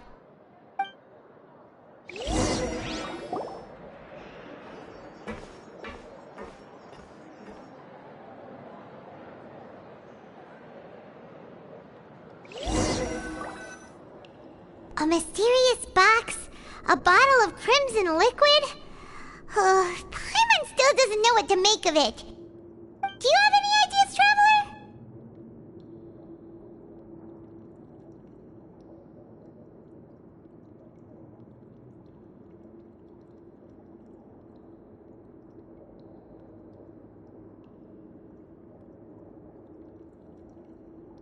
Really? Then it looks like that part of the investigation led us nowhere. Well, maybe we'll have better luck tomorrow. Good night, Traveler.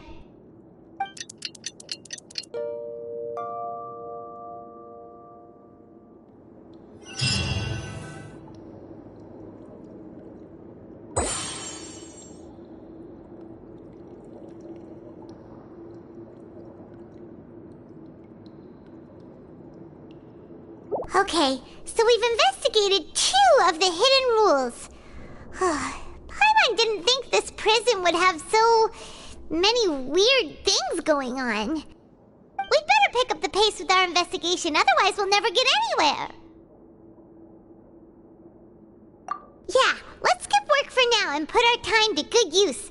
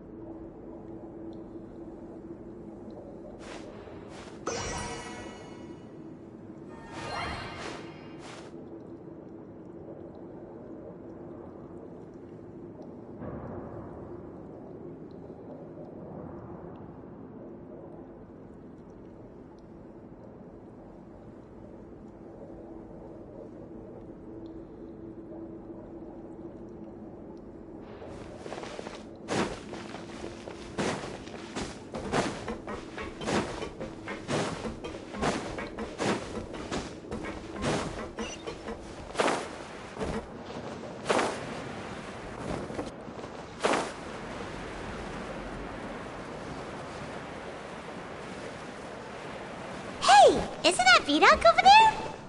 Huh. Is it just Paimon?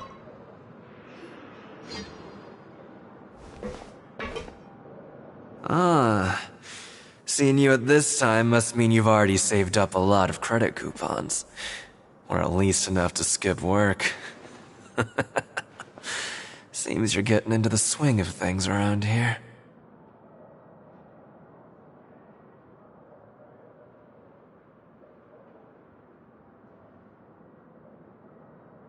Impressive. Very impressive. So, now can you tell us about the hidden rules you know? If that's what you want to know, I guess you couldn't have come at a better time. Huh? What do you mean it's a good time? Leonid and those other pesky broke urchins have all gone to work in the production zone. I wouldn't want them listening in without paying up. We get it! Just tell us already! So, you know those pipes that make strange sounds? Don't ever, ever go near them at night. Even if you manage to avoid the guards, you might find something even more terrible there. Something even more terrible? Like what? A group of cannibals. Cannibals? In the Fortress of Meripede? Every month, they meet a few times in the dead of night. Rumor has it they might be connected to the people that have disappeared here. But what's even scarier is that they have a special proclivity. Since they have no way to dispose of the leftover remains, they have ways to transform them into other forms and keep them in the fortress forever. Paimon might already know what you mean by other forms. So that's what's going on here. Oh, Paimon's stomach doesn't feel so good. You two look pretty skeptical. No matter, learning the truth behind dark secrets isn't necessarily a good thing. I've got things to do too. I suggest you just act like I never told you anything. Traveler, can we just trust him on this one? Oh, Paimon doesn't want her blood and flesh entombed here for all eternity?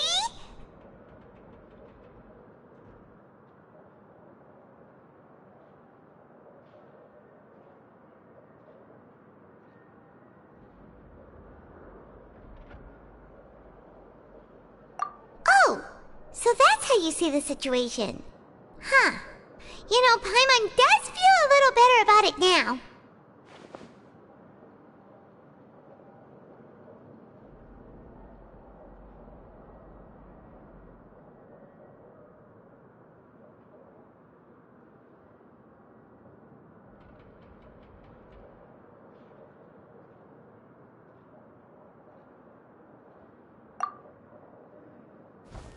When will all the secrets end?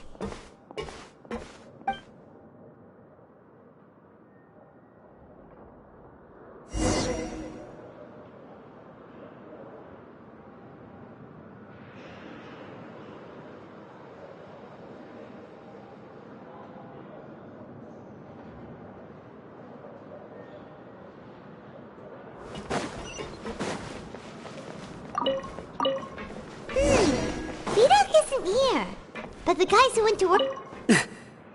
Just stay away from me.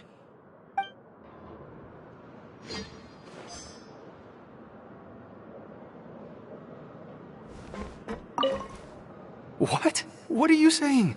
You shouldn't go around saying stuff like that.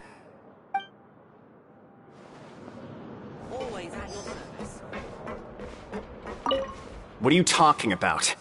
Listen, you should keep your nose out of other people's business.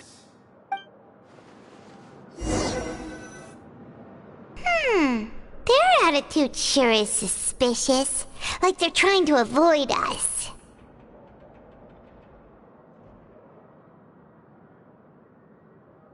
But if they're being so obvious about acting weirdly, do you think they might just be trying to lure us in? Oh, this is all getting way too creepy for Paimon. So you mean we still need to investigate some more? Okay, if you say so.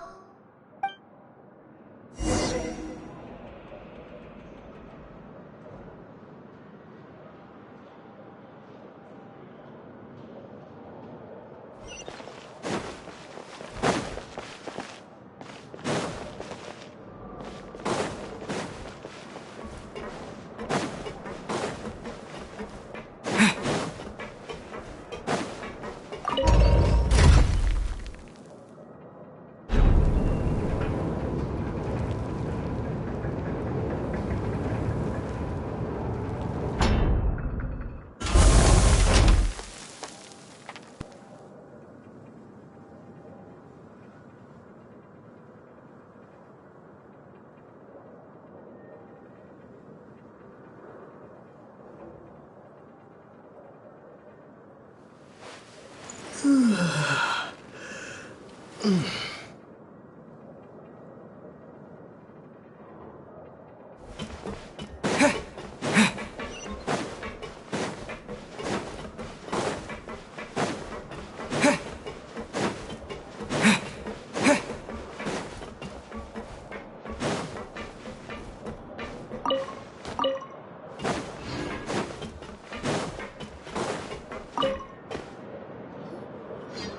Fielding. What do you want? Criminals like you ought to be working right now. Catch my drift. We just want to ask you a simple question. Have you ever discovered anything odd during your nighttime patrols? Why are you asking about something like that? Whatever happens at night isn't your concern. All you need to worry about is getting enough sleep. Well... right! We've heard it happens a few times every month. Paimon has sensitive ears, so it makes it hard to sleep. Really? I see. But it's not like I'm on duty every night. And now that you mention it, I recall my colleagues talking about something like that before.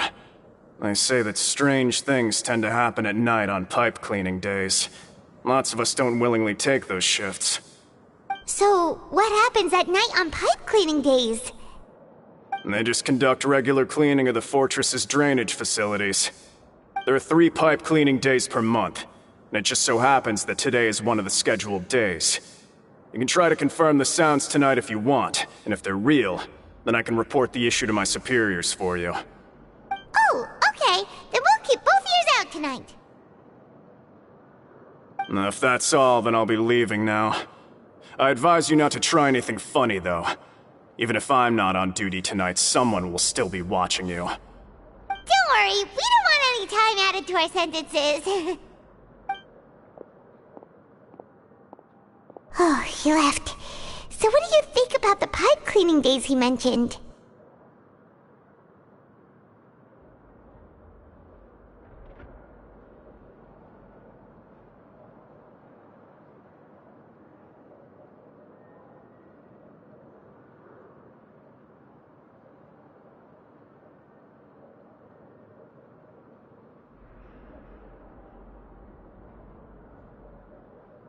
Right, both are a possibility.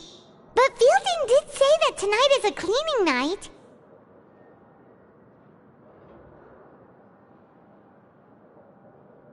Paimon knew you would say that. Alright, sounds like we'll be up all night tonight then. Paimon just hopes the guards don't catch us.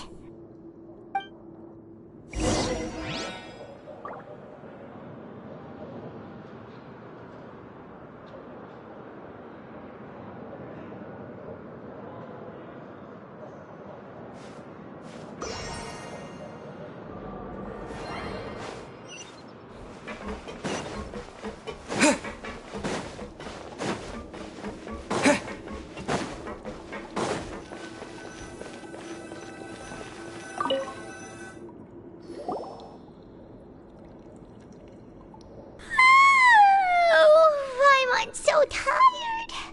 But we can't sleep yet. They'll be cleaning the pipes tonight, so it's the perfect chance for us to investigate.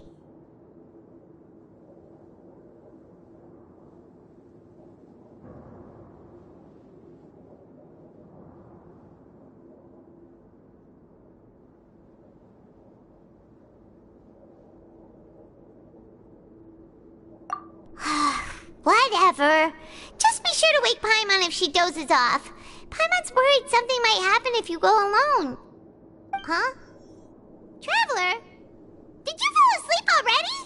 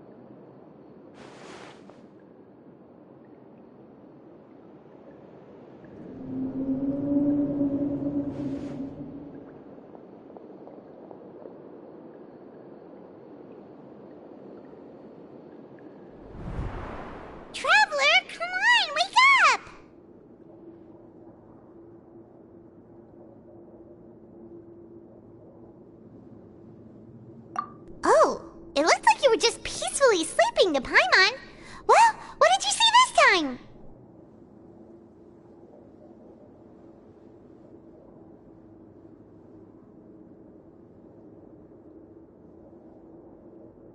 Really? So we're finally starting to figure out what actually happened! But what about the cannibals? How do you explain them? Okay, well, it's about time for us to get moving. Just be careful to avoid the patrolling guards.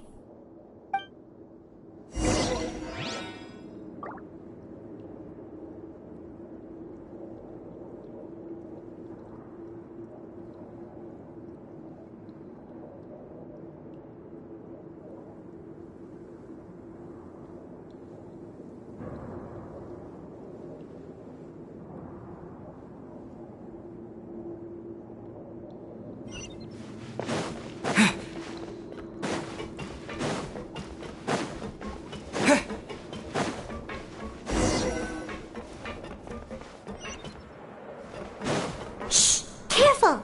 We'll get in trouble if the guards catch us.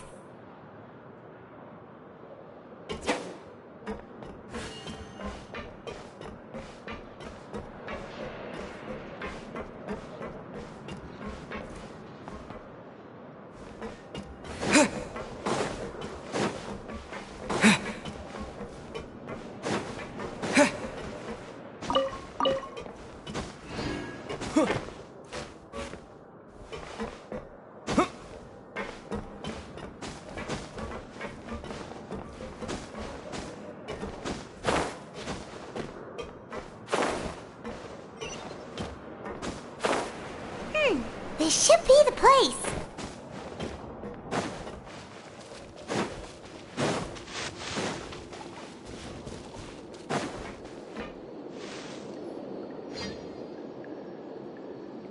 What? I know you. You were the ones we saw. Huh. You've got guts showing up here. You know who we are, right? You'd better leave now. Ain't nobody coming here to save you. What'd you say? Yeah, so what if they were? If you push us, we can make those rumors a reality at any time. Hey, what's the point of all those rumors anyway? What exactly are you trying to do? I don't have to tell you anything.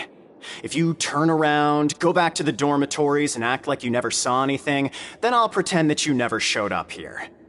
Yeah, scram. Nothing worth seeing here. Huh? What did you say? Isn't that exactly what Boss said when he left? Hey, do you know our boss? Whoa. We had no idea our boss was such a big deal. He always kept his identity a secret. So, did he have you come here to find us? Oh, so you're Child's crew here? Seems like he had no problem fitting in.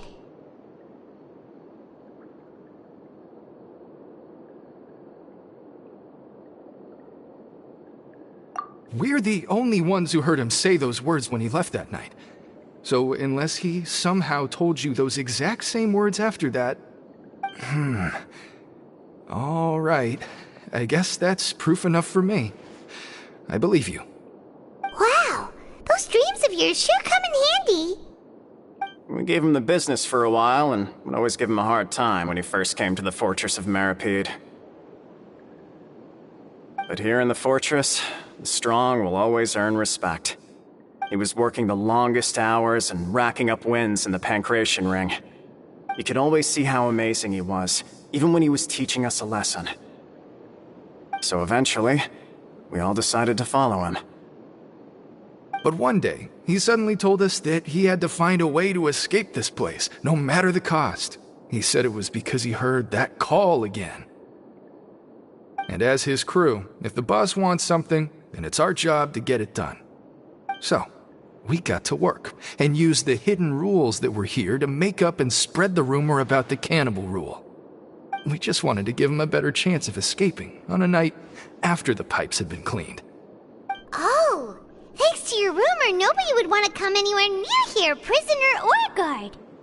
Wow, It sure is easy to exploit people's fear of the unknown. But has a child already escaped? Why are you all still coming here after pipe cleaning day? Because as far as we know, the pipe he went into isn't actually an exit. It should be a dead end.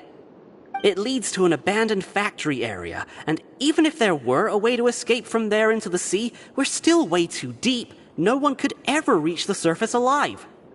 But Boss still insisted on going in. It's like he was obsessed about it. So we told him that we'd pretend as if he never existed while he was gone. And that if he wanted to come back, he should wait for nighttime on a pipe cleaning day. That way, we could meet him here and help cover the whole thing up. So you come and wait here through the night a few times a month just because of that promise? Yeah, but it's been so long now. We already know in our hearts that he must have managed to escape somehow. Is it also possible that something unfortunate happened to him? Nothing could ever defeat Boss or slow him down. It's one thing we know for sure. Okay. Paimon was just brainstorming possibilities.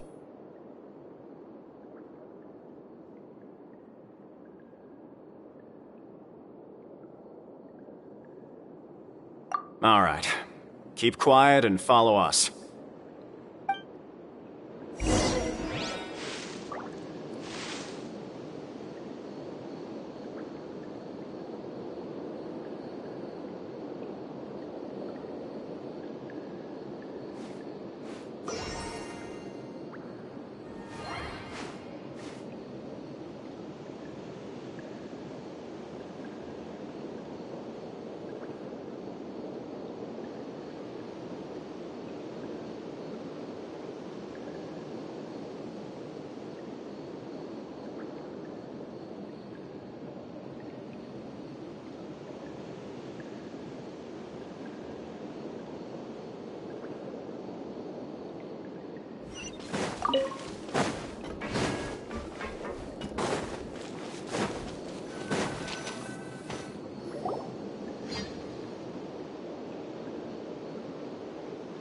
The way up from here has been sealed off. It's impossible to get through.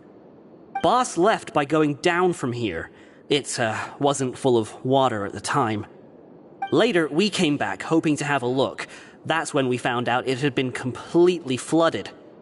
It's impossible to navigate unless you're an extremely skilled diver. Do you think Child got trapped by the water?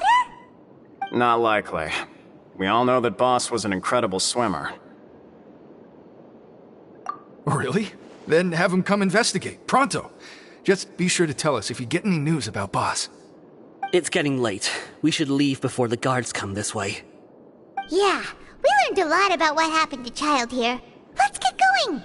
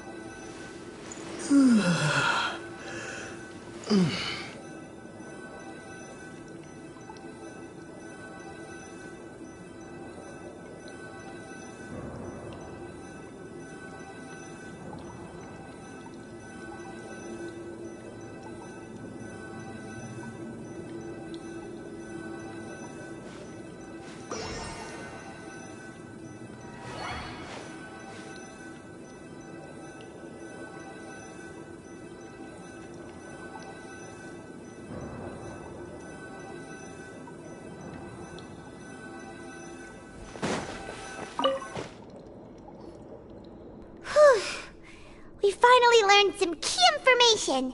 Seems all of our investigative work has finally started to pay off. When you said you knew a diver, you were talking about Fremine, right? If we ask Linny, he'll definitely have Fremine help us. Ugh. Why is Child like this? What was he doing going into the pipes? Not making our jobs easier, that's for sure. Fortunately, though, it seems like it's only a matter of time now before we find out what really happened. Now that we can finally relax, I'm starting to feel super sleepy. Let's try to get some rest while we still can. Nighty-night, Traveler!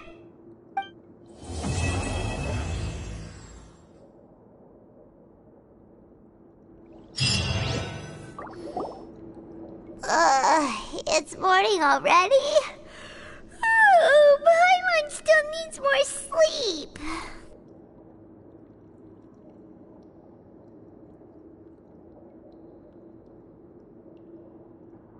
Huh? Wait, look over there! Isn't that... It's one of Linny's cards! Let Paimon see what's written on it! Maybe you haven't heard, but today is the monthly free day.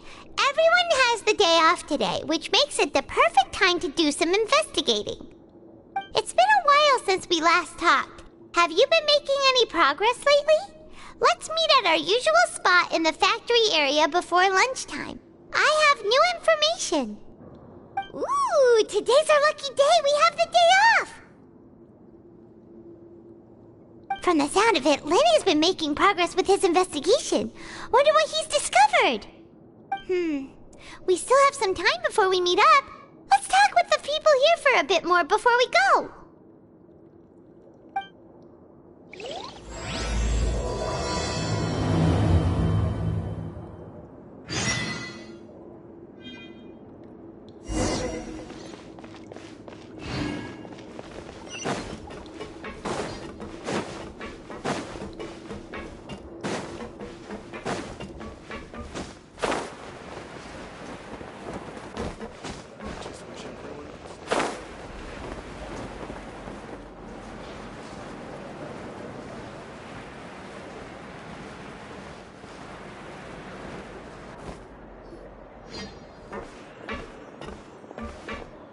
There's a group of people over there. Let's go listen in. So I said, that's not a faucet. Hey, who are you two? Why'd you come over all of a sudden? Sorry for eavesdropping. Sounds like you were talking about something private. What's the matter? They're just looking to join in on our fun, that's all. Hey, don't pretend like it's okay for them to just interrupt us like that. Yeah, fine. You're lucky we don't mind extroverts that much.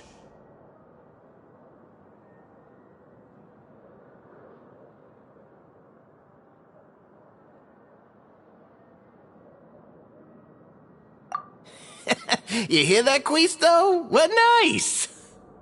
Your expressions tell me you're looking to hear some juicy info, am I right?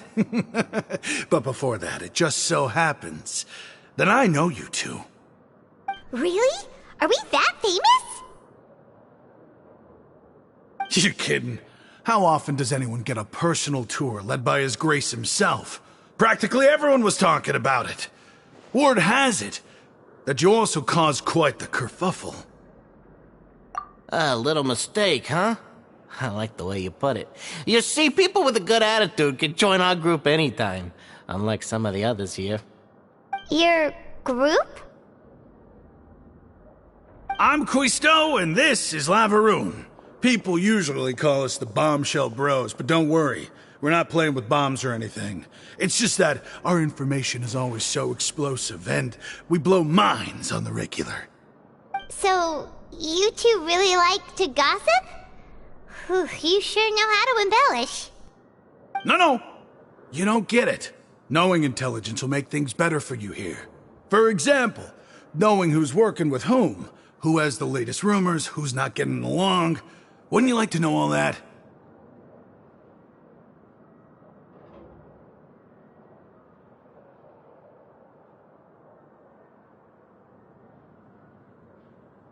Whoa, all this info's worth something, you know? You should prove you're worthy of it. I don't mind him. Quisto's always this way. Just play nice and say something to massage his ego. The welfare meals. Talk about the welfare meals.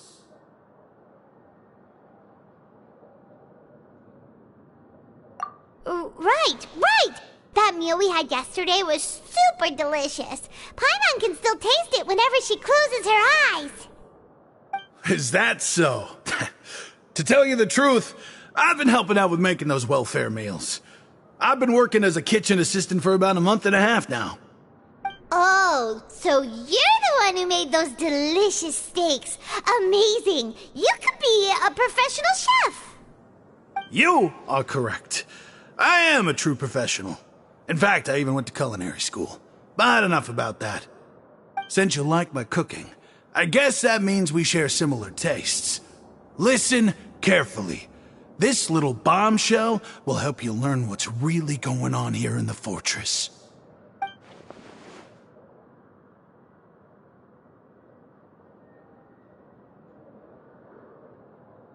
Listen, kids. The power structure within the fortress is quite complicated. The overworlders couldn't care less about us down here. We're basically dogs to them. You've already met the one person here you should never cross, the Duke, Wriothesley. He knows more than you think.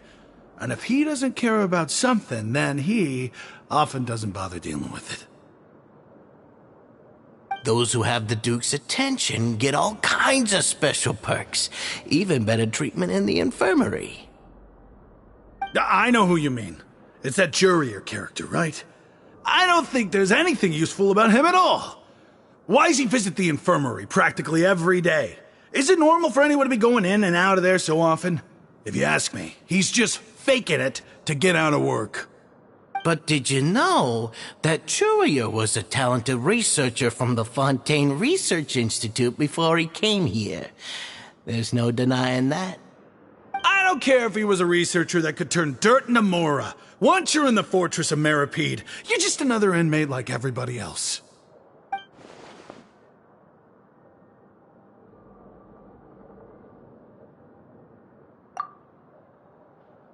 Speaking of which, the last time I saw him, he was passing by in the corridor with Lorvine. I also heard they started arguing in the library and got into a fight, right?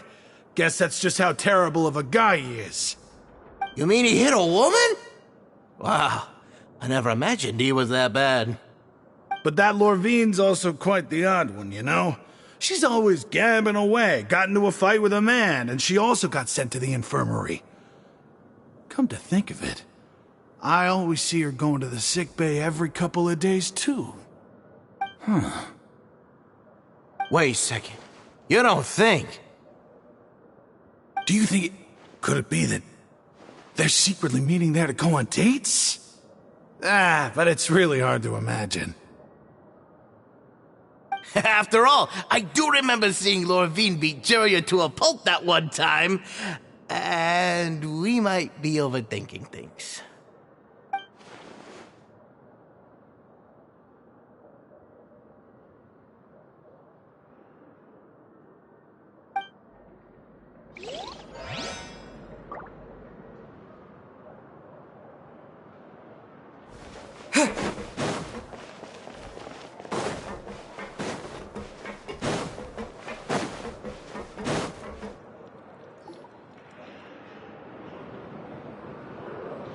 Look, there are some people talking over there. Let's listen in on the conversation.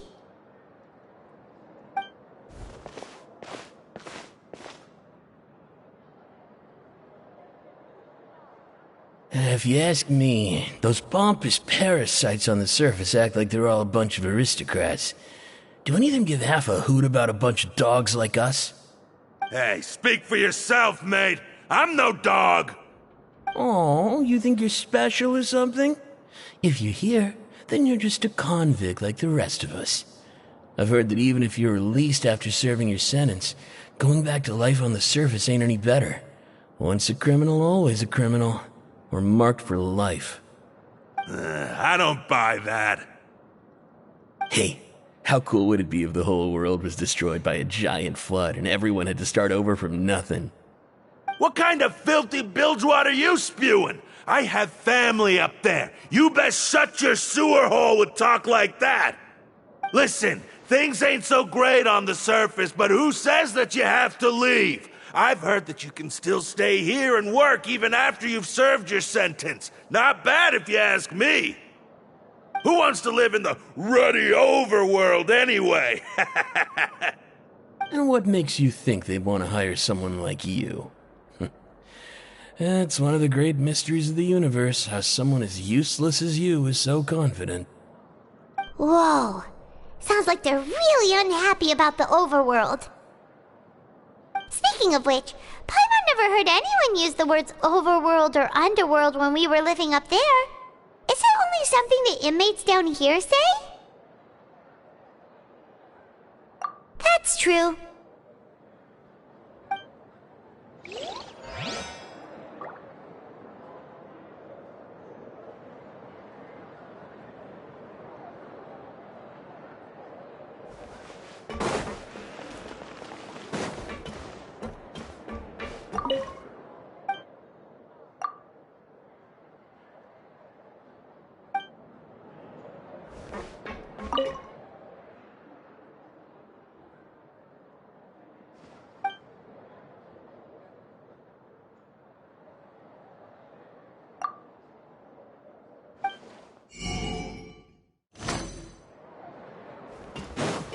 Grab yourself a welfare meal.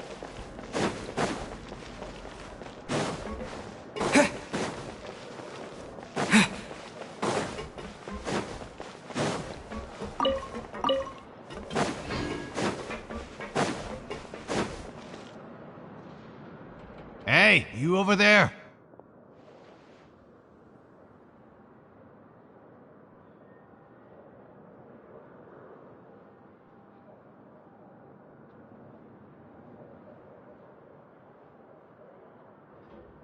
Yeah, you!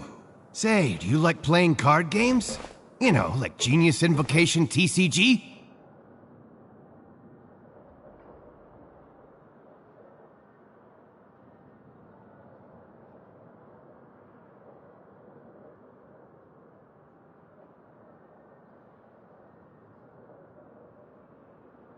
You TCG players are like mint in the wild, literally sprouting up everywhere.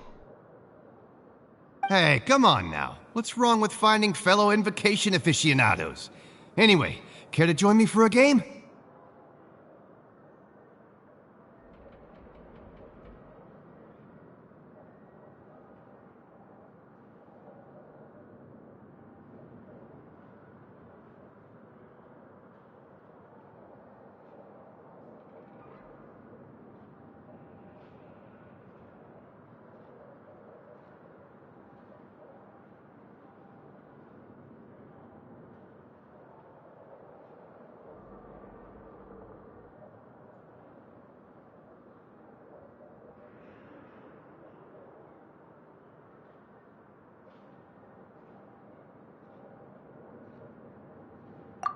All right. No pressure.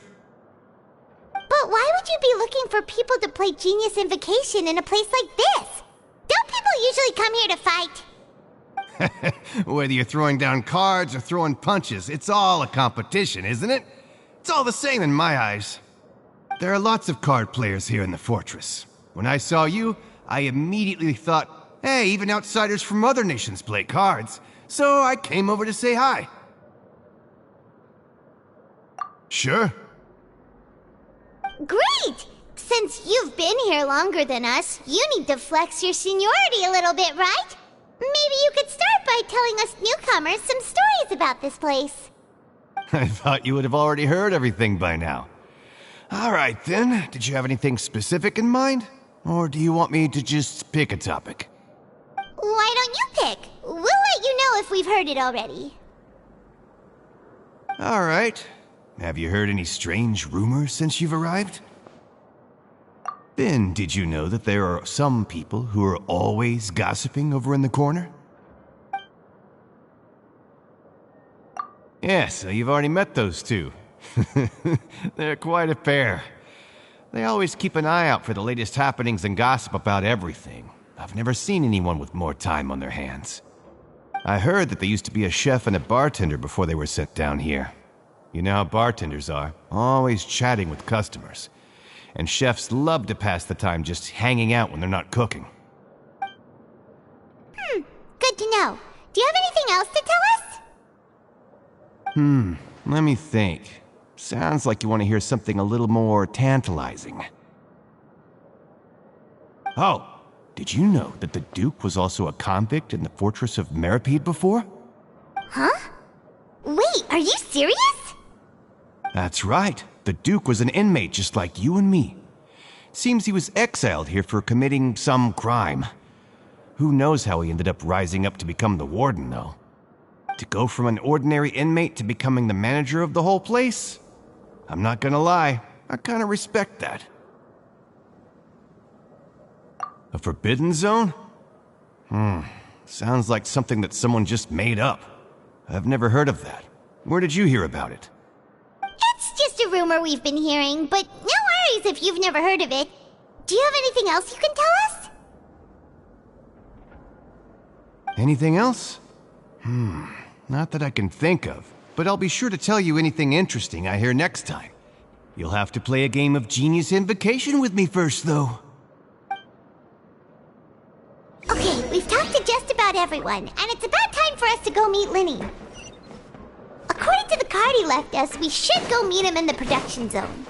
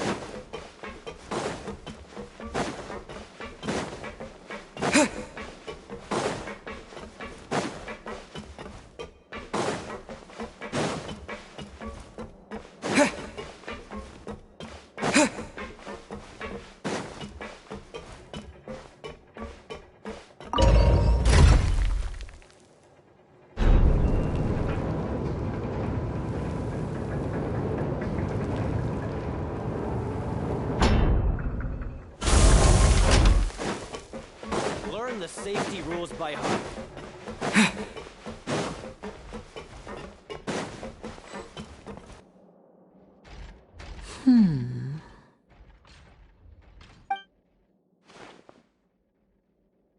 Huh?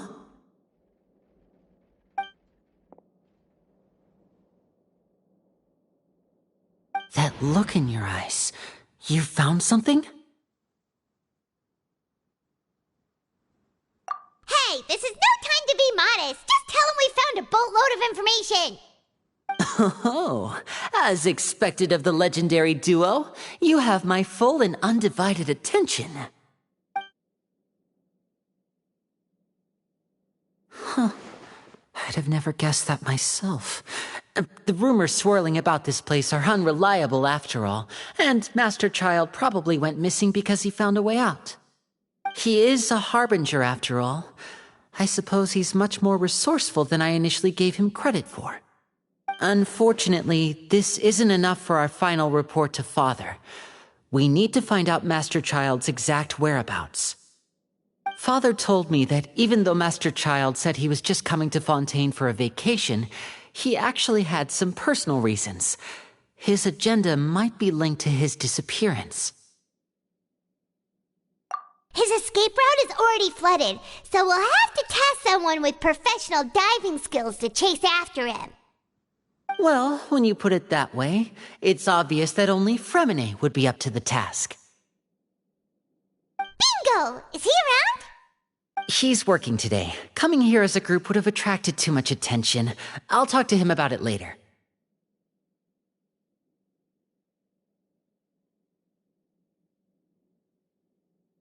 It's the least I can do. We're all in this together, so it's only fair for us to fulfill our end of the bargain. Honestly, I'm far more impressed by you guys managing to collect all this information right under Wriothesley's watchful eyes.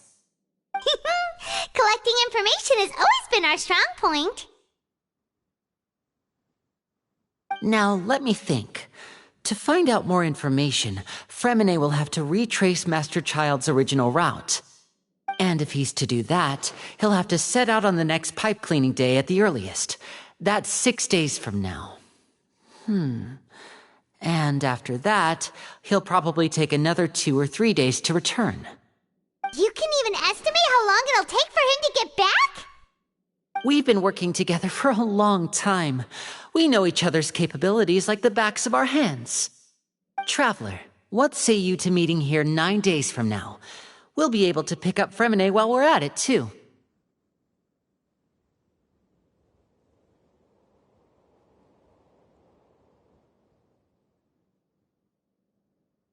Oh, and there's just one last thing we'd like your help with. Though we can just sit back and wait for Fremine's report on Master Child's whereabouts, we still need to make more progress on the investigation of the Forbidden Zone. Fremine's no master of disguise. Lynette's still working on getting intel from the other areas, and I'll need to spend some time helping Fremine prepare for his diving mission. So, you are the only ones we can count on. What do you want us to do? Will it be hard? Well, I won't call it easy per se, but I think you'll be able to pull it off. Listen carefully. You'll need to find an excuse to get into the infirmary and investigate the room and environs. You've mentioned several sketchy-looking people always meeting at the infirmary earlier, so it probably has something to do with the secret we're hoping to uncover. You've already met the head nurse, so she'll be less suspicious of you. Investigate the internal structure of the infirmary and any active dealings within, and pass those on to me alongside anything else you're able to discover. But also, there's no need to take risks. Don't forget, safety always comes first. My apologies, I just started rambling out of habit. It was almost as if I was talking to my younger brother. But that's not a bad thing, right? All right, then we'll head out as soon as we finish our prep. Let's go our separate ways for now, then. Don't forget, we meet here again in 9 days. Stay safe.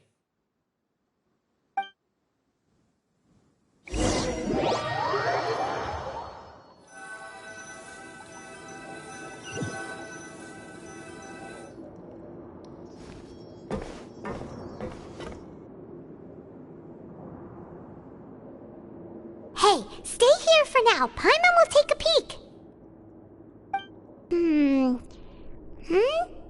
There seem to be several people inside.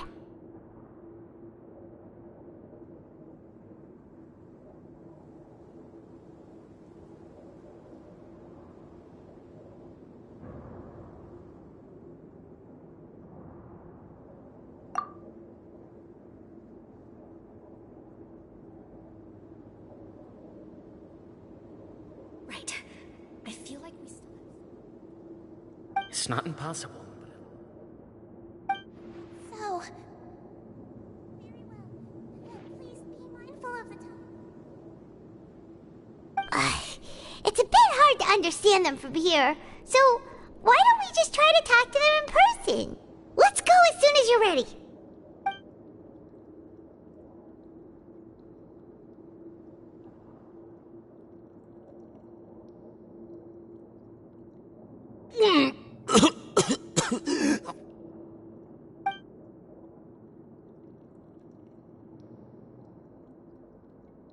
Someone! Please help! He's sick!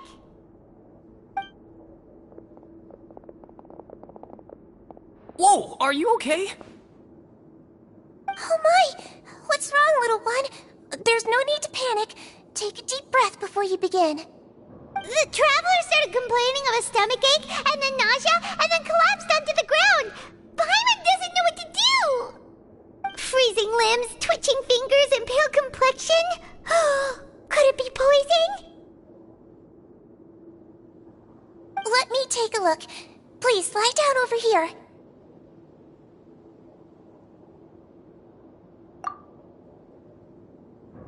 Don't worry, I'll get you to the bed safely. Here, hold on to my shoulder and walk slowly.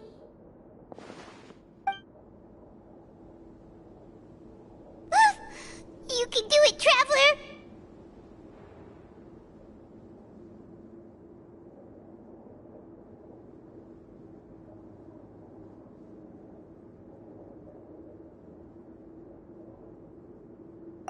Don't apologize. You're sick after all.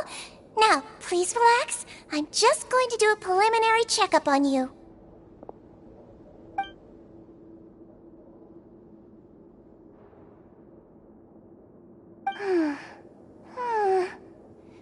I see now. My checkup has confirmed that he's not in any mortal danger. That's our worst fear out of the way. Eh? Oh, that's good. But... I'll continue my diagnosis of the patient now. Please, relax and take a deep breath.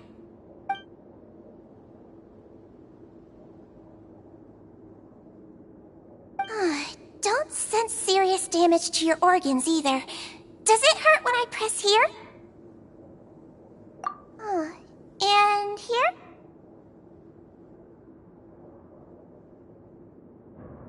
Huh? But based on my initial checkup, there shouldn't be a problem here. How strange.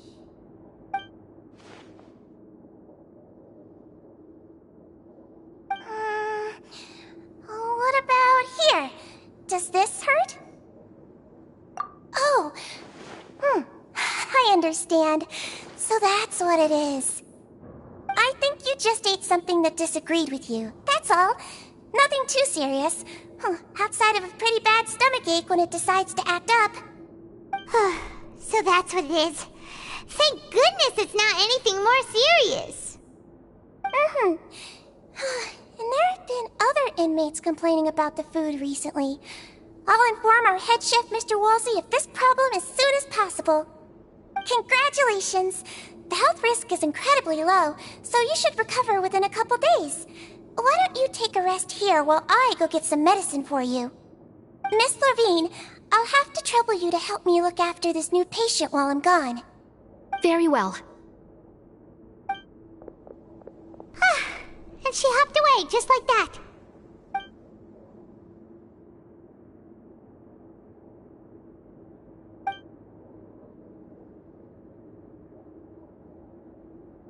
Hello. So how are you feeling now?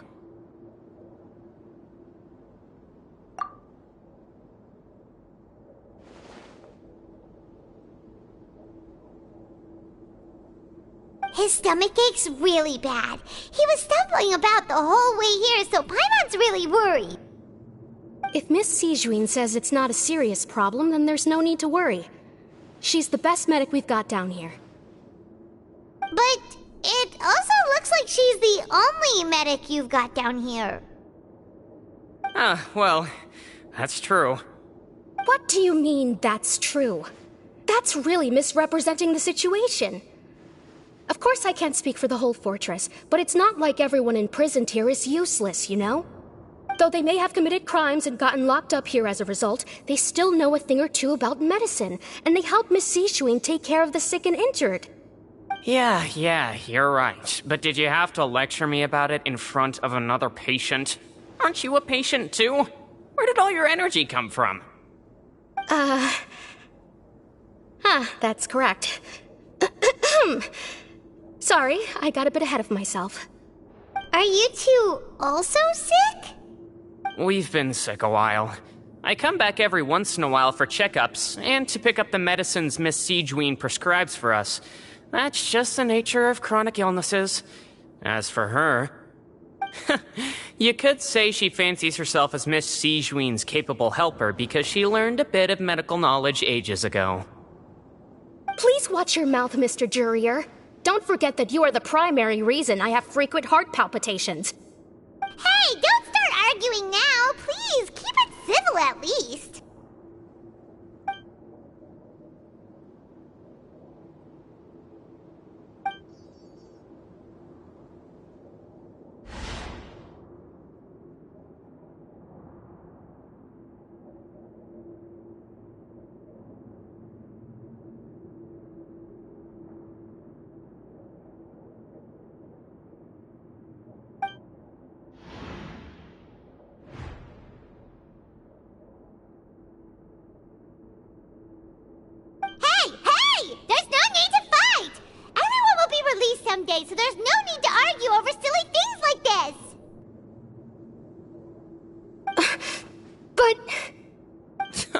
Release. It's way too early for us to even think about that. And who the heck knows if we'd even be able to continue our previous lives?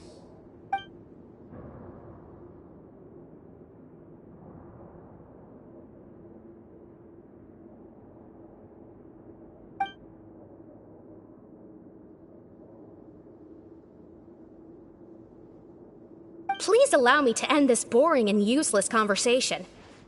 Oh, and Mr. Jurier, I don't want to see your face here again anytime soon. And same to you, Miss Lorvine. Anyway, that was more than enough rest for me, so I'm going to get out of this excessively noisy place. See you later, everyone. He just slowly walked off like that? That's just what he's like. I'm sorry you had to see all of that. I'm Lorvine, and that's... Well, his name is Jurier, but I hope you'll never have cause to remember his name. You really can't stand him, huh? I mean, can you blame me? Look, who would like someone who's as arrogant and obsessed with weird research topics as he is? But there's no need to keep dwelling on him. I'll accompany you two for a while. Miss Zishwin should be back soon, and I'm sure you'll feel better as soon as you've had some of her medicine. No, it's nothing. I'm back! Did you rest like you promised? Thank you for getting our medicine, Miss Zishwin. Did you all cooperate with your bed rest? I trust that nobody got up to walk around. Good. Here, this should be 2 days' worth of medicine for you. Take 1 pill now, and then continue your bed rest.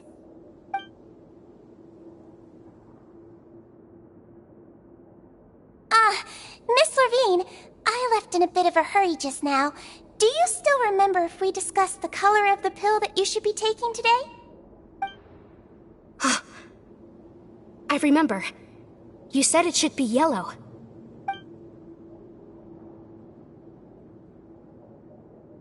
Yellow, huh? I understand. These are yours. Please, make sure to go to bed early after taking them tonight. You'll benefit from a good night's sleep. All right, then I'll also be on my way now. I hope you feel better soon, too.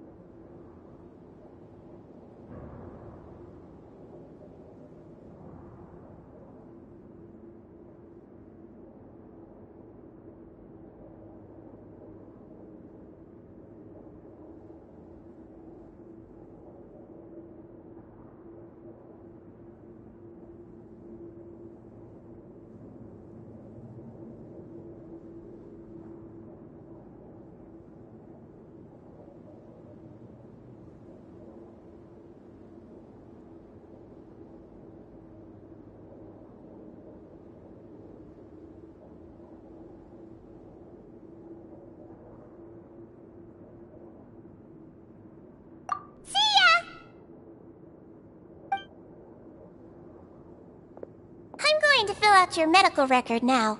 You're widely known as the Traveler, right? I just want to double-check a few details, if that's all right with you. Those two made quite the commotion just now, so why don't we let the Traveler rest? Paimon can answer the questions instead.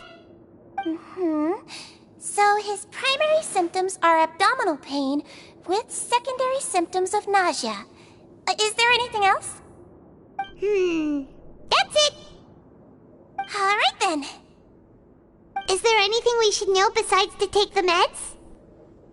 No, his base constitution is quite good, so I'm sure he'll recover quite quickly after taking the medicine. Please make sure to stick to bland or less stimulating foods, and don't stay up too late at night. Got it. Paimon will hold the Traveler to that for sure.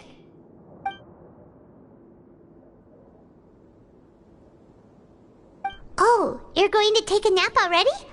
Okay then, you get some rest.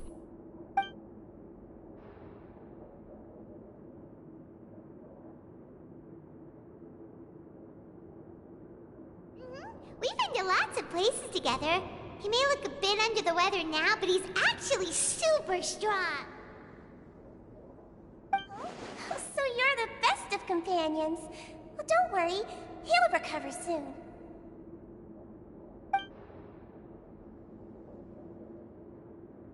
Ah, you're awake. How do you feel? You slept for a really long time, but we never left.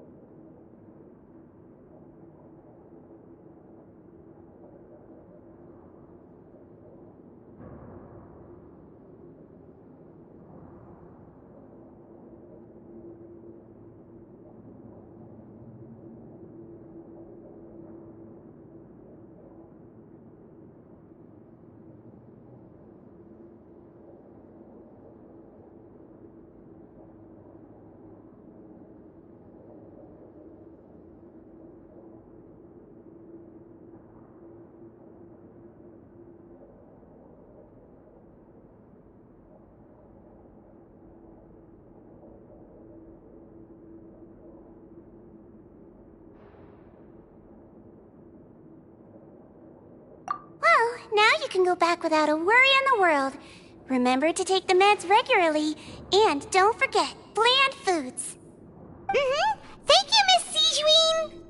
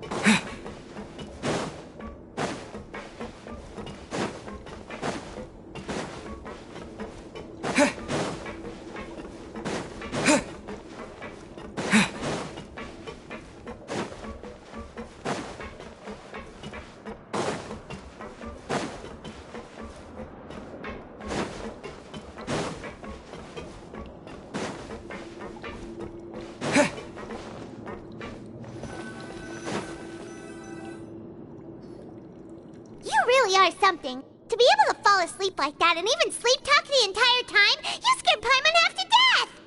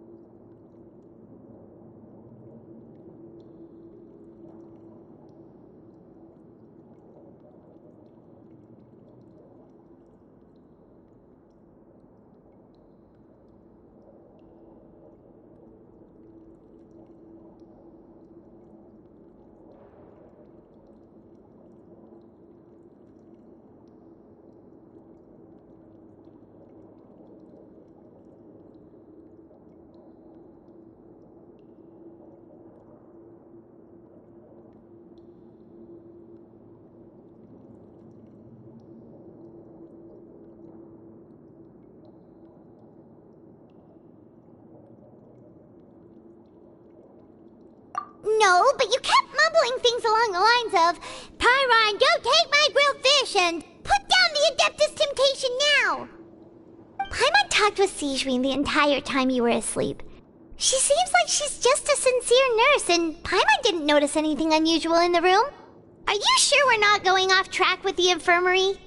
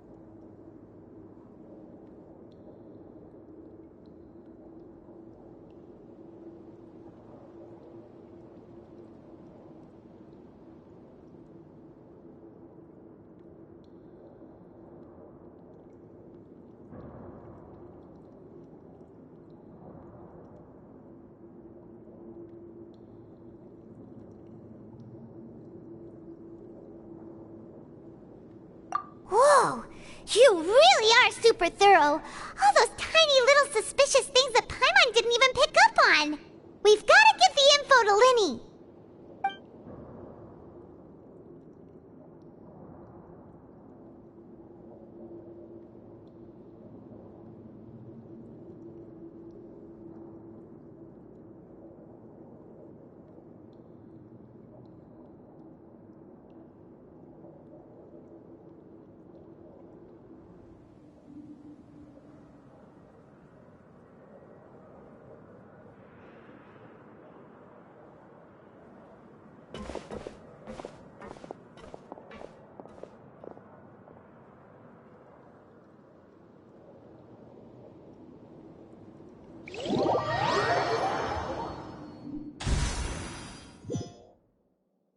Today's the day! Let's go meet up with Linny!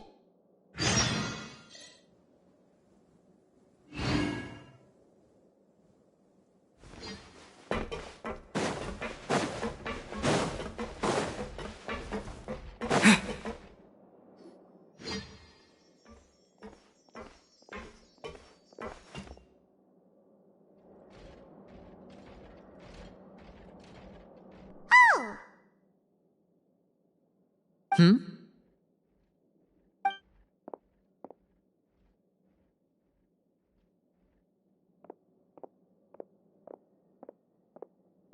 Did you two run into any trouble over the past few days? No, we just worked our shifts according to the schedule. Nothing weird happened. That's good. That means you didn't raise any suspicions when you infiltrated the infirmary. We've taken a look at the slip you've sent. Fremine successfully left the grounds via the pipes 2 days ago, and as of last night, Lynette has also infiltrated the infirmary after faking an illness. Wait, why is she getting involved as well? You already went above and beyond when you scoped out the infirmary. To put it more bluntly, even if we were to view that as something you did in exchange for Fremine's help, you've already done more than enough. Infiltrating a guarded stronghold is a different kind of job from a one-off investigation. We want to avoid using the same faces over and over and reduce the amount of suspicion that will fall on any given person. Lynette also felt like you have already taken the first step for us, so she should be the one to finish the job. So that's what Lynette thinks. Oh, Paimon hopes everything's going well for her.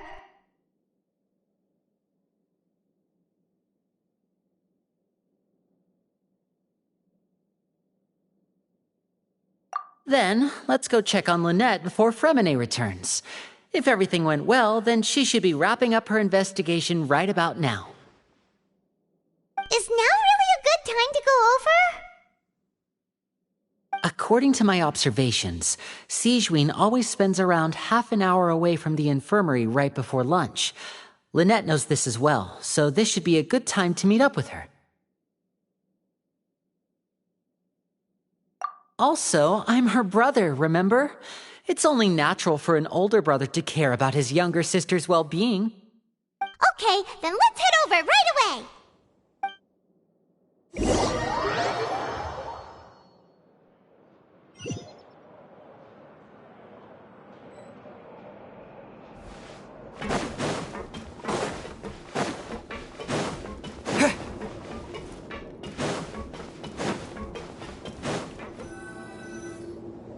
Lynette should be here right now. Huh. Strange. Lynette? As expected, Sigewinne isn't here, but why isn't Lynette here? No, Lynette rarely deviates from the plan. We agreed that if she were to make changes on the fly, she'd find a way to let me know. Unless... Let's see if there are any clues around here. We can look while we wait for her. Who knows? Maybe she'll be back soon. Okay.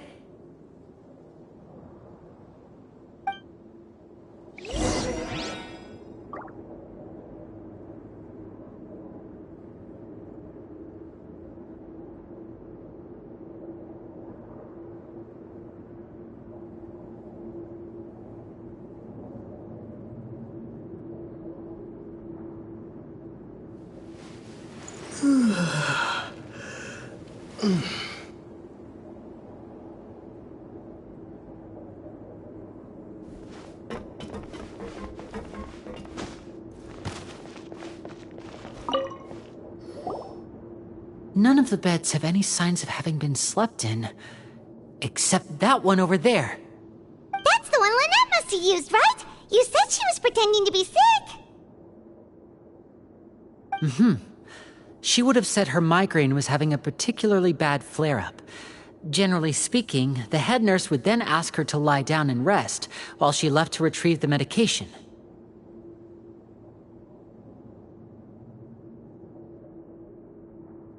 Which means either the head nurse didn't return the entire time from when Lynette laid down up until she left the bed, or the nurse intentionally left it this way.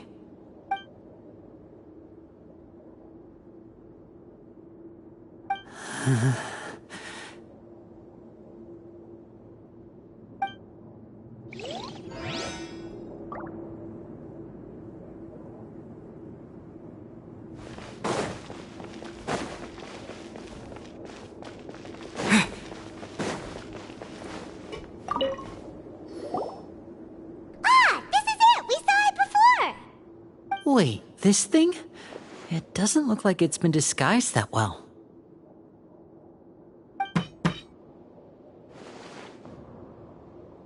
The space behind it is empty.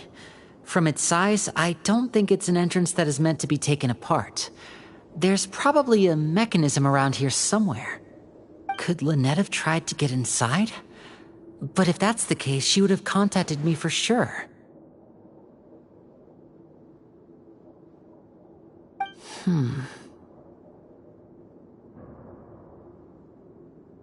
Let's look around here for some more clues. Don't panic, just take another look.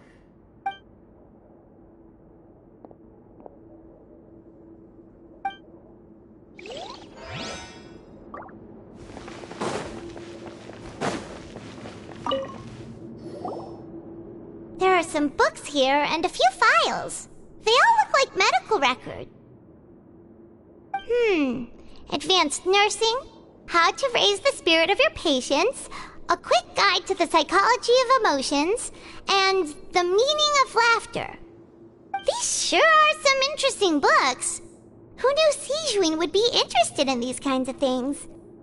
She even has books on understanding people's motivations and feelings. Is it because she's a Melusine? Or does she have a need to understand her patient's emotional state? Seems quite normal to me. These are skills that would come in handy for a nurse from time to time.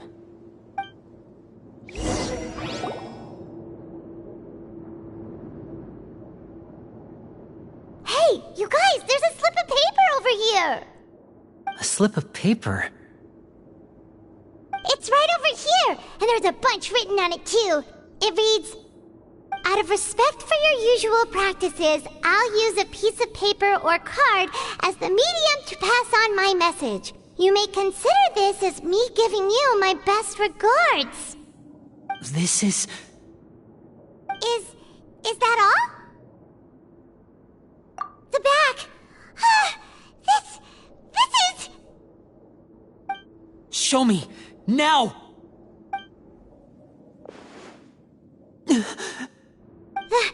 That look on your face! Paimon's reading it now! Would you care to guess where Miss Lynette of the Fatui could be right now? No! Could she have... Is she already... Wriothesley. Did he deliberately leave the infirmary unguarded to use it as bait? Wait, you mean he was aware of our goals from the very beginning? But why? We didn't run into any trouble last time, and he also never reached out to us since. Yes, that is a crucial question. Wriothesley, he doesn't do anything without a clear goal or reason. So this means he had no concerns about your activities from the very beginning. You're not from the same camp as us. You were sent down here by Neuvillette, so you have no conflict of interest with Wriothesley. We're a completely different story, though. I'd like to know that, too. Why did he only go after her? panic. Just think everything over. I have to stay calm. This is not like what happened last time. The situation's different now.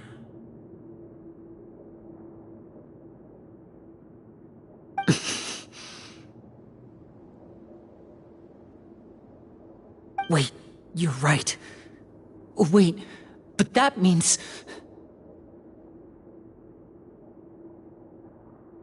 The fact that Fremine was able to leave the grounds, could Wriothesley have let him go as well? But what does he gain by letting Fremine leave like that?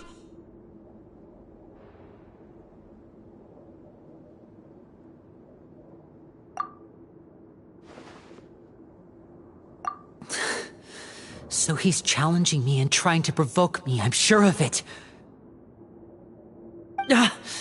We never should have sent out Fremine.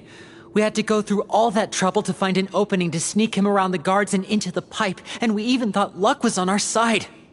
If Wriothesley let him leave on purpose, then he's probably in a terrible spot now as well. Lenny's getting more and more panicked. We have to calm him down. Don't be like this, Lenny. Fremine wouldn't have left if we hadn't told you about Child. That was our fault. No. I'm the leader of this operation, and I'm the one responsible for this team. I was the one who failed to protect them.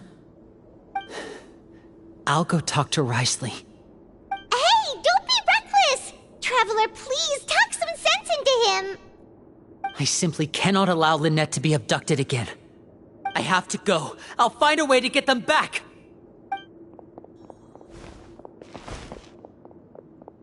He's rushed out the door! After him!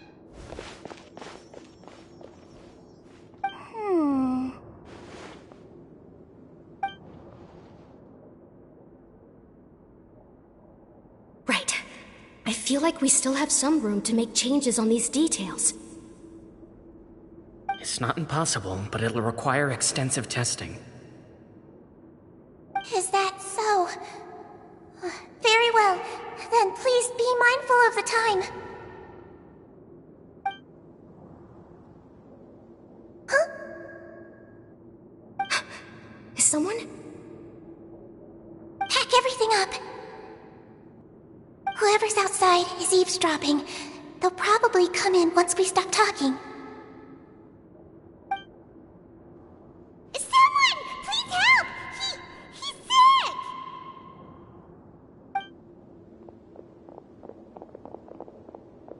Whoa, are you okay? These two. As expected, they've already found this place. Oh, they are quite sharp. What a delightful turn of events. I like smart people, but I also like playing dumb. I like the feeling of being trusted. Oh my! What's wrong, little one? There's no need to panic. Take a deep breath before you begin. Being able to read human expressions is quite the useful skill. Wait! Wait! It's no use. We have to catch up to him.